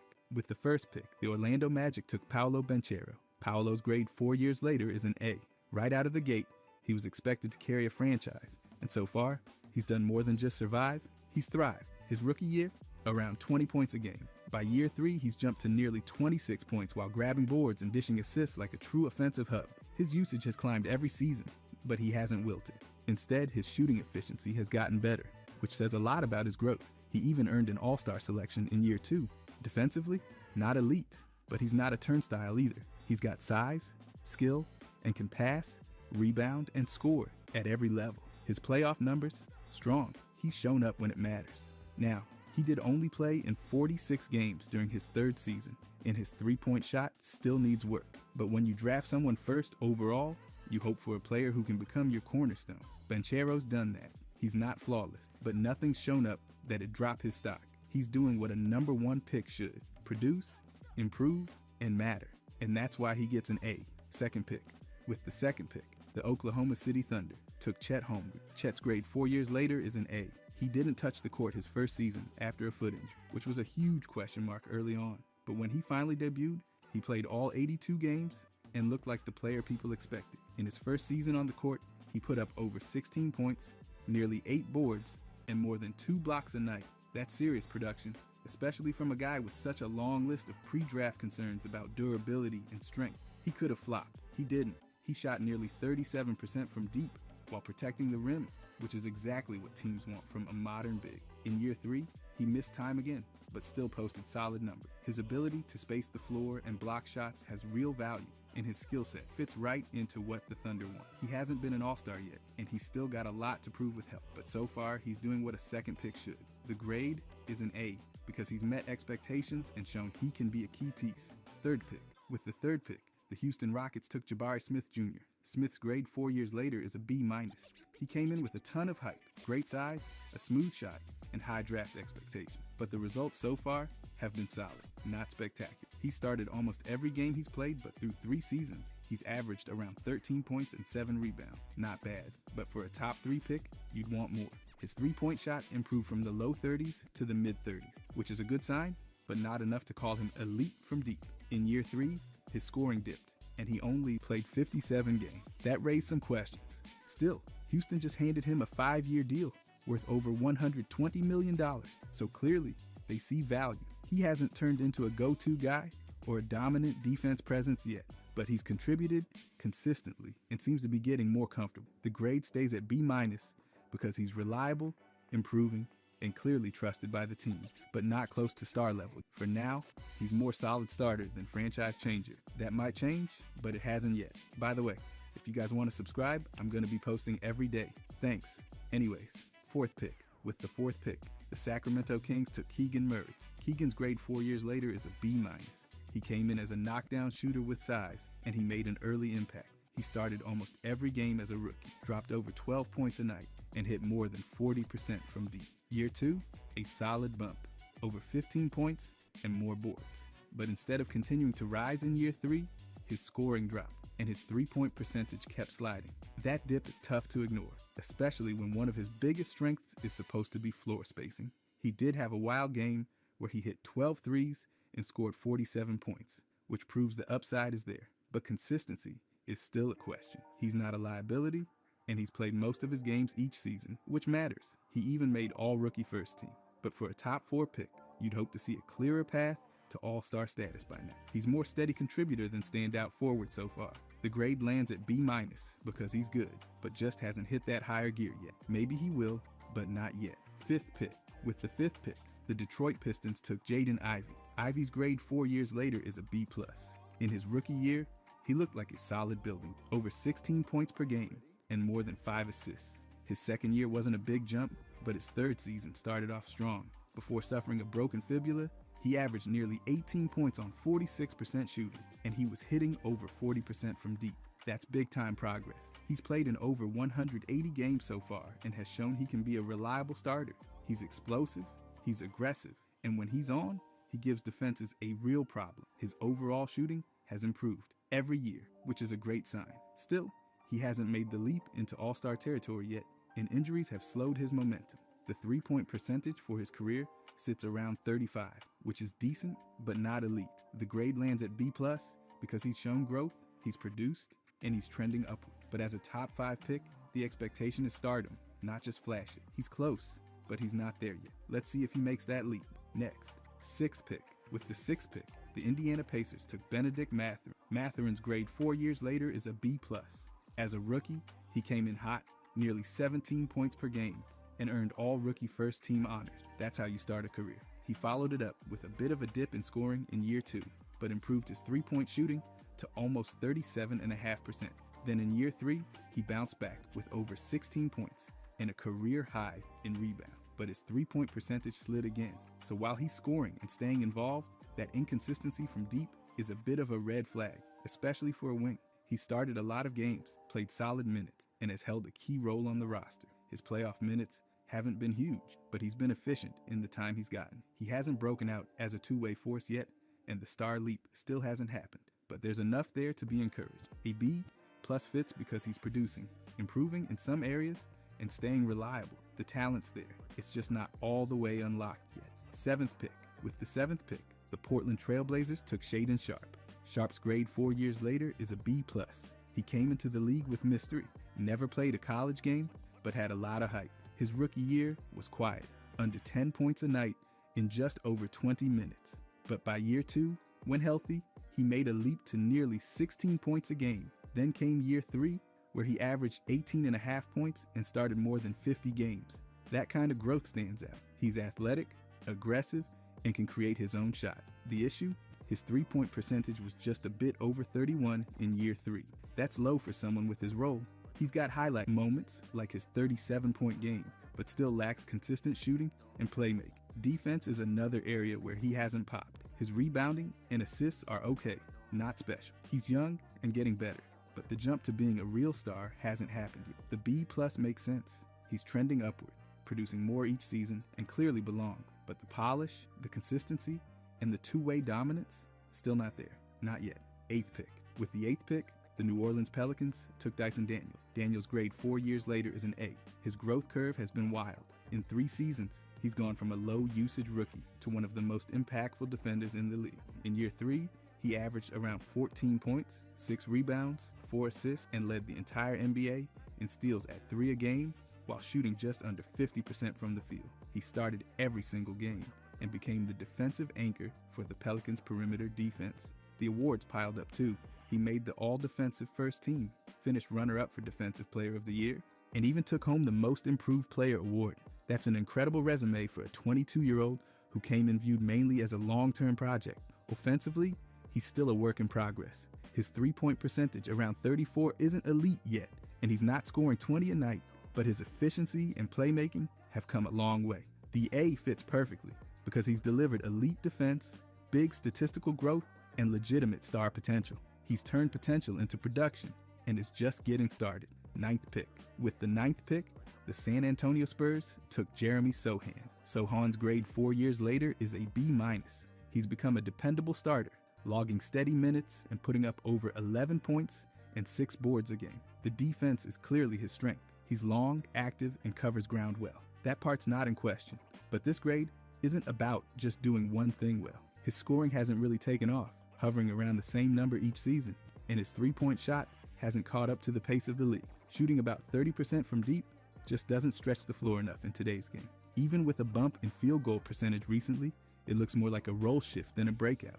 He started almost every game, so the Spurs are clearly invested, but that 9th pick brings higher expectations. The flashes are there, and the tools are obvious, but the consistent production at a higher level just hasn't hit yet. If his offense catches up to his effort and instincts, he'll climb. But for now, the B- makes sense. Solid, useful, valuable, but not quite the leap fans were hoping for by year 3. 10th pick. With the 10th pick, the Washington Wizards took Johnny Davis. Davis's grade 4 years later is an F. Coming out of Wisconsin, he put up nearly 20 points a game and looked like a breakout star in college. But the concerns about his shooting and efficiency weren't just noise. They've turned into real issues. Through 3 seasons, he's averaged only about 3.5 points per game on just under 12 minutes a night. That's not just below expectations for a top 10 pick. It's miles behind. He's barely cracked any rotation and hasn't made a case for more minutes. His three-point shooting, sitting around 27%, is a major problem for a guard. And the trade to Memphis in 2025, that ended in a waiver before he ever hit the floor. At this point, there's really no argument. The flashes from college never carried over, and the production's been minimal at best. Even if there's still time to turn things around, the first 4 years have been rough. So yeah, an F fits. The pick just hasn't worked out. 11th pick. With the 11th pick, the New York Knicks selected Ousmane Dieng, then traded him to the Oklahoma City Thunder. Dieng's grade 4 years later is a D-. Through 3 seasons, his production has been low across the board. He's averaging just over 4 points and 2 rebounds per game, and his minutes have actually gone down each year. In year 1, he played about 15 minutes a night. By year 3, that dropped to around 11. That's not the trend you want from a lottery pick. His three-point shooting, a key area of growth for modern forwards, still hasn't clicked. He's floating around 30% or worse. He's only started in 2 games over 3 seasons, and most of his time has come in low-leverage situations. The potential is still there, but at this point, he's nowhere near a reliable rotation guy. His physical tools haven't translated into consistent impact. He gets the D-. Because he's at least played over 100 games and is still extremely young, but there's no way to sugarcoat it. He's way behind. If things don't shift soon, this pick's going to keep looking worse. The development has just not landed yet. 12th pick. With the 12th pick, the Oklahoma City Thunder selected Jalen Williams. Williams' grade 4 years later is an A+. This one isn't close. He's gone from mid-lottery prospect to all-star and a key piece on a championship team. In year 1, he averaged about 14 points a game while shooting over 50% from the field and 35% from 3. Then he jumped to 19 points in year 2, and in year 3 he cracked over 21 per game. His assist numbers have gone up, his rebounding has improved, and he's logged heavy minutes while guarding multiple positions. He made the All-Star team in 2025, landed on the All-NBA third team, and made the all-defensive second team in the same year. And during the Thunder's title run, he wasn't just tagging along, he was dropping 40-point games in the finals. His three-point shooting dipped a bit in year 3, but the volume and production make up for it. For a pick at number 12, this is about as good as it gets. Star-level impact, elite growth curve, and legit playoff production. He shattered expectation. This pick is a grand slam, 13th pick. With the 13th pick, the Charlotte Hornets selected Jalen Duren, then traded him to the Detroit Pistons. Duren's grade 4 years later is an A-. He's been a consistent double-double machine and already looks like one of the better rebounders in his class. Through 3 seasons, he's averaged over 11 points and 10 rebounds per game while shooting nearly 70% from the field in year 3. That level of efficiency isn't just good, it's elite for his role. He's not stretching the floor or dropping threes, but he knows exactly what he's supposed to do and does it at a high level. Duren's role has been stable, lots of rim work, strong rebounding, and interior scoring. While he hasn't broken into all-star conversations yet, his production is impressive for someone drafted 13th. The only thing holding him back from an A+ is that his defense is still developing, and he hasn't made the kind of two-way leap you'd want for top-tier status. But as a physical big who controls the glass and finishes at the rim, he's hit above expectation. He's young, productive, efficient, and only getting better. This pick has turned out great. 14th pick. With the 14th pick, the Cleveland Cavaliers selected Ochai Agbaji, then traded him to the Utah Jazz. Agbaji's grade 4 years later is a C. He came into the league as an experienced college player with a polished jumper, and while his game hasn't flopped, it also hasn't taken off. Through 3 seasons, he's averaged just under 8 points a game in about 23 minutes. That's solid bench production, but not quite what teams hope for with the lottery pick. The bright spot came in the 2025 season with Toronto, where he started 45 games and averaged over 10 points, shooting nearly 40% from 3 and just under 50% from the field. That efficiency boost helped his case, but it's still a small sample and not enough to move the grade higher. His usage has been low, his advanced stats haven't impressed, and his defense hasn't really set him apart. He's on the path to being a useful role player, but hasn't become the kind of difference maker a team usually expects at 14. So the C grade fits. A solid player with room to grow, but nothing that stands out yet. 15th pick. With the 15th pick, the Charlotte Hornets selected Mark Williams. Williams' grade 4 years later is a B+.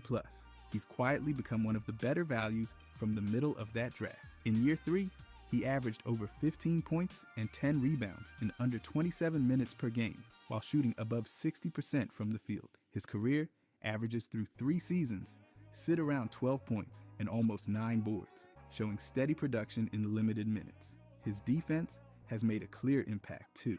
Team defensive ratings improve significantly when he's on the floor. He's been an efficient finisher, solid rebounder, and reliable rim protector. But the offensive game is still limited to the paint, and he's not creating his own shot or stretching the floor yet. That's fine for his role, but to move into the next tier, he'll need to expand his skill set and stay healthy. He missed most of 1 season due to injury. Still, for a mid-first rounder, this kind of production and reliability is above expectation. Williams is a strong piece for Charlotte's future. The B+ reflects that he's doing well now, with clear room to climb even higher. 16th pick. With the 16th pick, the Atlanta Hawks selected AJ Griffin. Griffin's grade 4 years later is a D-, and this one's unusual, not because of performance, but because of how it ended. After just 2 seasons in the league, Griffin retired at only 21 years old to pursue a religious path. During his short time on the court, he showed flashes of what made him a mid-first round pick. In his rookie season, he averaged close to 9 points per game, shot nearly 40% from 3, and looked like a promising young shooter with size and upside. But after that, his role with Atlanta shrank. His production dipped, and by year 2, he was barely seeing the floor. Then came the retirement, cutting off what could have been a developing career before it ever had a real chance to grow. Because his exit wasn't due to poor skill or off-court issues, the grade can't be a complete failure. But for the Hawks, the pick still provided almost no long-term value. So the D- fits. Griffin's decision was personal and respectable. But from a basketball perspective, the outcome was disappointing for such a talented prospect. 17th pick. With the 17th pick, the Houston Rockets took Tari Eason. Eason's grade 4 years later is a B. He's done more than hold a roster spot. He's become a real part of the Rockets' rotation. Across his first 4 years, he's chipped in around 10 points and 6 rebounds a game in under 23 minutes. That scoring climbed to 12 points this season, and he's finishing at nearly 49% from the field. His three-point shot is still coming along, sitting at about 34%, which isn't bad, but it's not stretching defenses yet. The hustle is there. He's pulling in rebounds, poking steals, and bothering shooters. Like he actually enjoys doing the gritty stuff. That's helped him earn solid bench and starter minutes. Still, he hasn't made a major leap. He's a glue guy, not a breakout star. The grade stays at a B because he's returning solid value for a mid-first rounder, but he hasn't pushed into the next tier. If he can bump up that scoring, stretch the floor better, and show more offensive variety, there's room for this grade to climb. Right now, though, steady and reliable beats flashy and inconsistent. 18th pick. With the 18th pick, the Chicago Bulls took Dalen Terry. Terry's grade 4 years later is a D. He had the defensive tools coming out of college, and people were excited about his size and versatility. But through 3 seasons, the production hasn't caught up. He's averaged just over 3 points per game across about 11 minutes. And while this past season saw a small bump to 4.5 points, it's still far from what you'd expect from a top 20 pick. His rookie year was barely a blip, and his second season wasn't much louder. Shooting numbers stayed low until this year, when he finally hit about 36% from deep, but that's really the only offensive progress we've seen. His role has mostly been deep bench minutes, with just a handful of starts over 4 years. Advanced metrics have him in the negatives too, so it's not just about the box score. He hasn't carved out a real identity on the court yet. He's still young, and sure, there's time, but right now, this pick hasn't returned close to the value expected. He's active, but not impactful. That's why the grade sits at a D 19th pick. With the 19th pick, the Memphis Grizzlies took Jake LaRavia. LaRavia's grade 4 years later is a B. He hasn't exactly become a headline guy, but he's carved out a steady role. Over 3 seasons, he's averaged just over 7 points and 3 rebounds a game. This past season, he chipped in nearly 7 points, close to 4 rebounds, and over 2 assists in about 20 minutes a night. Those aren't superstar numbers, but for a mid-first rounder, it's nothing to scoff at. Shooting-wise, he's showing progress. This season, he hit nearly 48% from the field, and in early games of the next year, he's knocking down over 54% and a scorching 47% from 3. Small sample, sure, but it's something. Still, he's mostly stuck in a rotation role. His minutes are consistent, but he's not a starter yet, and hasn't made that leap. His scoring's respectable, but not quite assertive. If he can stretch that hot shooting over a full year and expand his defense, there's more potential here. He's doing what a 19th pick should, contributing, growing, and staying efficient. Not flashy, not dominant, but solid. That's why LaRavia lands right at a B 20th pick. With the 20th pick, the San Antonio Spurs took Malachi Branham. Branham's grade 4 years later is a D-. He came in with scoring upside and a smooth jumper from Ohio State, but things haven't clicked at the NBA level. His rookie season looked decent, over 10 points per game in about 23 minutes. But the next 2 years, it went downhill. His scoring dropped to around 5 points per game in year 3, and his minutes were slashed to just over 9 per night. He didn't start a single game in that 3rd season. For a top 20 pick, that's not a great look. Sure, he's still young, and he did shoot over 40% from 3 this past year, but that's in a very limited role. That efficiency doesn't mean much if he's barely touching the ball. His career averages through 3 seasons sit under 9 points a game, with very little else filling out the box score. Advanced metrics, also not in his favor. It's not a lost cause, but it's not looking great either. The potential hasn't turned into production. That's why the D- fits. Not a bust, but pretty close. 21st pick. With the 21st pick, the Denver Nuggets took Christian Braun. Brown's grade 4 years later is an A. He's done exactly what teams hope for when drafting late in the first round. And then some. His averages over his first 4 years come out to just over 9 points, nearly 4 rebounds, and close to 2 assists in around 23 minutes per game. That would be solid on its own. But his 3rd season changed the conversation entirely. He jumped up to over 15 points, 5 rebounds, and nearly 3 assists per game in 24. And he did it while shooting a ridiculous 58% from the field. That kind of efficiency from a wing is no joke. He also earned a starting spot that season, showing clear trust from the coaching staff. But it's not just numbers. He played a real role in Denver's championship run, and that winning experience adds to his value. He's defending, rebounding, finishing, and playing smart basketball across the board. He's not an all-star yet, but for a late first rounder, he's been a home run. Efficient, productive, reliable. That's why Brown walks away with a rock-solid A grade. 22nd pick. With the 22nd pick, the Utah Jazz took Walker Kessler. Kessler's grade 4 years later is an A. This pick turned into one of the best values in the entire draft. Kessler's averaging over 9 points, 9 rebounds, and more than 2 blocks per game across his first 3 seasons. His third year saw him post around 11 points and over 12 rebounds per night, shooting over 66% from the field. His defense has been elite. He became the first player since Tim Duncan to average at least 2 blocks per game in each of his first 3 seasons. That kind of rim protection is rare, especially from a player taken outside the lottery. He started over half the games in year 3 and anchored the Jazz defense as a full-time big. He doesn't stretch the floor, and his offense mostly comes around the rim, but when you're converting nearly 70% of your shots and controlling the glass, that's a fair trade. For where he was drafted, Kessler's exceeded every reasonable expectation. He's productive, efficient, and a defensive force. Not quite an all-star yet, but he's getting close. That's why Walker Kessler earns an A, 23rd pick. With the 23rd pick, the Memphis Grizzlies took David Roddy. Roddy's grade 4 years later is an F. He came in with great college stats, 19 points a game, over 7 rebounds, and a strong shooting clip, but that hasn't translated at the pro level. In 3 seasons, he's averaged just over 6 points and fewer than 3 rebounds per game while playing under 17 minutes a night. That's already disappointing for a first-round pick, but it gets worse. His shooting hasn't helped his case either. He's hitting just over 42% from the field and around 30% from 3 across 3 seasons. That's a bad combo when you're expected to stretch the floor or contribute meaningful scoring. His role hasn't grown either. He's bounced around teams, been included in multi-team trades, and was even waived in 25. That lack of stability is a red flag for any prospect, especially one drafted in the top 25.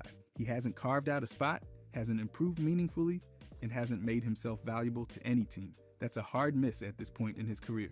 Roddy's outcome so far clearly earns a failing grade, F, 24th pick. With the 24th pick, the Milwaukee Bucks took Marjon Beauchamp. Beauchamp's grade 4 years later is a D-. He came in as a developmental wing with scoring upside, but the development hasn't materialized in any consistent way. Across his first 3 seasons, he's averaged just over 4 points and under 2 rebounds per game in less than 11 minutes a night. That's barely enough to qualify as a bench regular, let alone a first-round success. He shot 40% from 3 in his second season, which sounds good until you remember he only played about 13 minutes per game and didn't follow it up with increased playing time or production. In fact, year 3 saw a huge dip in role, just 4.5 minutes per game, spread across short stints with 3 different teams. That lack of consistency, plus his minimal impact, makes it hard to find upside at this point. His shooting and physical tools are fine, but they haven't translated into a real NBA role. He's bouncing around teams instead of climbing a rotation. That's why the grade is D-. Not a total bust, but 4 years in, he's way off track for a first rounder. 25th pick. With the 25th pick, the San Antonio Spurs took Blake Wesley. Wesley's grade 4 years later is a D+. He showed promise coming out of Notre Dame, but it hasn't really carried over. Across 3 seasons, he's averaged just over 4 points and a little more than 2 assists in around 14 minutes per game. His role has actually gotten smaller since his rookie year, and that's never a great sign. His shooting hasn't helped either. He's hovering around 41% from the field and under 30% from 3. For a young guard trying to stick in the league, that's not cutting it. Even worse, he started only 4 games across more than 160 appearances. This offseason, he got traded, waived, and then picked up by Portland. That's a lot of movement in a short stretch. Still, there's a little hope. He's flashed a few decent games here and there, and he's still only 22. But facts are facts. He's not where you'll want a first-round pick to be by year 3. He hasn't carved out a role, and the efficiency's been rough. That's why Blake Wesley gets a D+, 26th pick. With the 26th pick, the Minnesota Timberwolves took Wendell Moore Jr. Moore's grade 4 years later is a D+. He came out of Duke with a strong all-around game and solid defensive tools. But so far, that hasn't led to much of a role in the NBA. Over 3 seasons, he's averaged just over 2 points and under 9 minutes per game. Even in his most productive year, he only managed around 4 points in under 14 minutes a night. The shooting has been inconsistent. He shot under 26% from 3 across his first 2 years, but did bounce back to over 34% in year 3. That's encouraging, but the sample size is small, and his minutes are still limited. He's already been moved across multiple teams and recently signed a 2-way deal with Charlotte. That's not where you want to be as a former first-round pick, trying to prove your value. He's still showing small signs of growth, and his defensive background from college keeps him interesting. But at this stage, he hasn't met the standard for a pick in his range. That's why Wendell Moore Jr. gets a D+, 27th pick. With the 27th pick, the Miami Heat took Nikola Jovic. Jovic's grade 4 years later is a B. He's come along nicely for a late first rounder. This past season, he averaged nearly 11 points, almost 4 rebounds, and close to 3 assists per game, while playing over 25 minutes a night. That's a solid jump from earlier years and reflects growing trust from the team. His shooting's respectable too, about 46% from the field and 37% from 3. Over his first 4 years, he's averaged close to 9 points in just over 21 minutes per game. That's a real rotation player, not a bench warmer. Miami clearly sees value in him. They handed him a 4-year extension worth over $62 million. That kind of deal doesn't go to guys they're unsure about. He's got great size and floor spacing ability, which makes him a fit in today's league. He hasn't exploded into stardom, but for a pick that late, you're looking for a reliable contributor, and that's what he's become. If he improves his playmaking, defense, and rebounding, there's room to grow. But based on where he started and where he is now, a B grade fits perfectly. 28th pick. With the 28th pick, the Golden State Warriors took Patrick Baldwin Jr. Baldwin's grade 4 years later is a D. He came into the league as a 6'9" forward with shooting potential, but that upside hasn't materialized in NBA minutes. Across 3 seasons, he's averaged under 4 points and just 2 rebounds in fewer than 9 minutes per game. He's had short stints with the Warriors, Wizards, Clippers, and briefly the Spurs, who ended up waiving him. That much movement doesn't exactly scream long-term value, while his shooting percentages in year 3 saw a small uptick, over 54% from the field and nearly 37% from 3. It came in a tiny role, playing under 5 minutes per game. The volume just not there to draw a real conclusion. In the G League, he's looked better, averaging over 17 points and nearly 7 rebounds per game. That shows he still has tools, but he hasn't shown he can apply them against consistent NBA competition. He's still young, and there's a sliver of hope if the shooting sticks. But 4 years in, he hasn't established a real NBA role. That's why Patrick Baldwin Jr. lands at a D 29th pick. With the 29th pick, the Houston Rockets took Ty Washington Jr. Washington's grade 4 years later is an F. He had a solid season at Kentucky and was expected to develop into at least a reliable guard off the bench. Instead, he's averaged just over 3 points and 1 assist in about 10 minutes per game across 3 seasons. Those numbers are way below what you'd want from a first-round pick. Even at the back end, his shooting has been especially rough. He's hit just under 35% from the field and only around 24% from 3 across his NBA games. That's not going to keep anyone in a rotation, and it shows. His minutes haven't grown at all. In fact, he's played fewer games each season and hasn't stuck with any team long. He's been with multiple franchises already and spent most of his time bouncing between NBA benches and the G League. While his G League stats look solid, they haven't translated into meaningful NBA production. 4 years in, there's been little sign of growth or upside in actual NBA action. That's why Ty Washington Jr. earns a clear F below the bar for a first-round pick, 30th pick. With the 30th pick, the Denver Nuggets took Peyton Watson. Watson's grade 4 years later is a B. He was always a long-term project, and so far, that bet's paying off. He's played in over 170 games and steadily increased his role each season. As a rookie, he barely cracked 8 minutes per game. By year 3, he was averaging over 24 minutes a night with 8 points and 3 rebounds on nearly 48% shooting from the field. His three-point shot has come around too, sitting at just over 35% this season. That makes him much more viable as a wing in today's game. He's long, athletic, and fits well in Denver's system. He's not a flashy scorer, but he's dependable, and that matters. He's still not a breakout starter or putting up big numbers, but for a final first-round pick, he's carved out real value. He was even part of their championship team, which adds another check mark in his column. There's room to grow, more scoring, more consistency, more impact. But he's delivered more than most late picks do by year 3. That's why Peyton Watson earns a strong, earned B grade. If you enjoyed this, I'm going to be posting a lot here. I would greatly appreciate it if you could subscribe. Thanks for watching.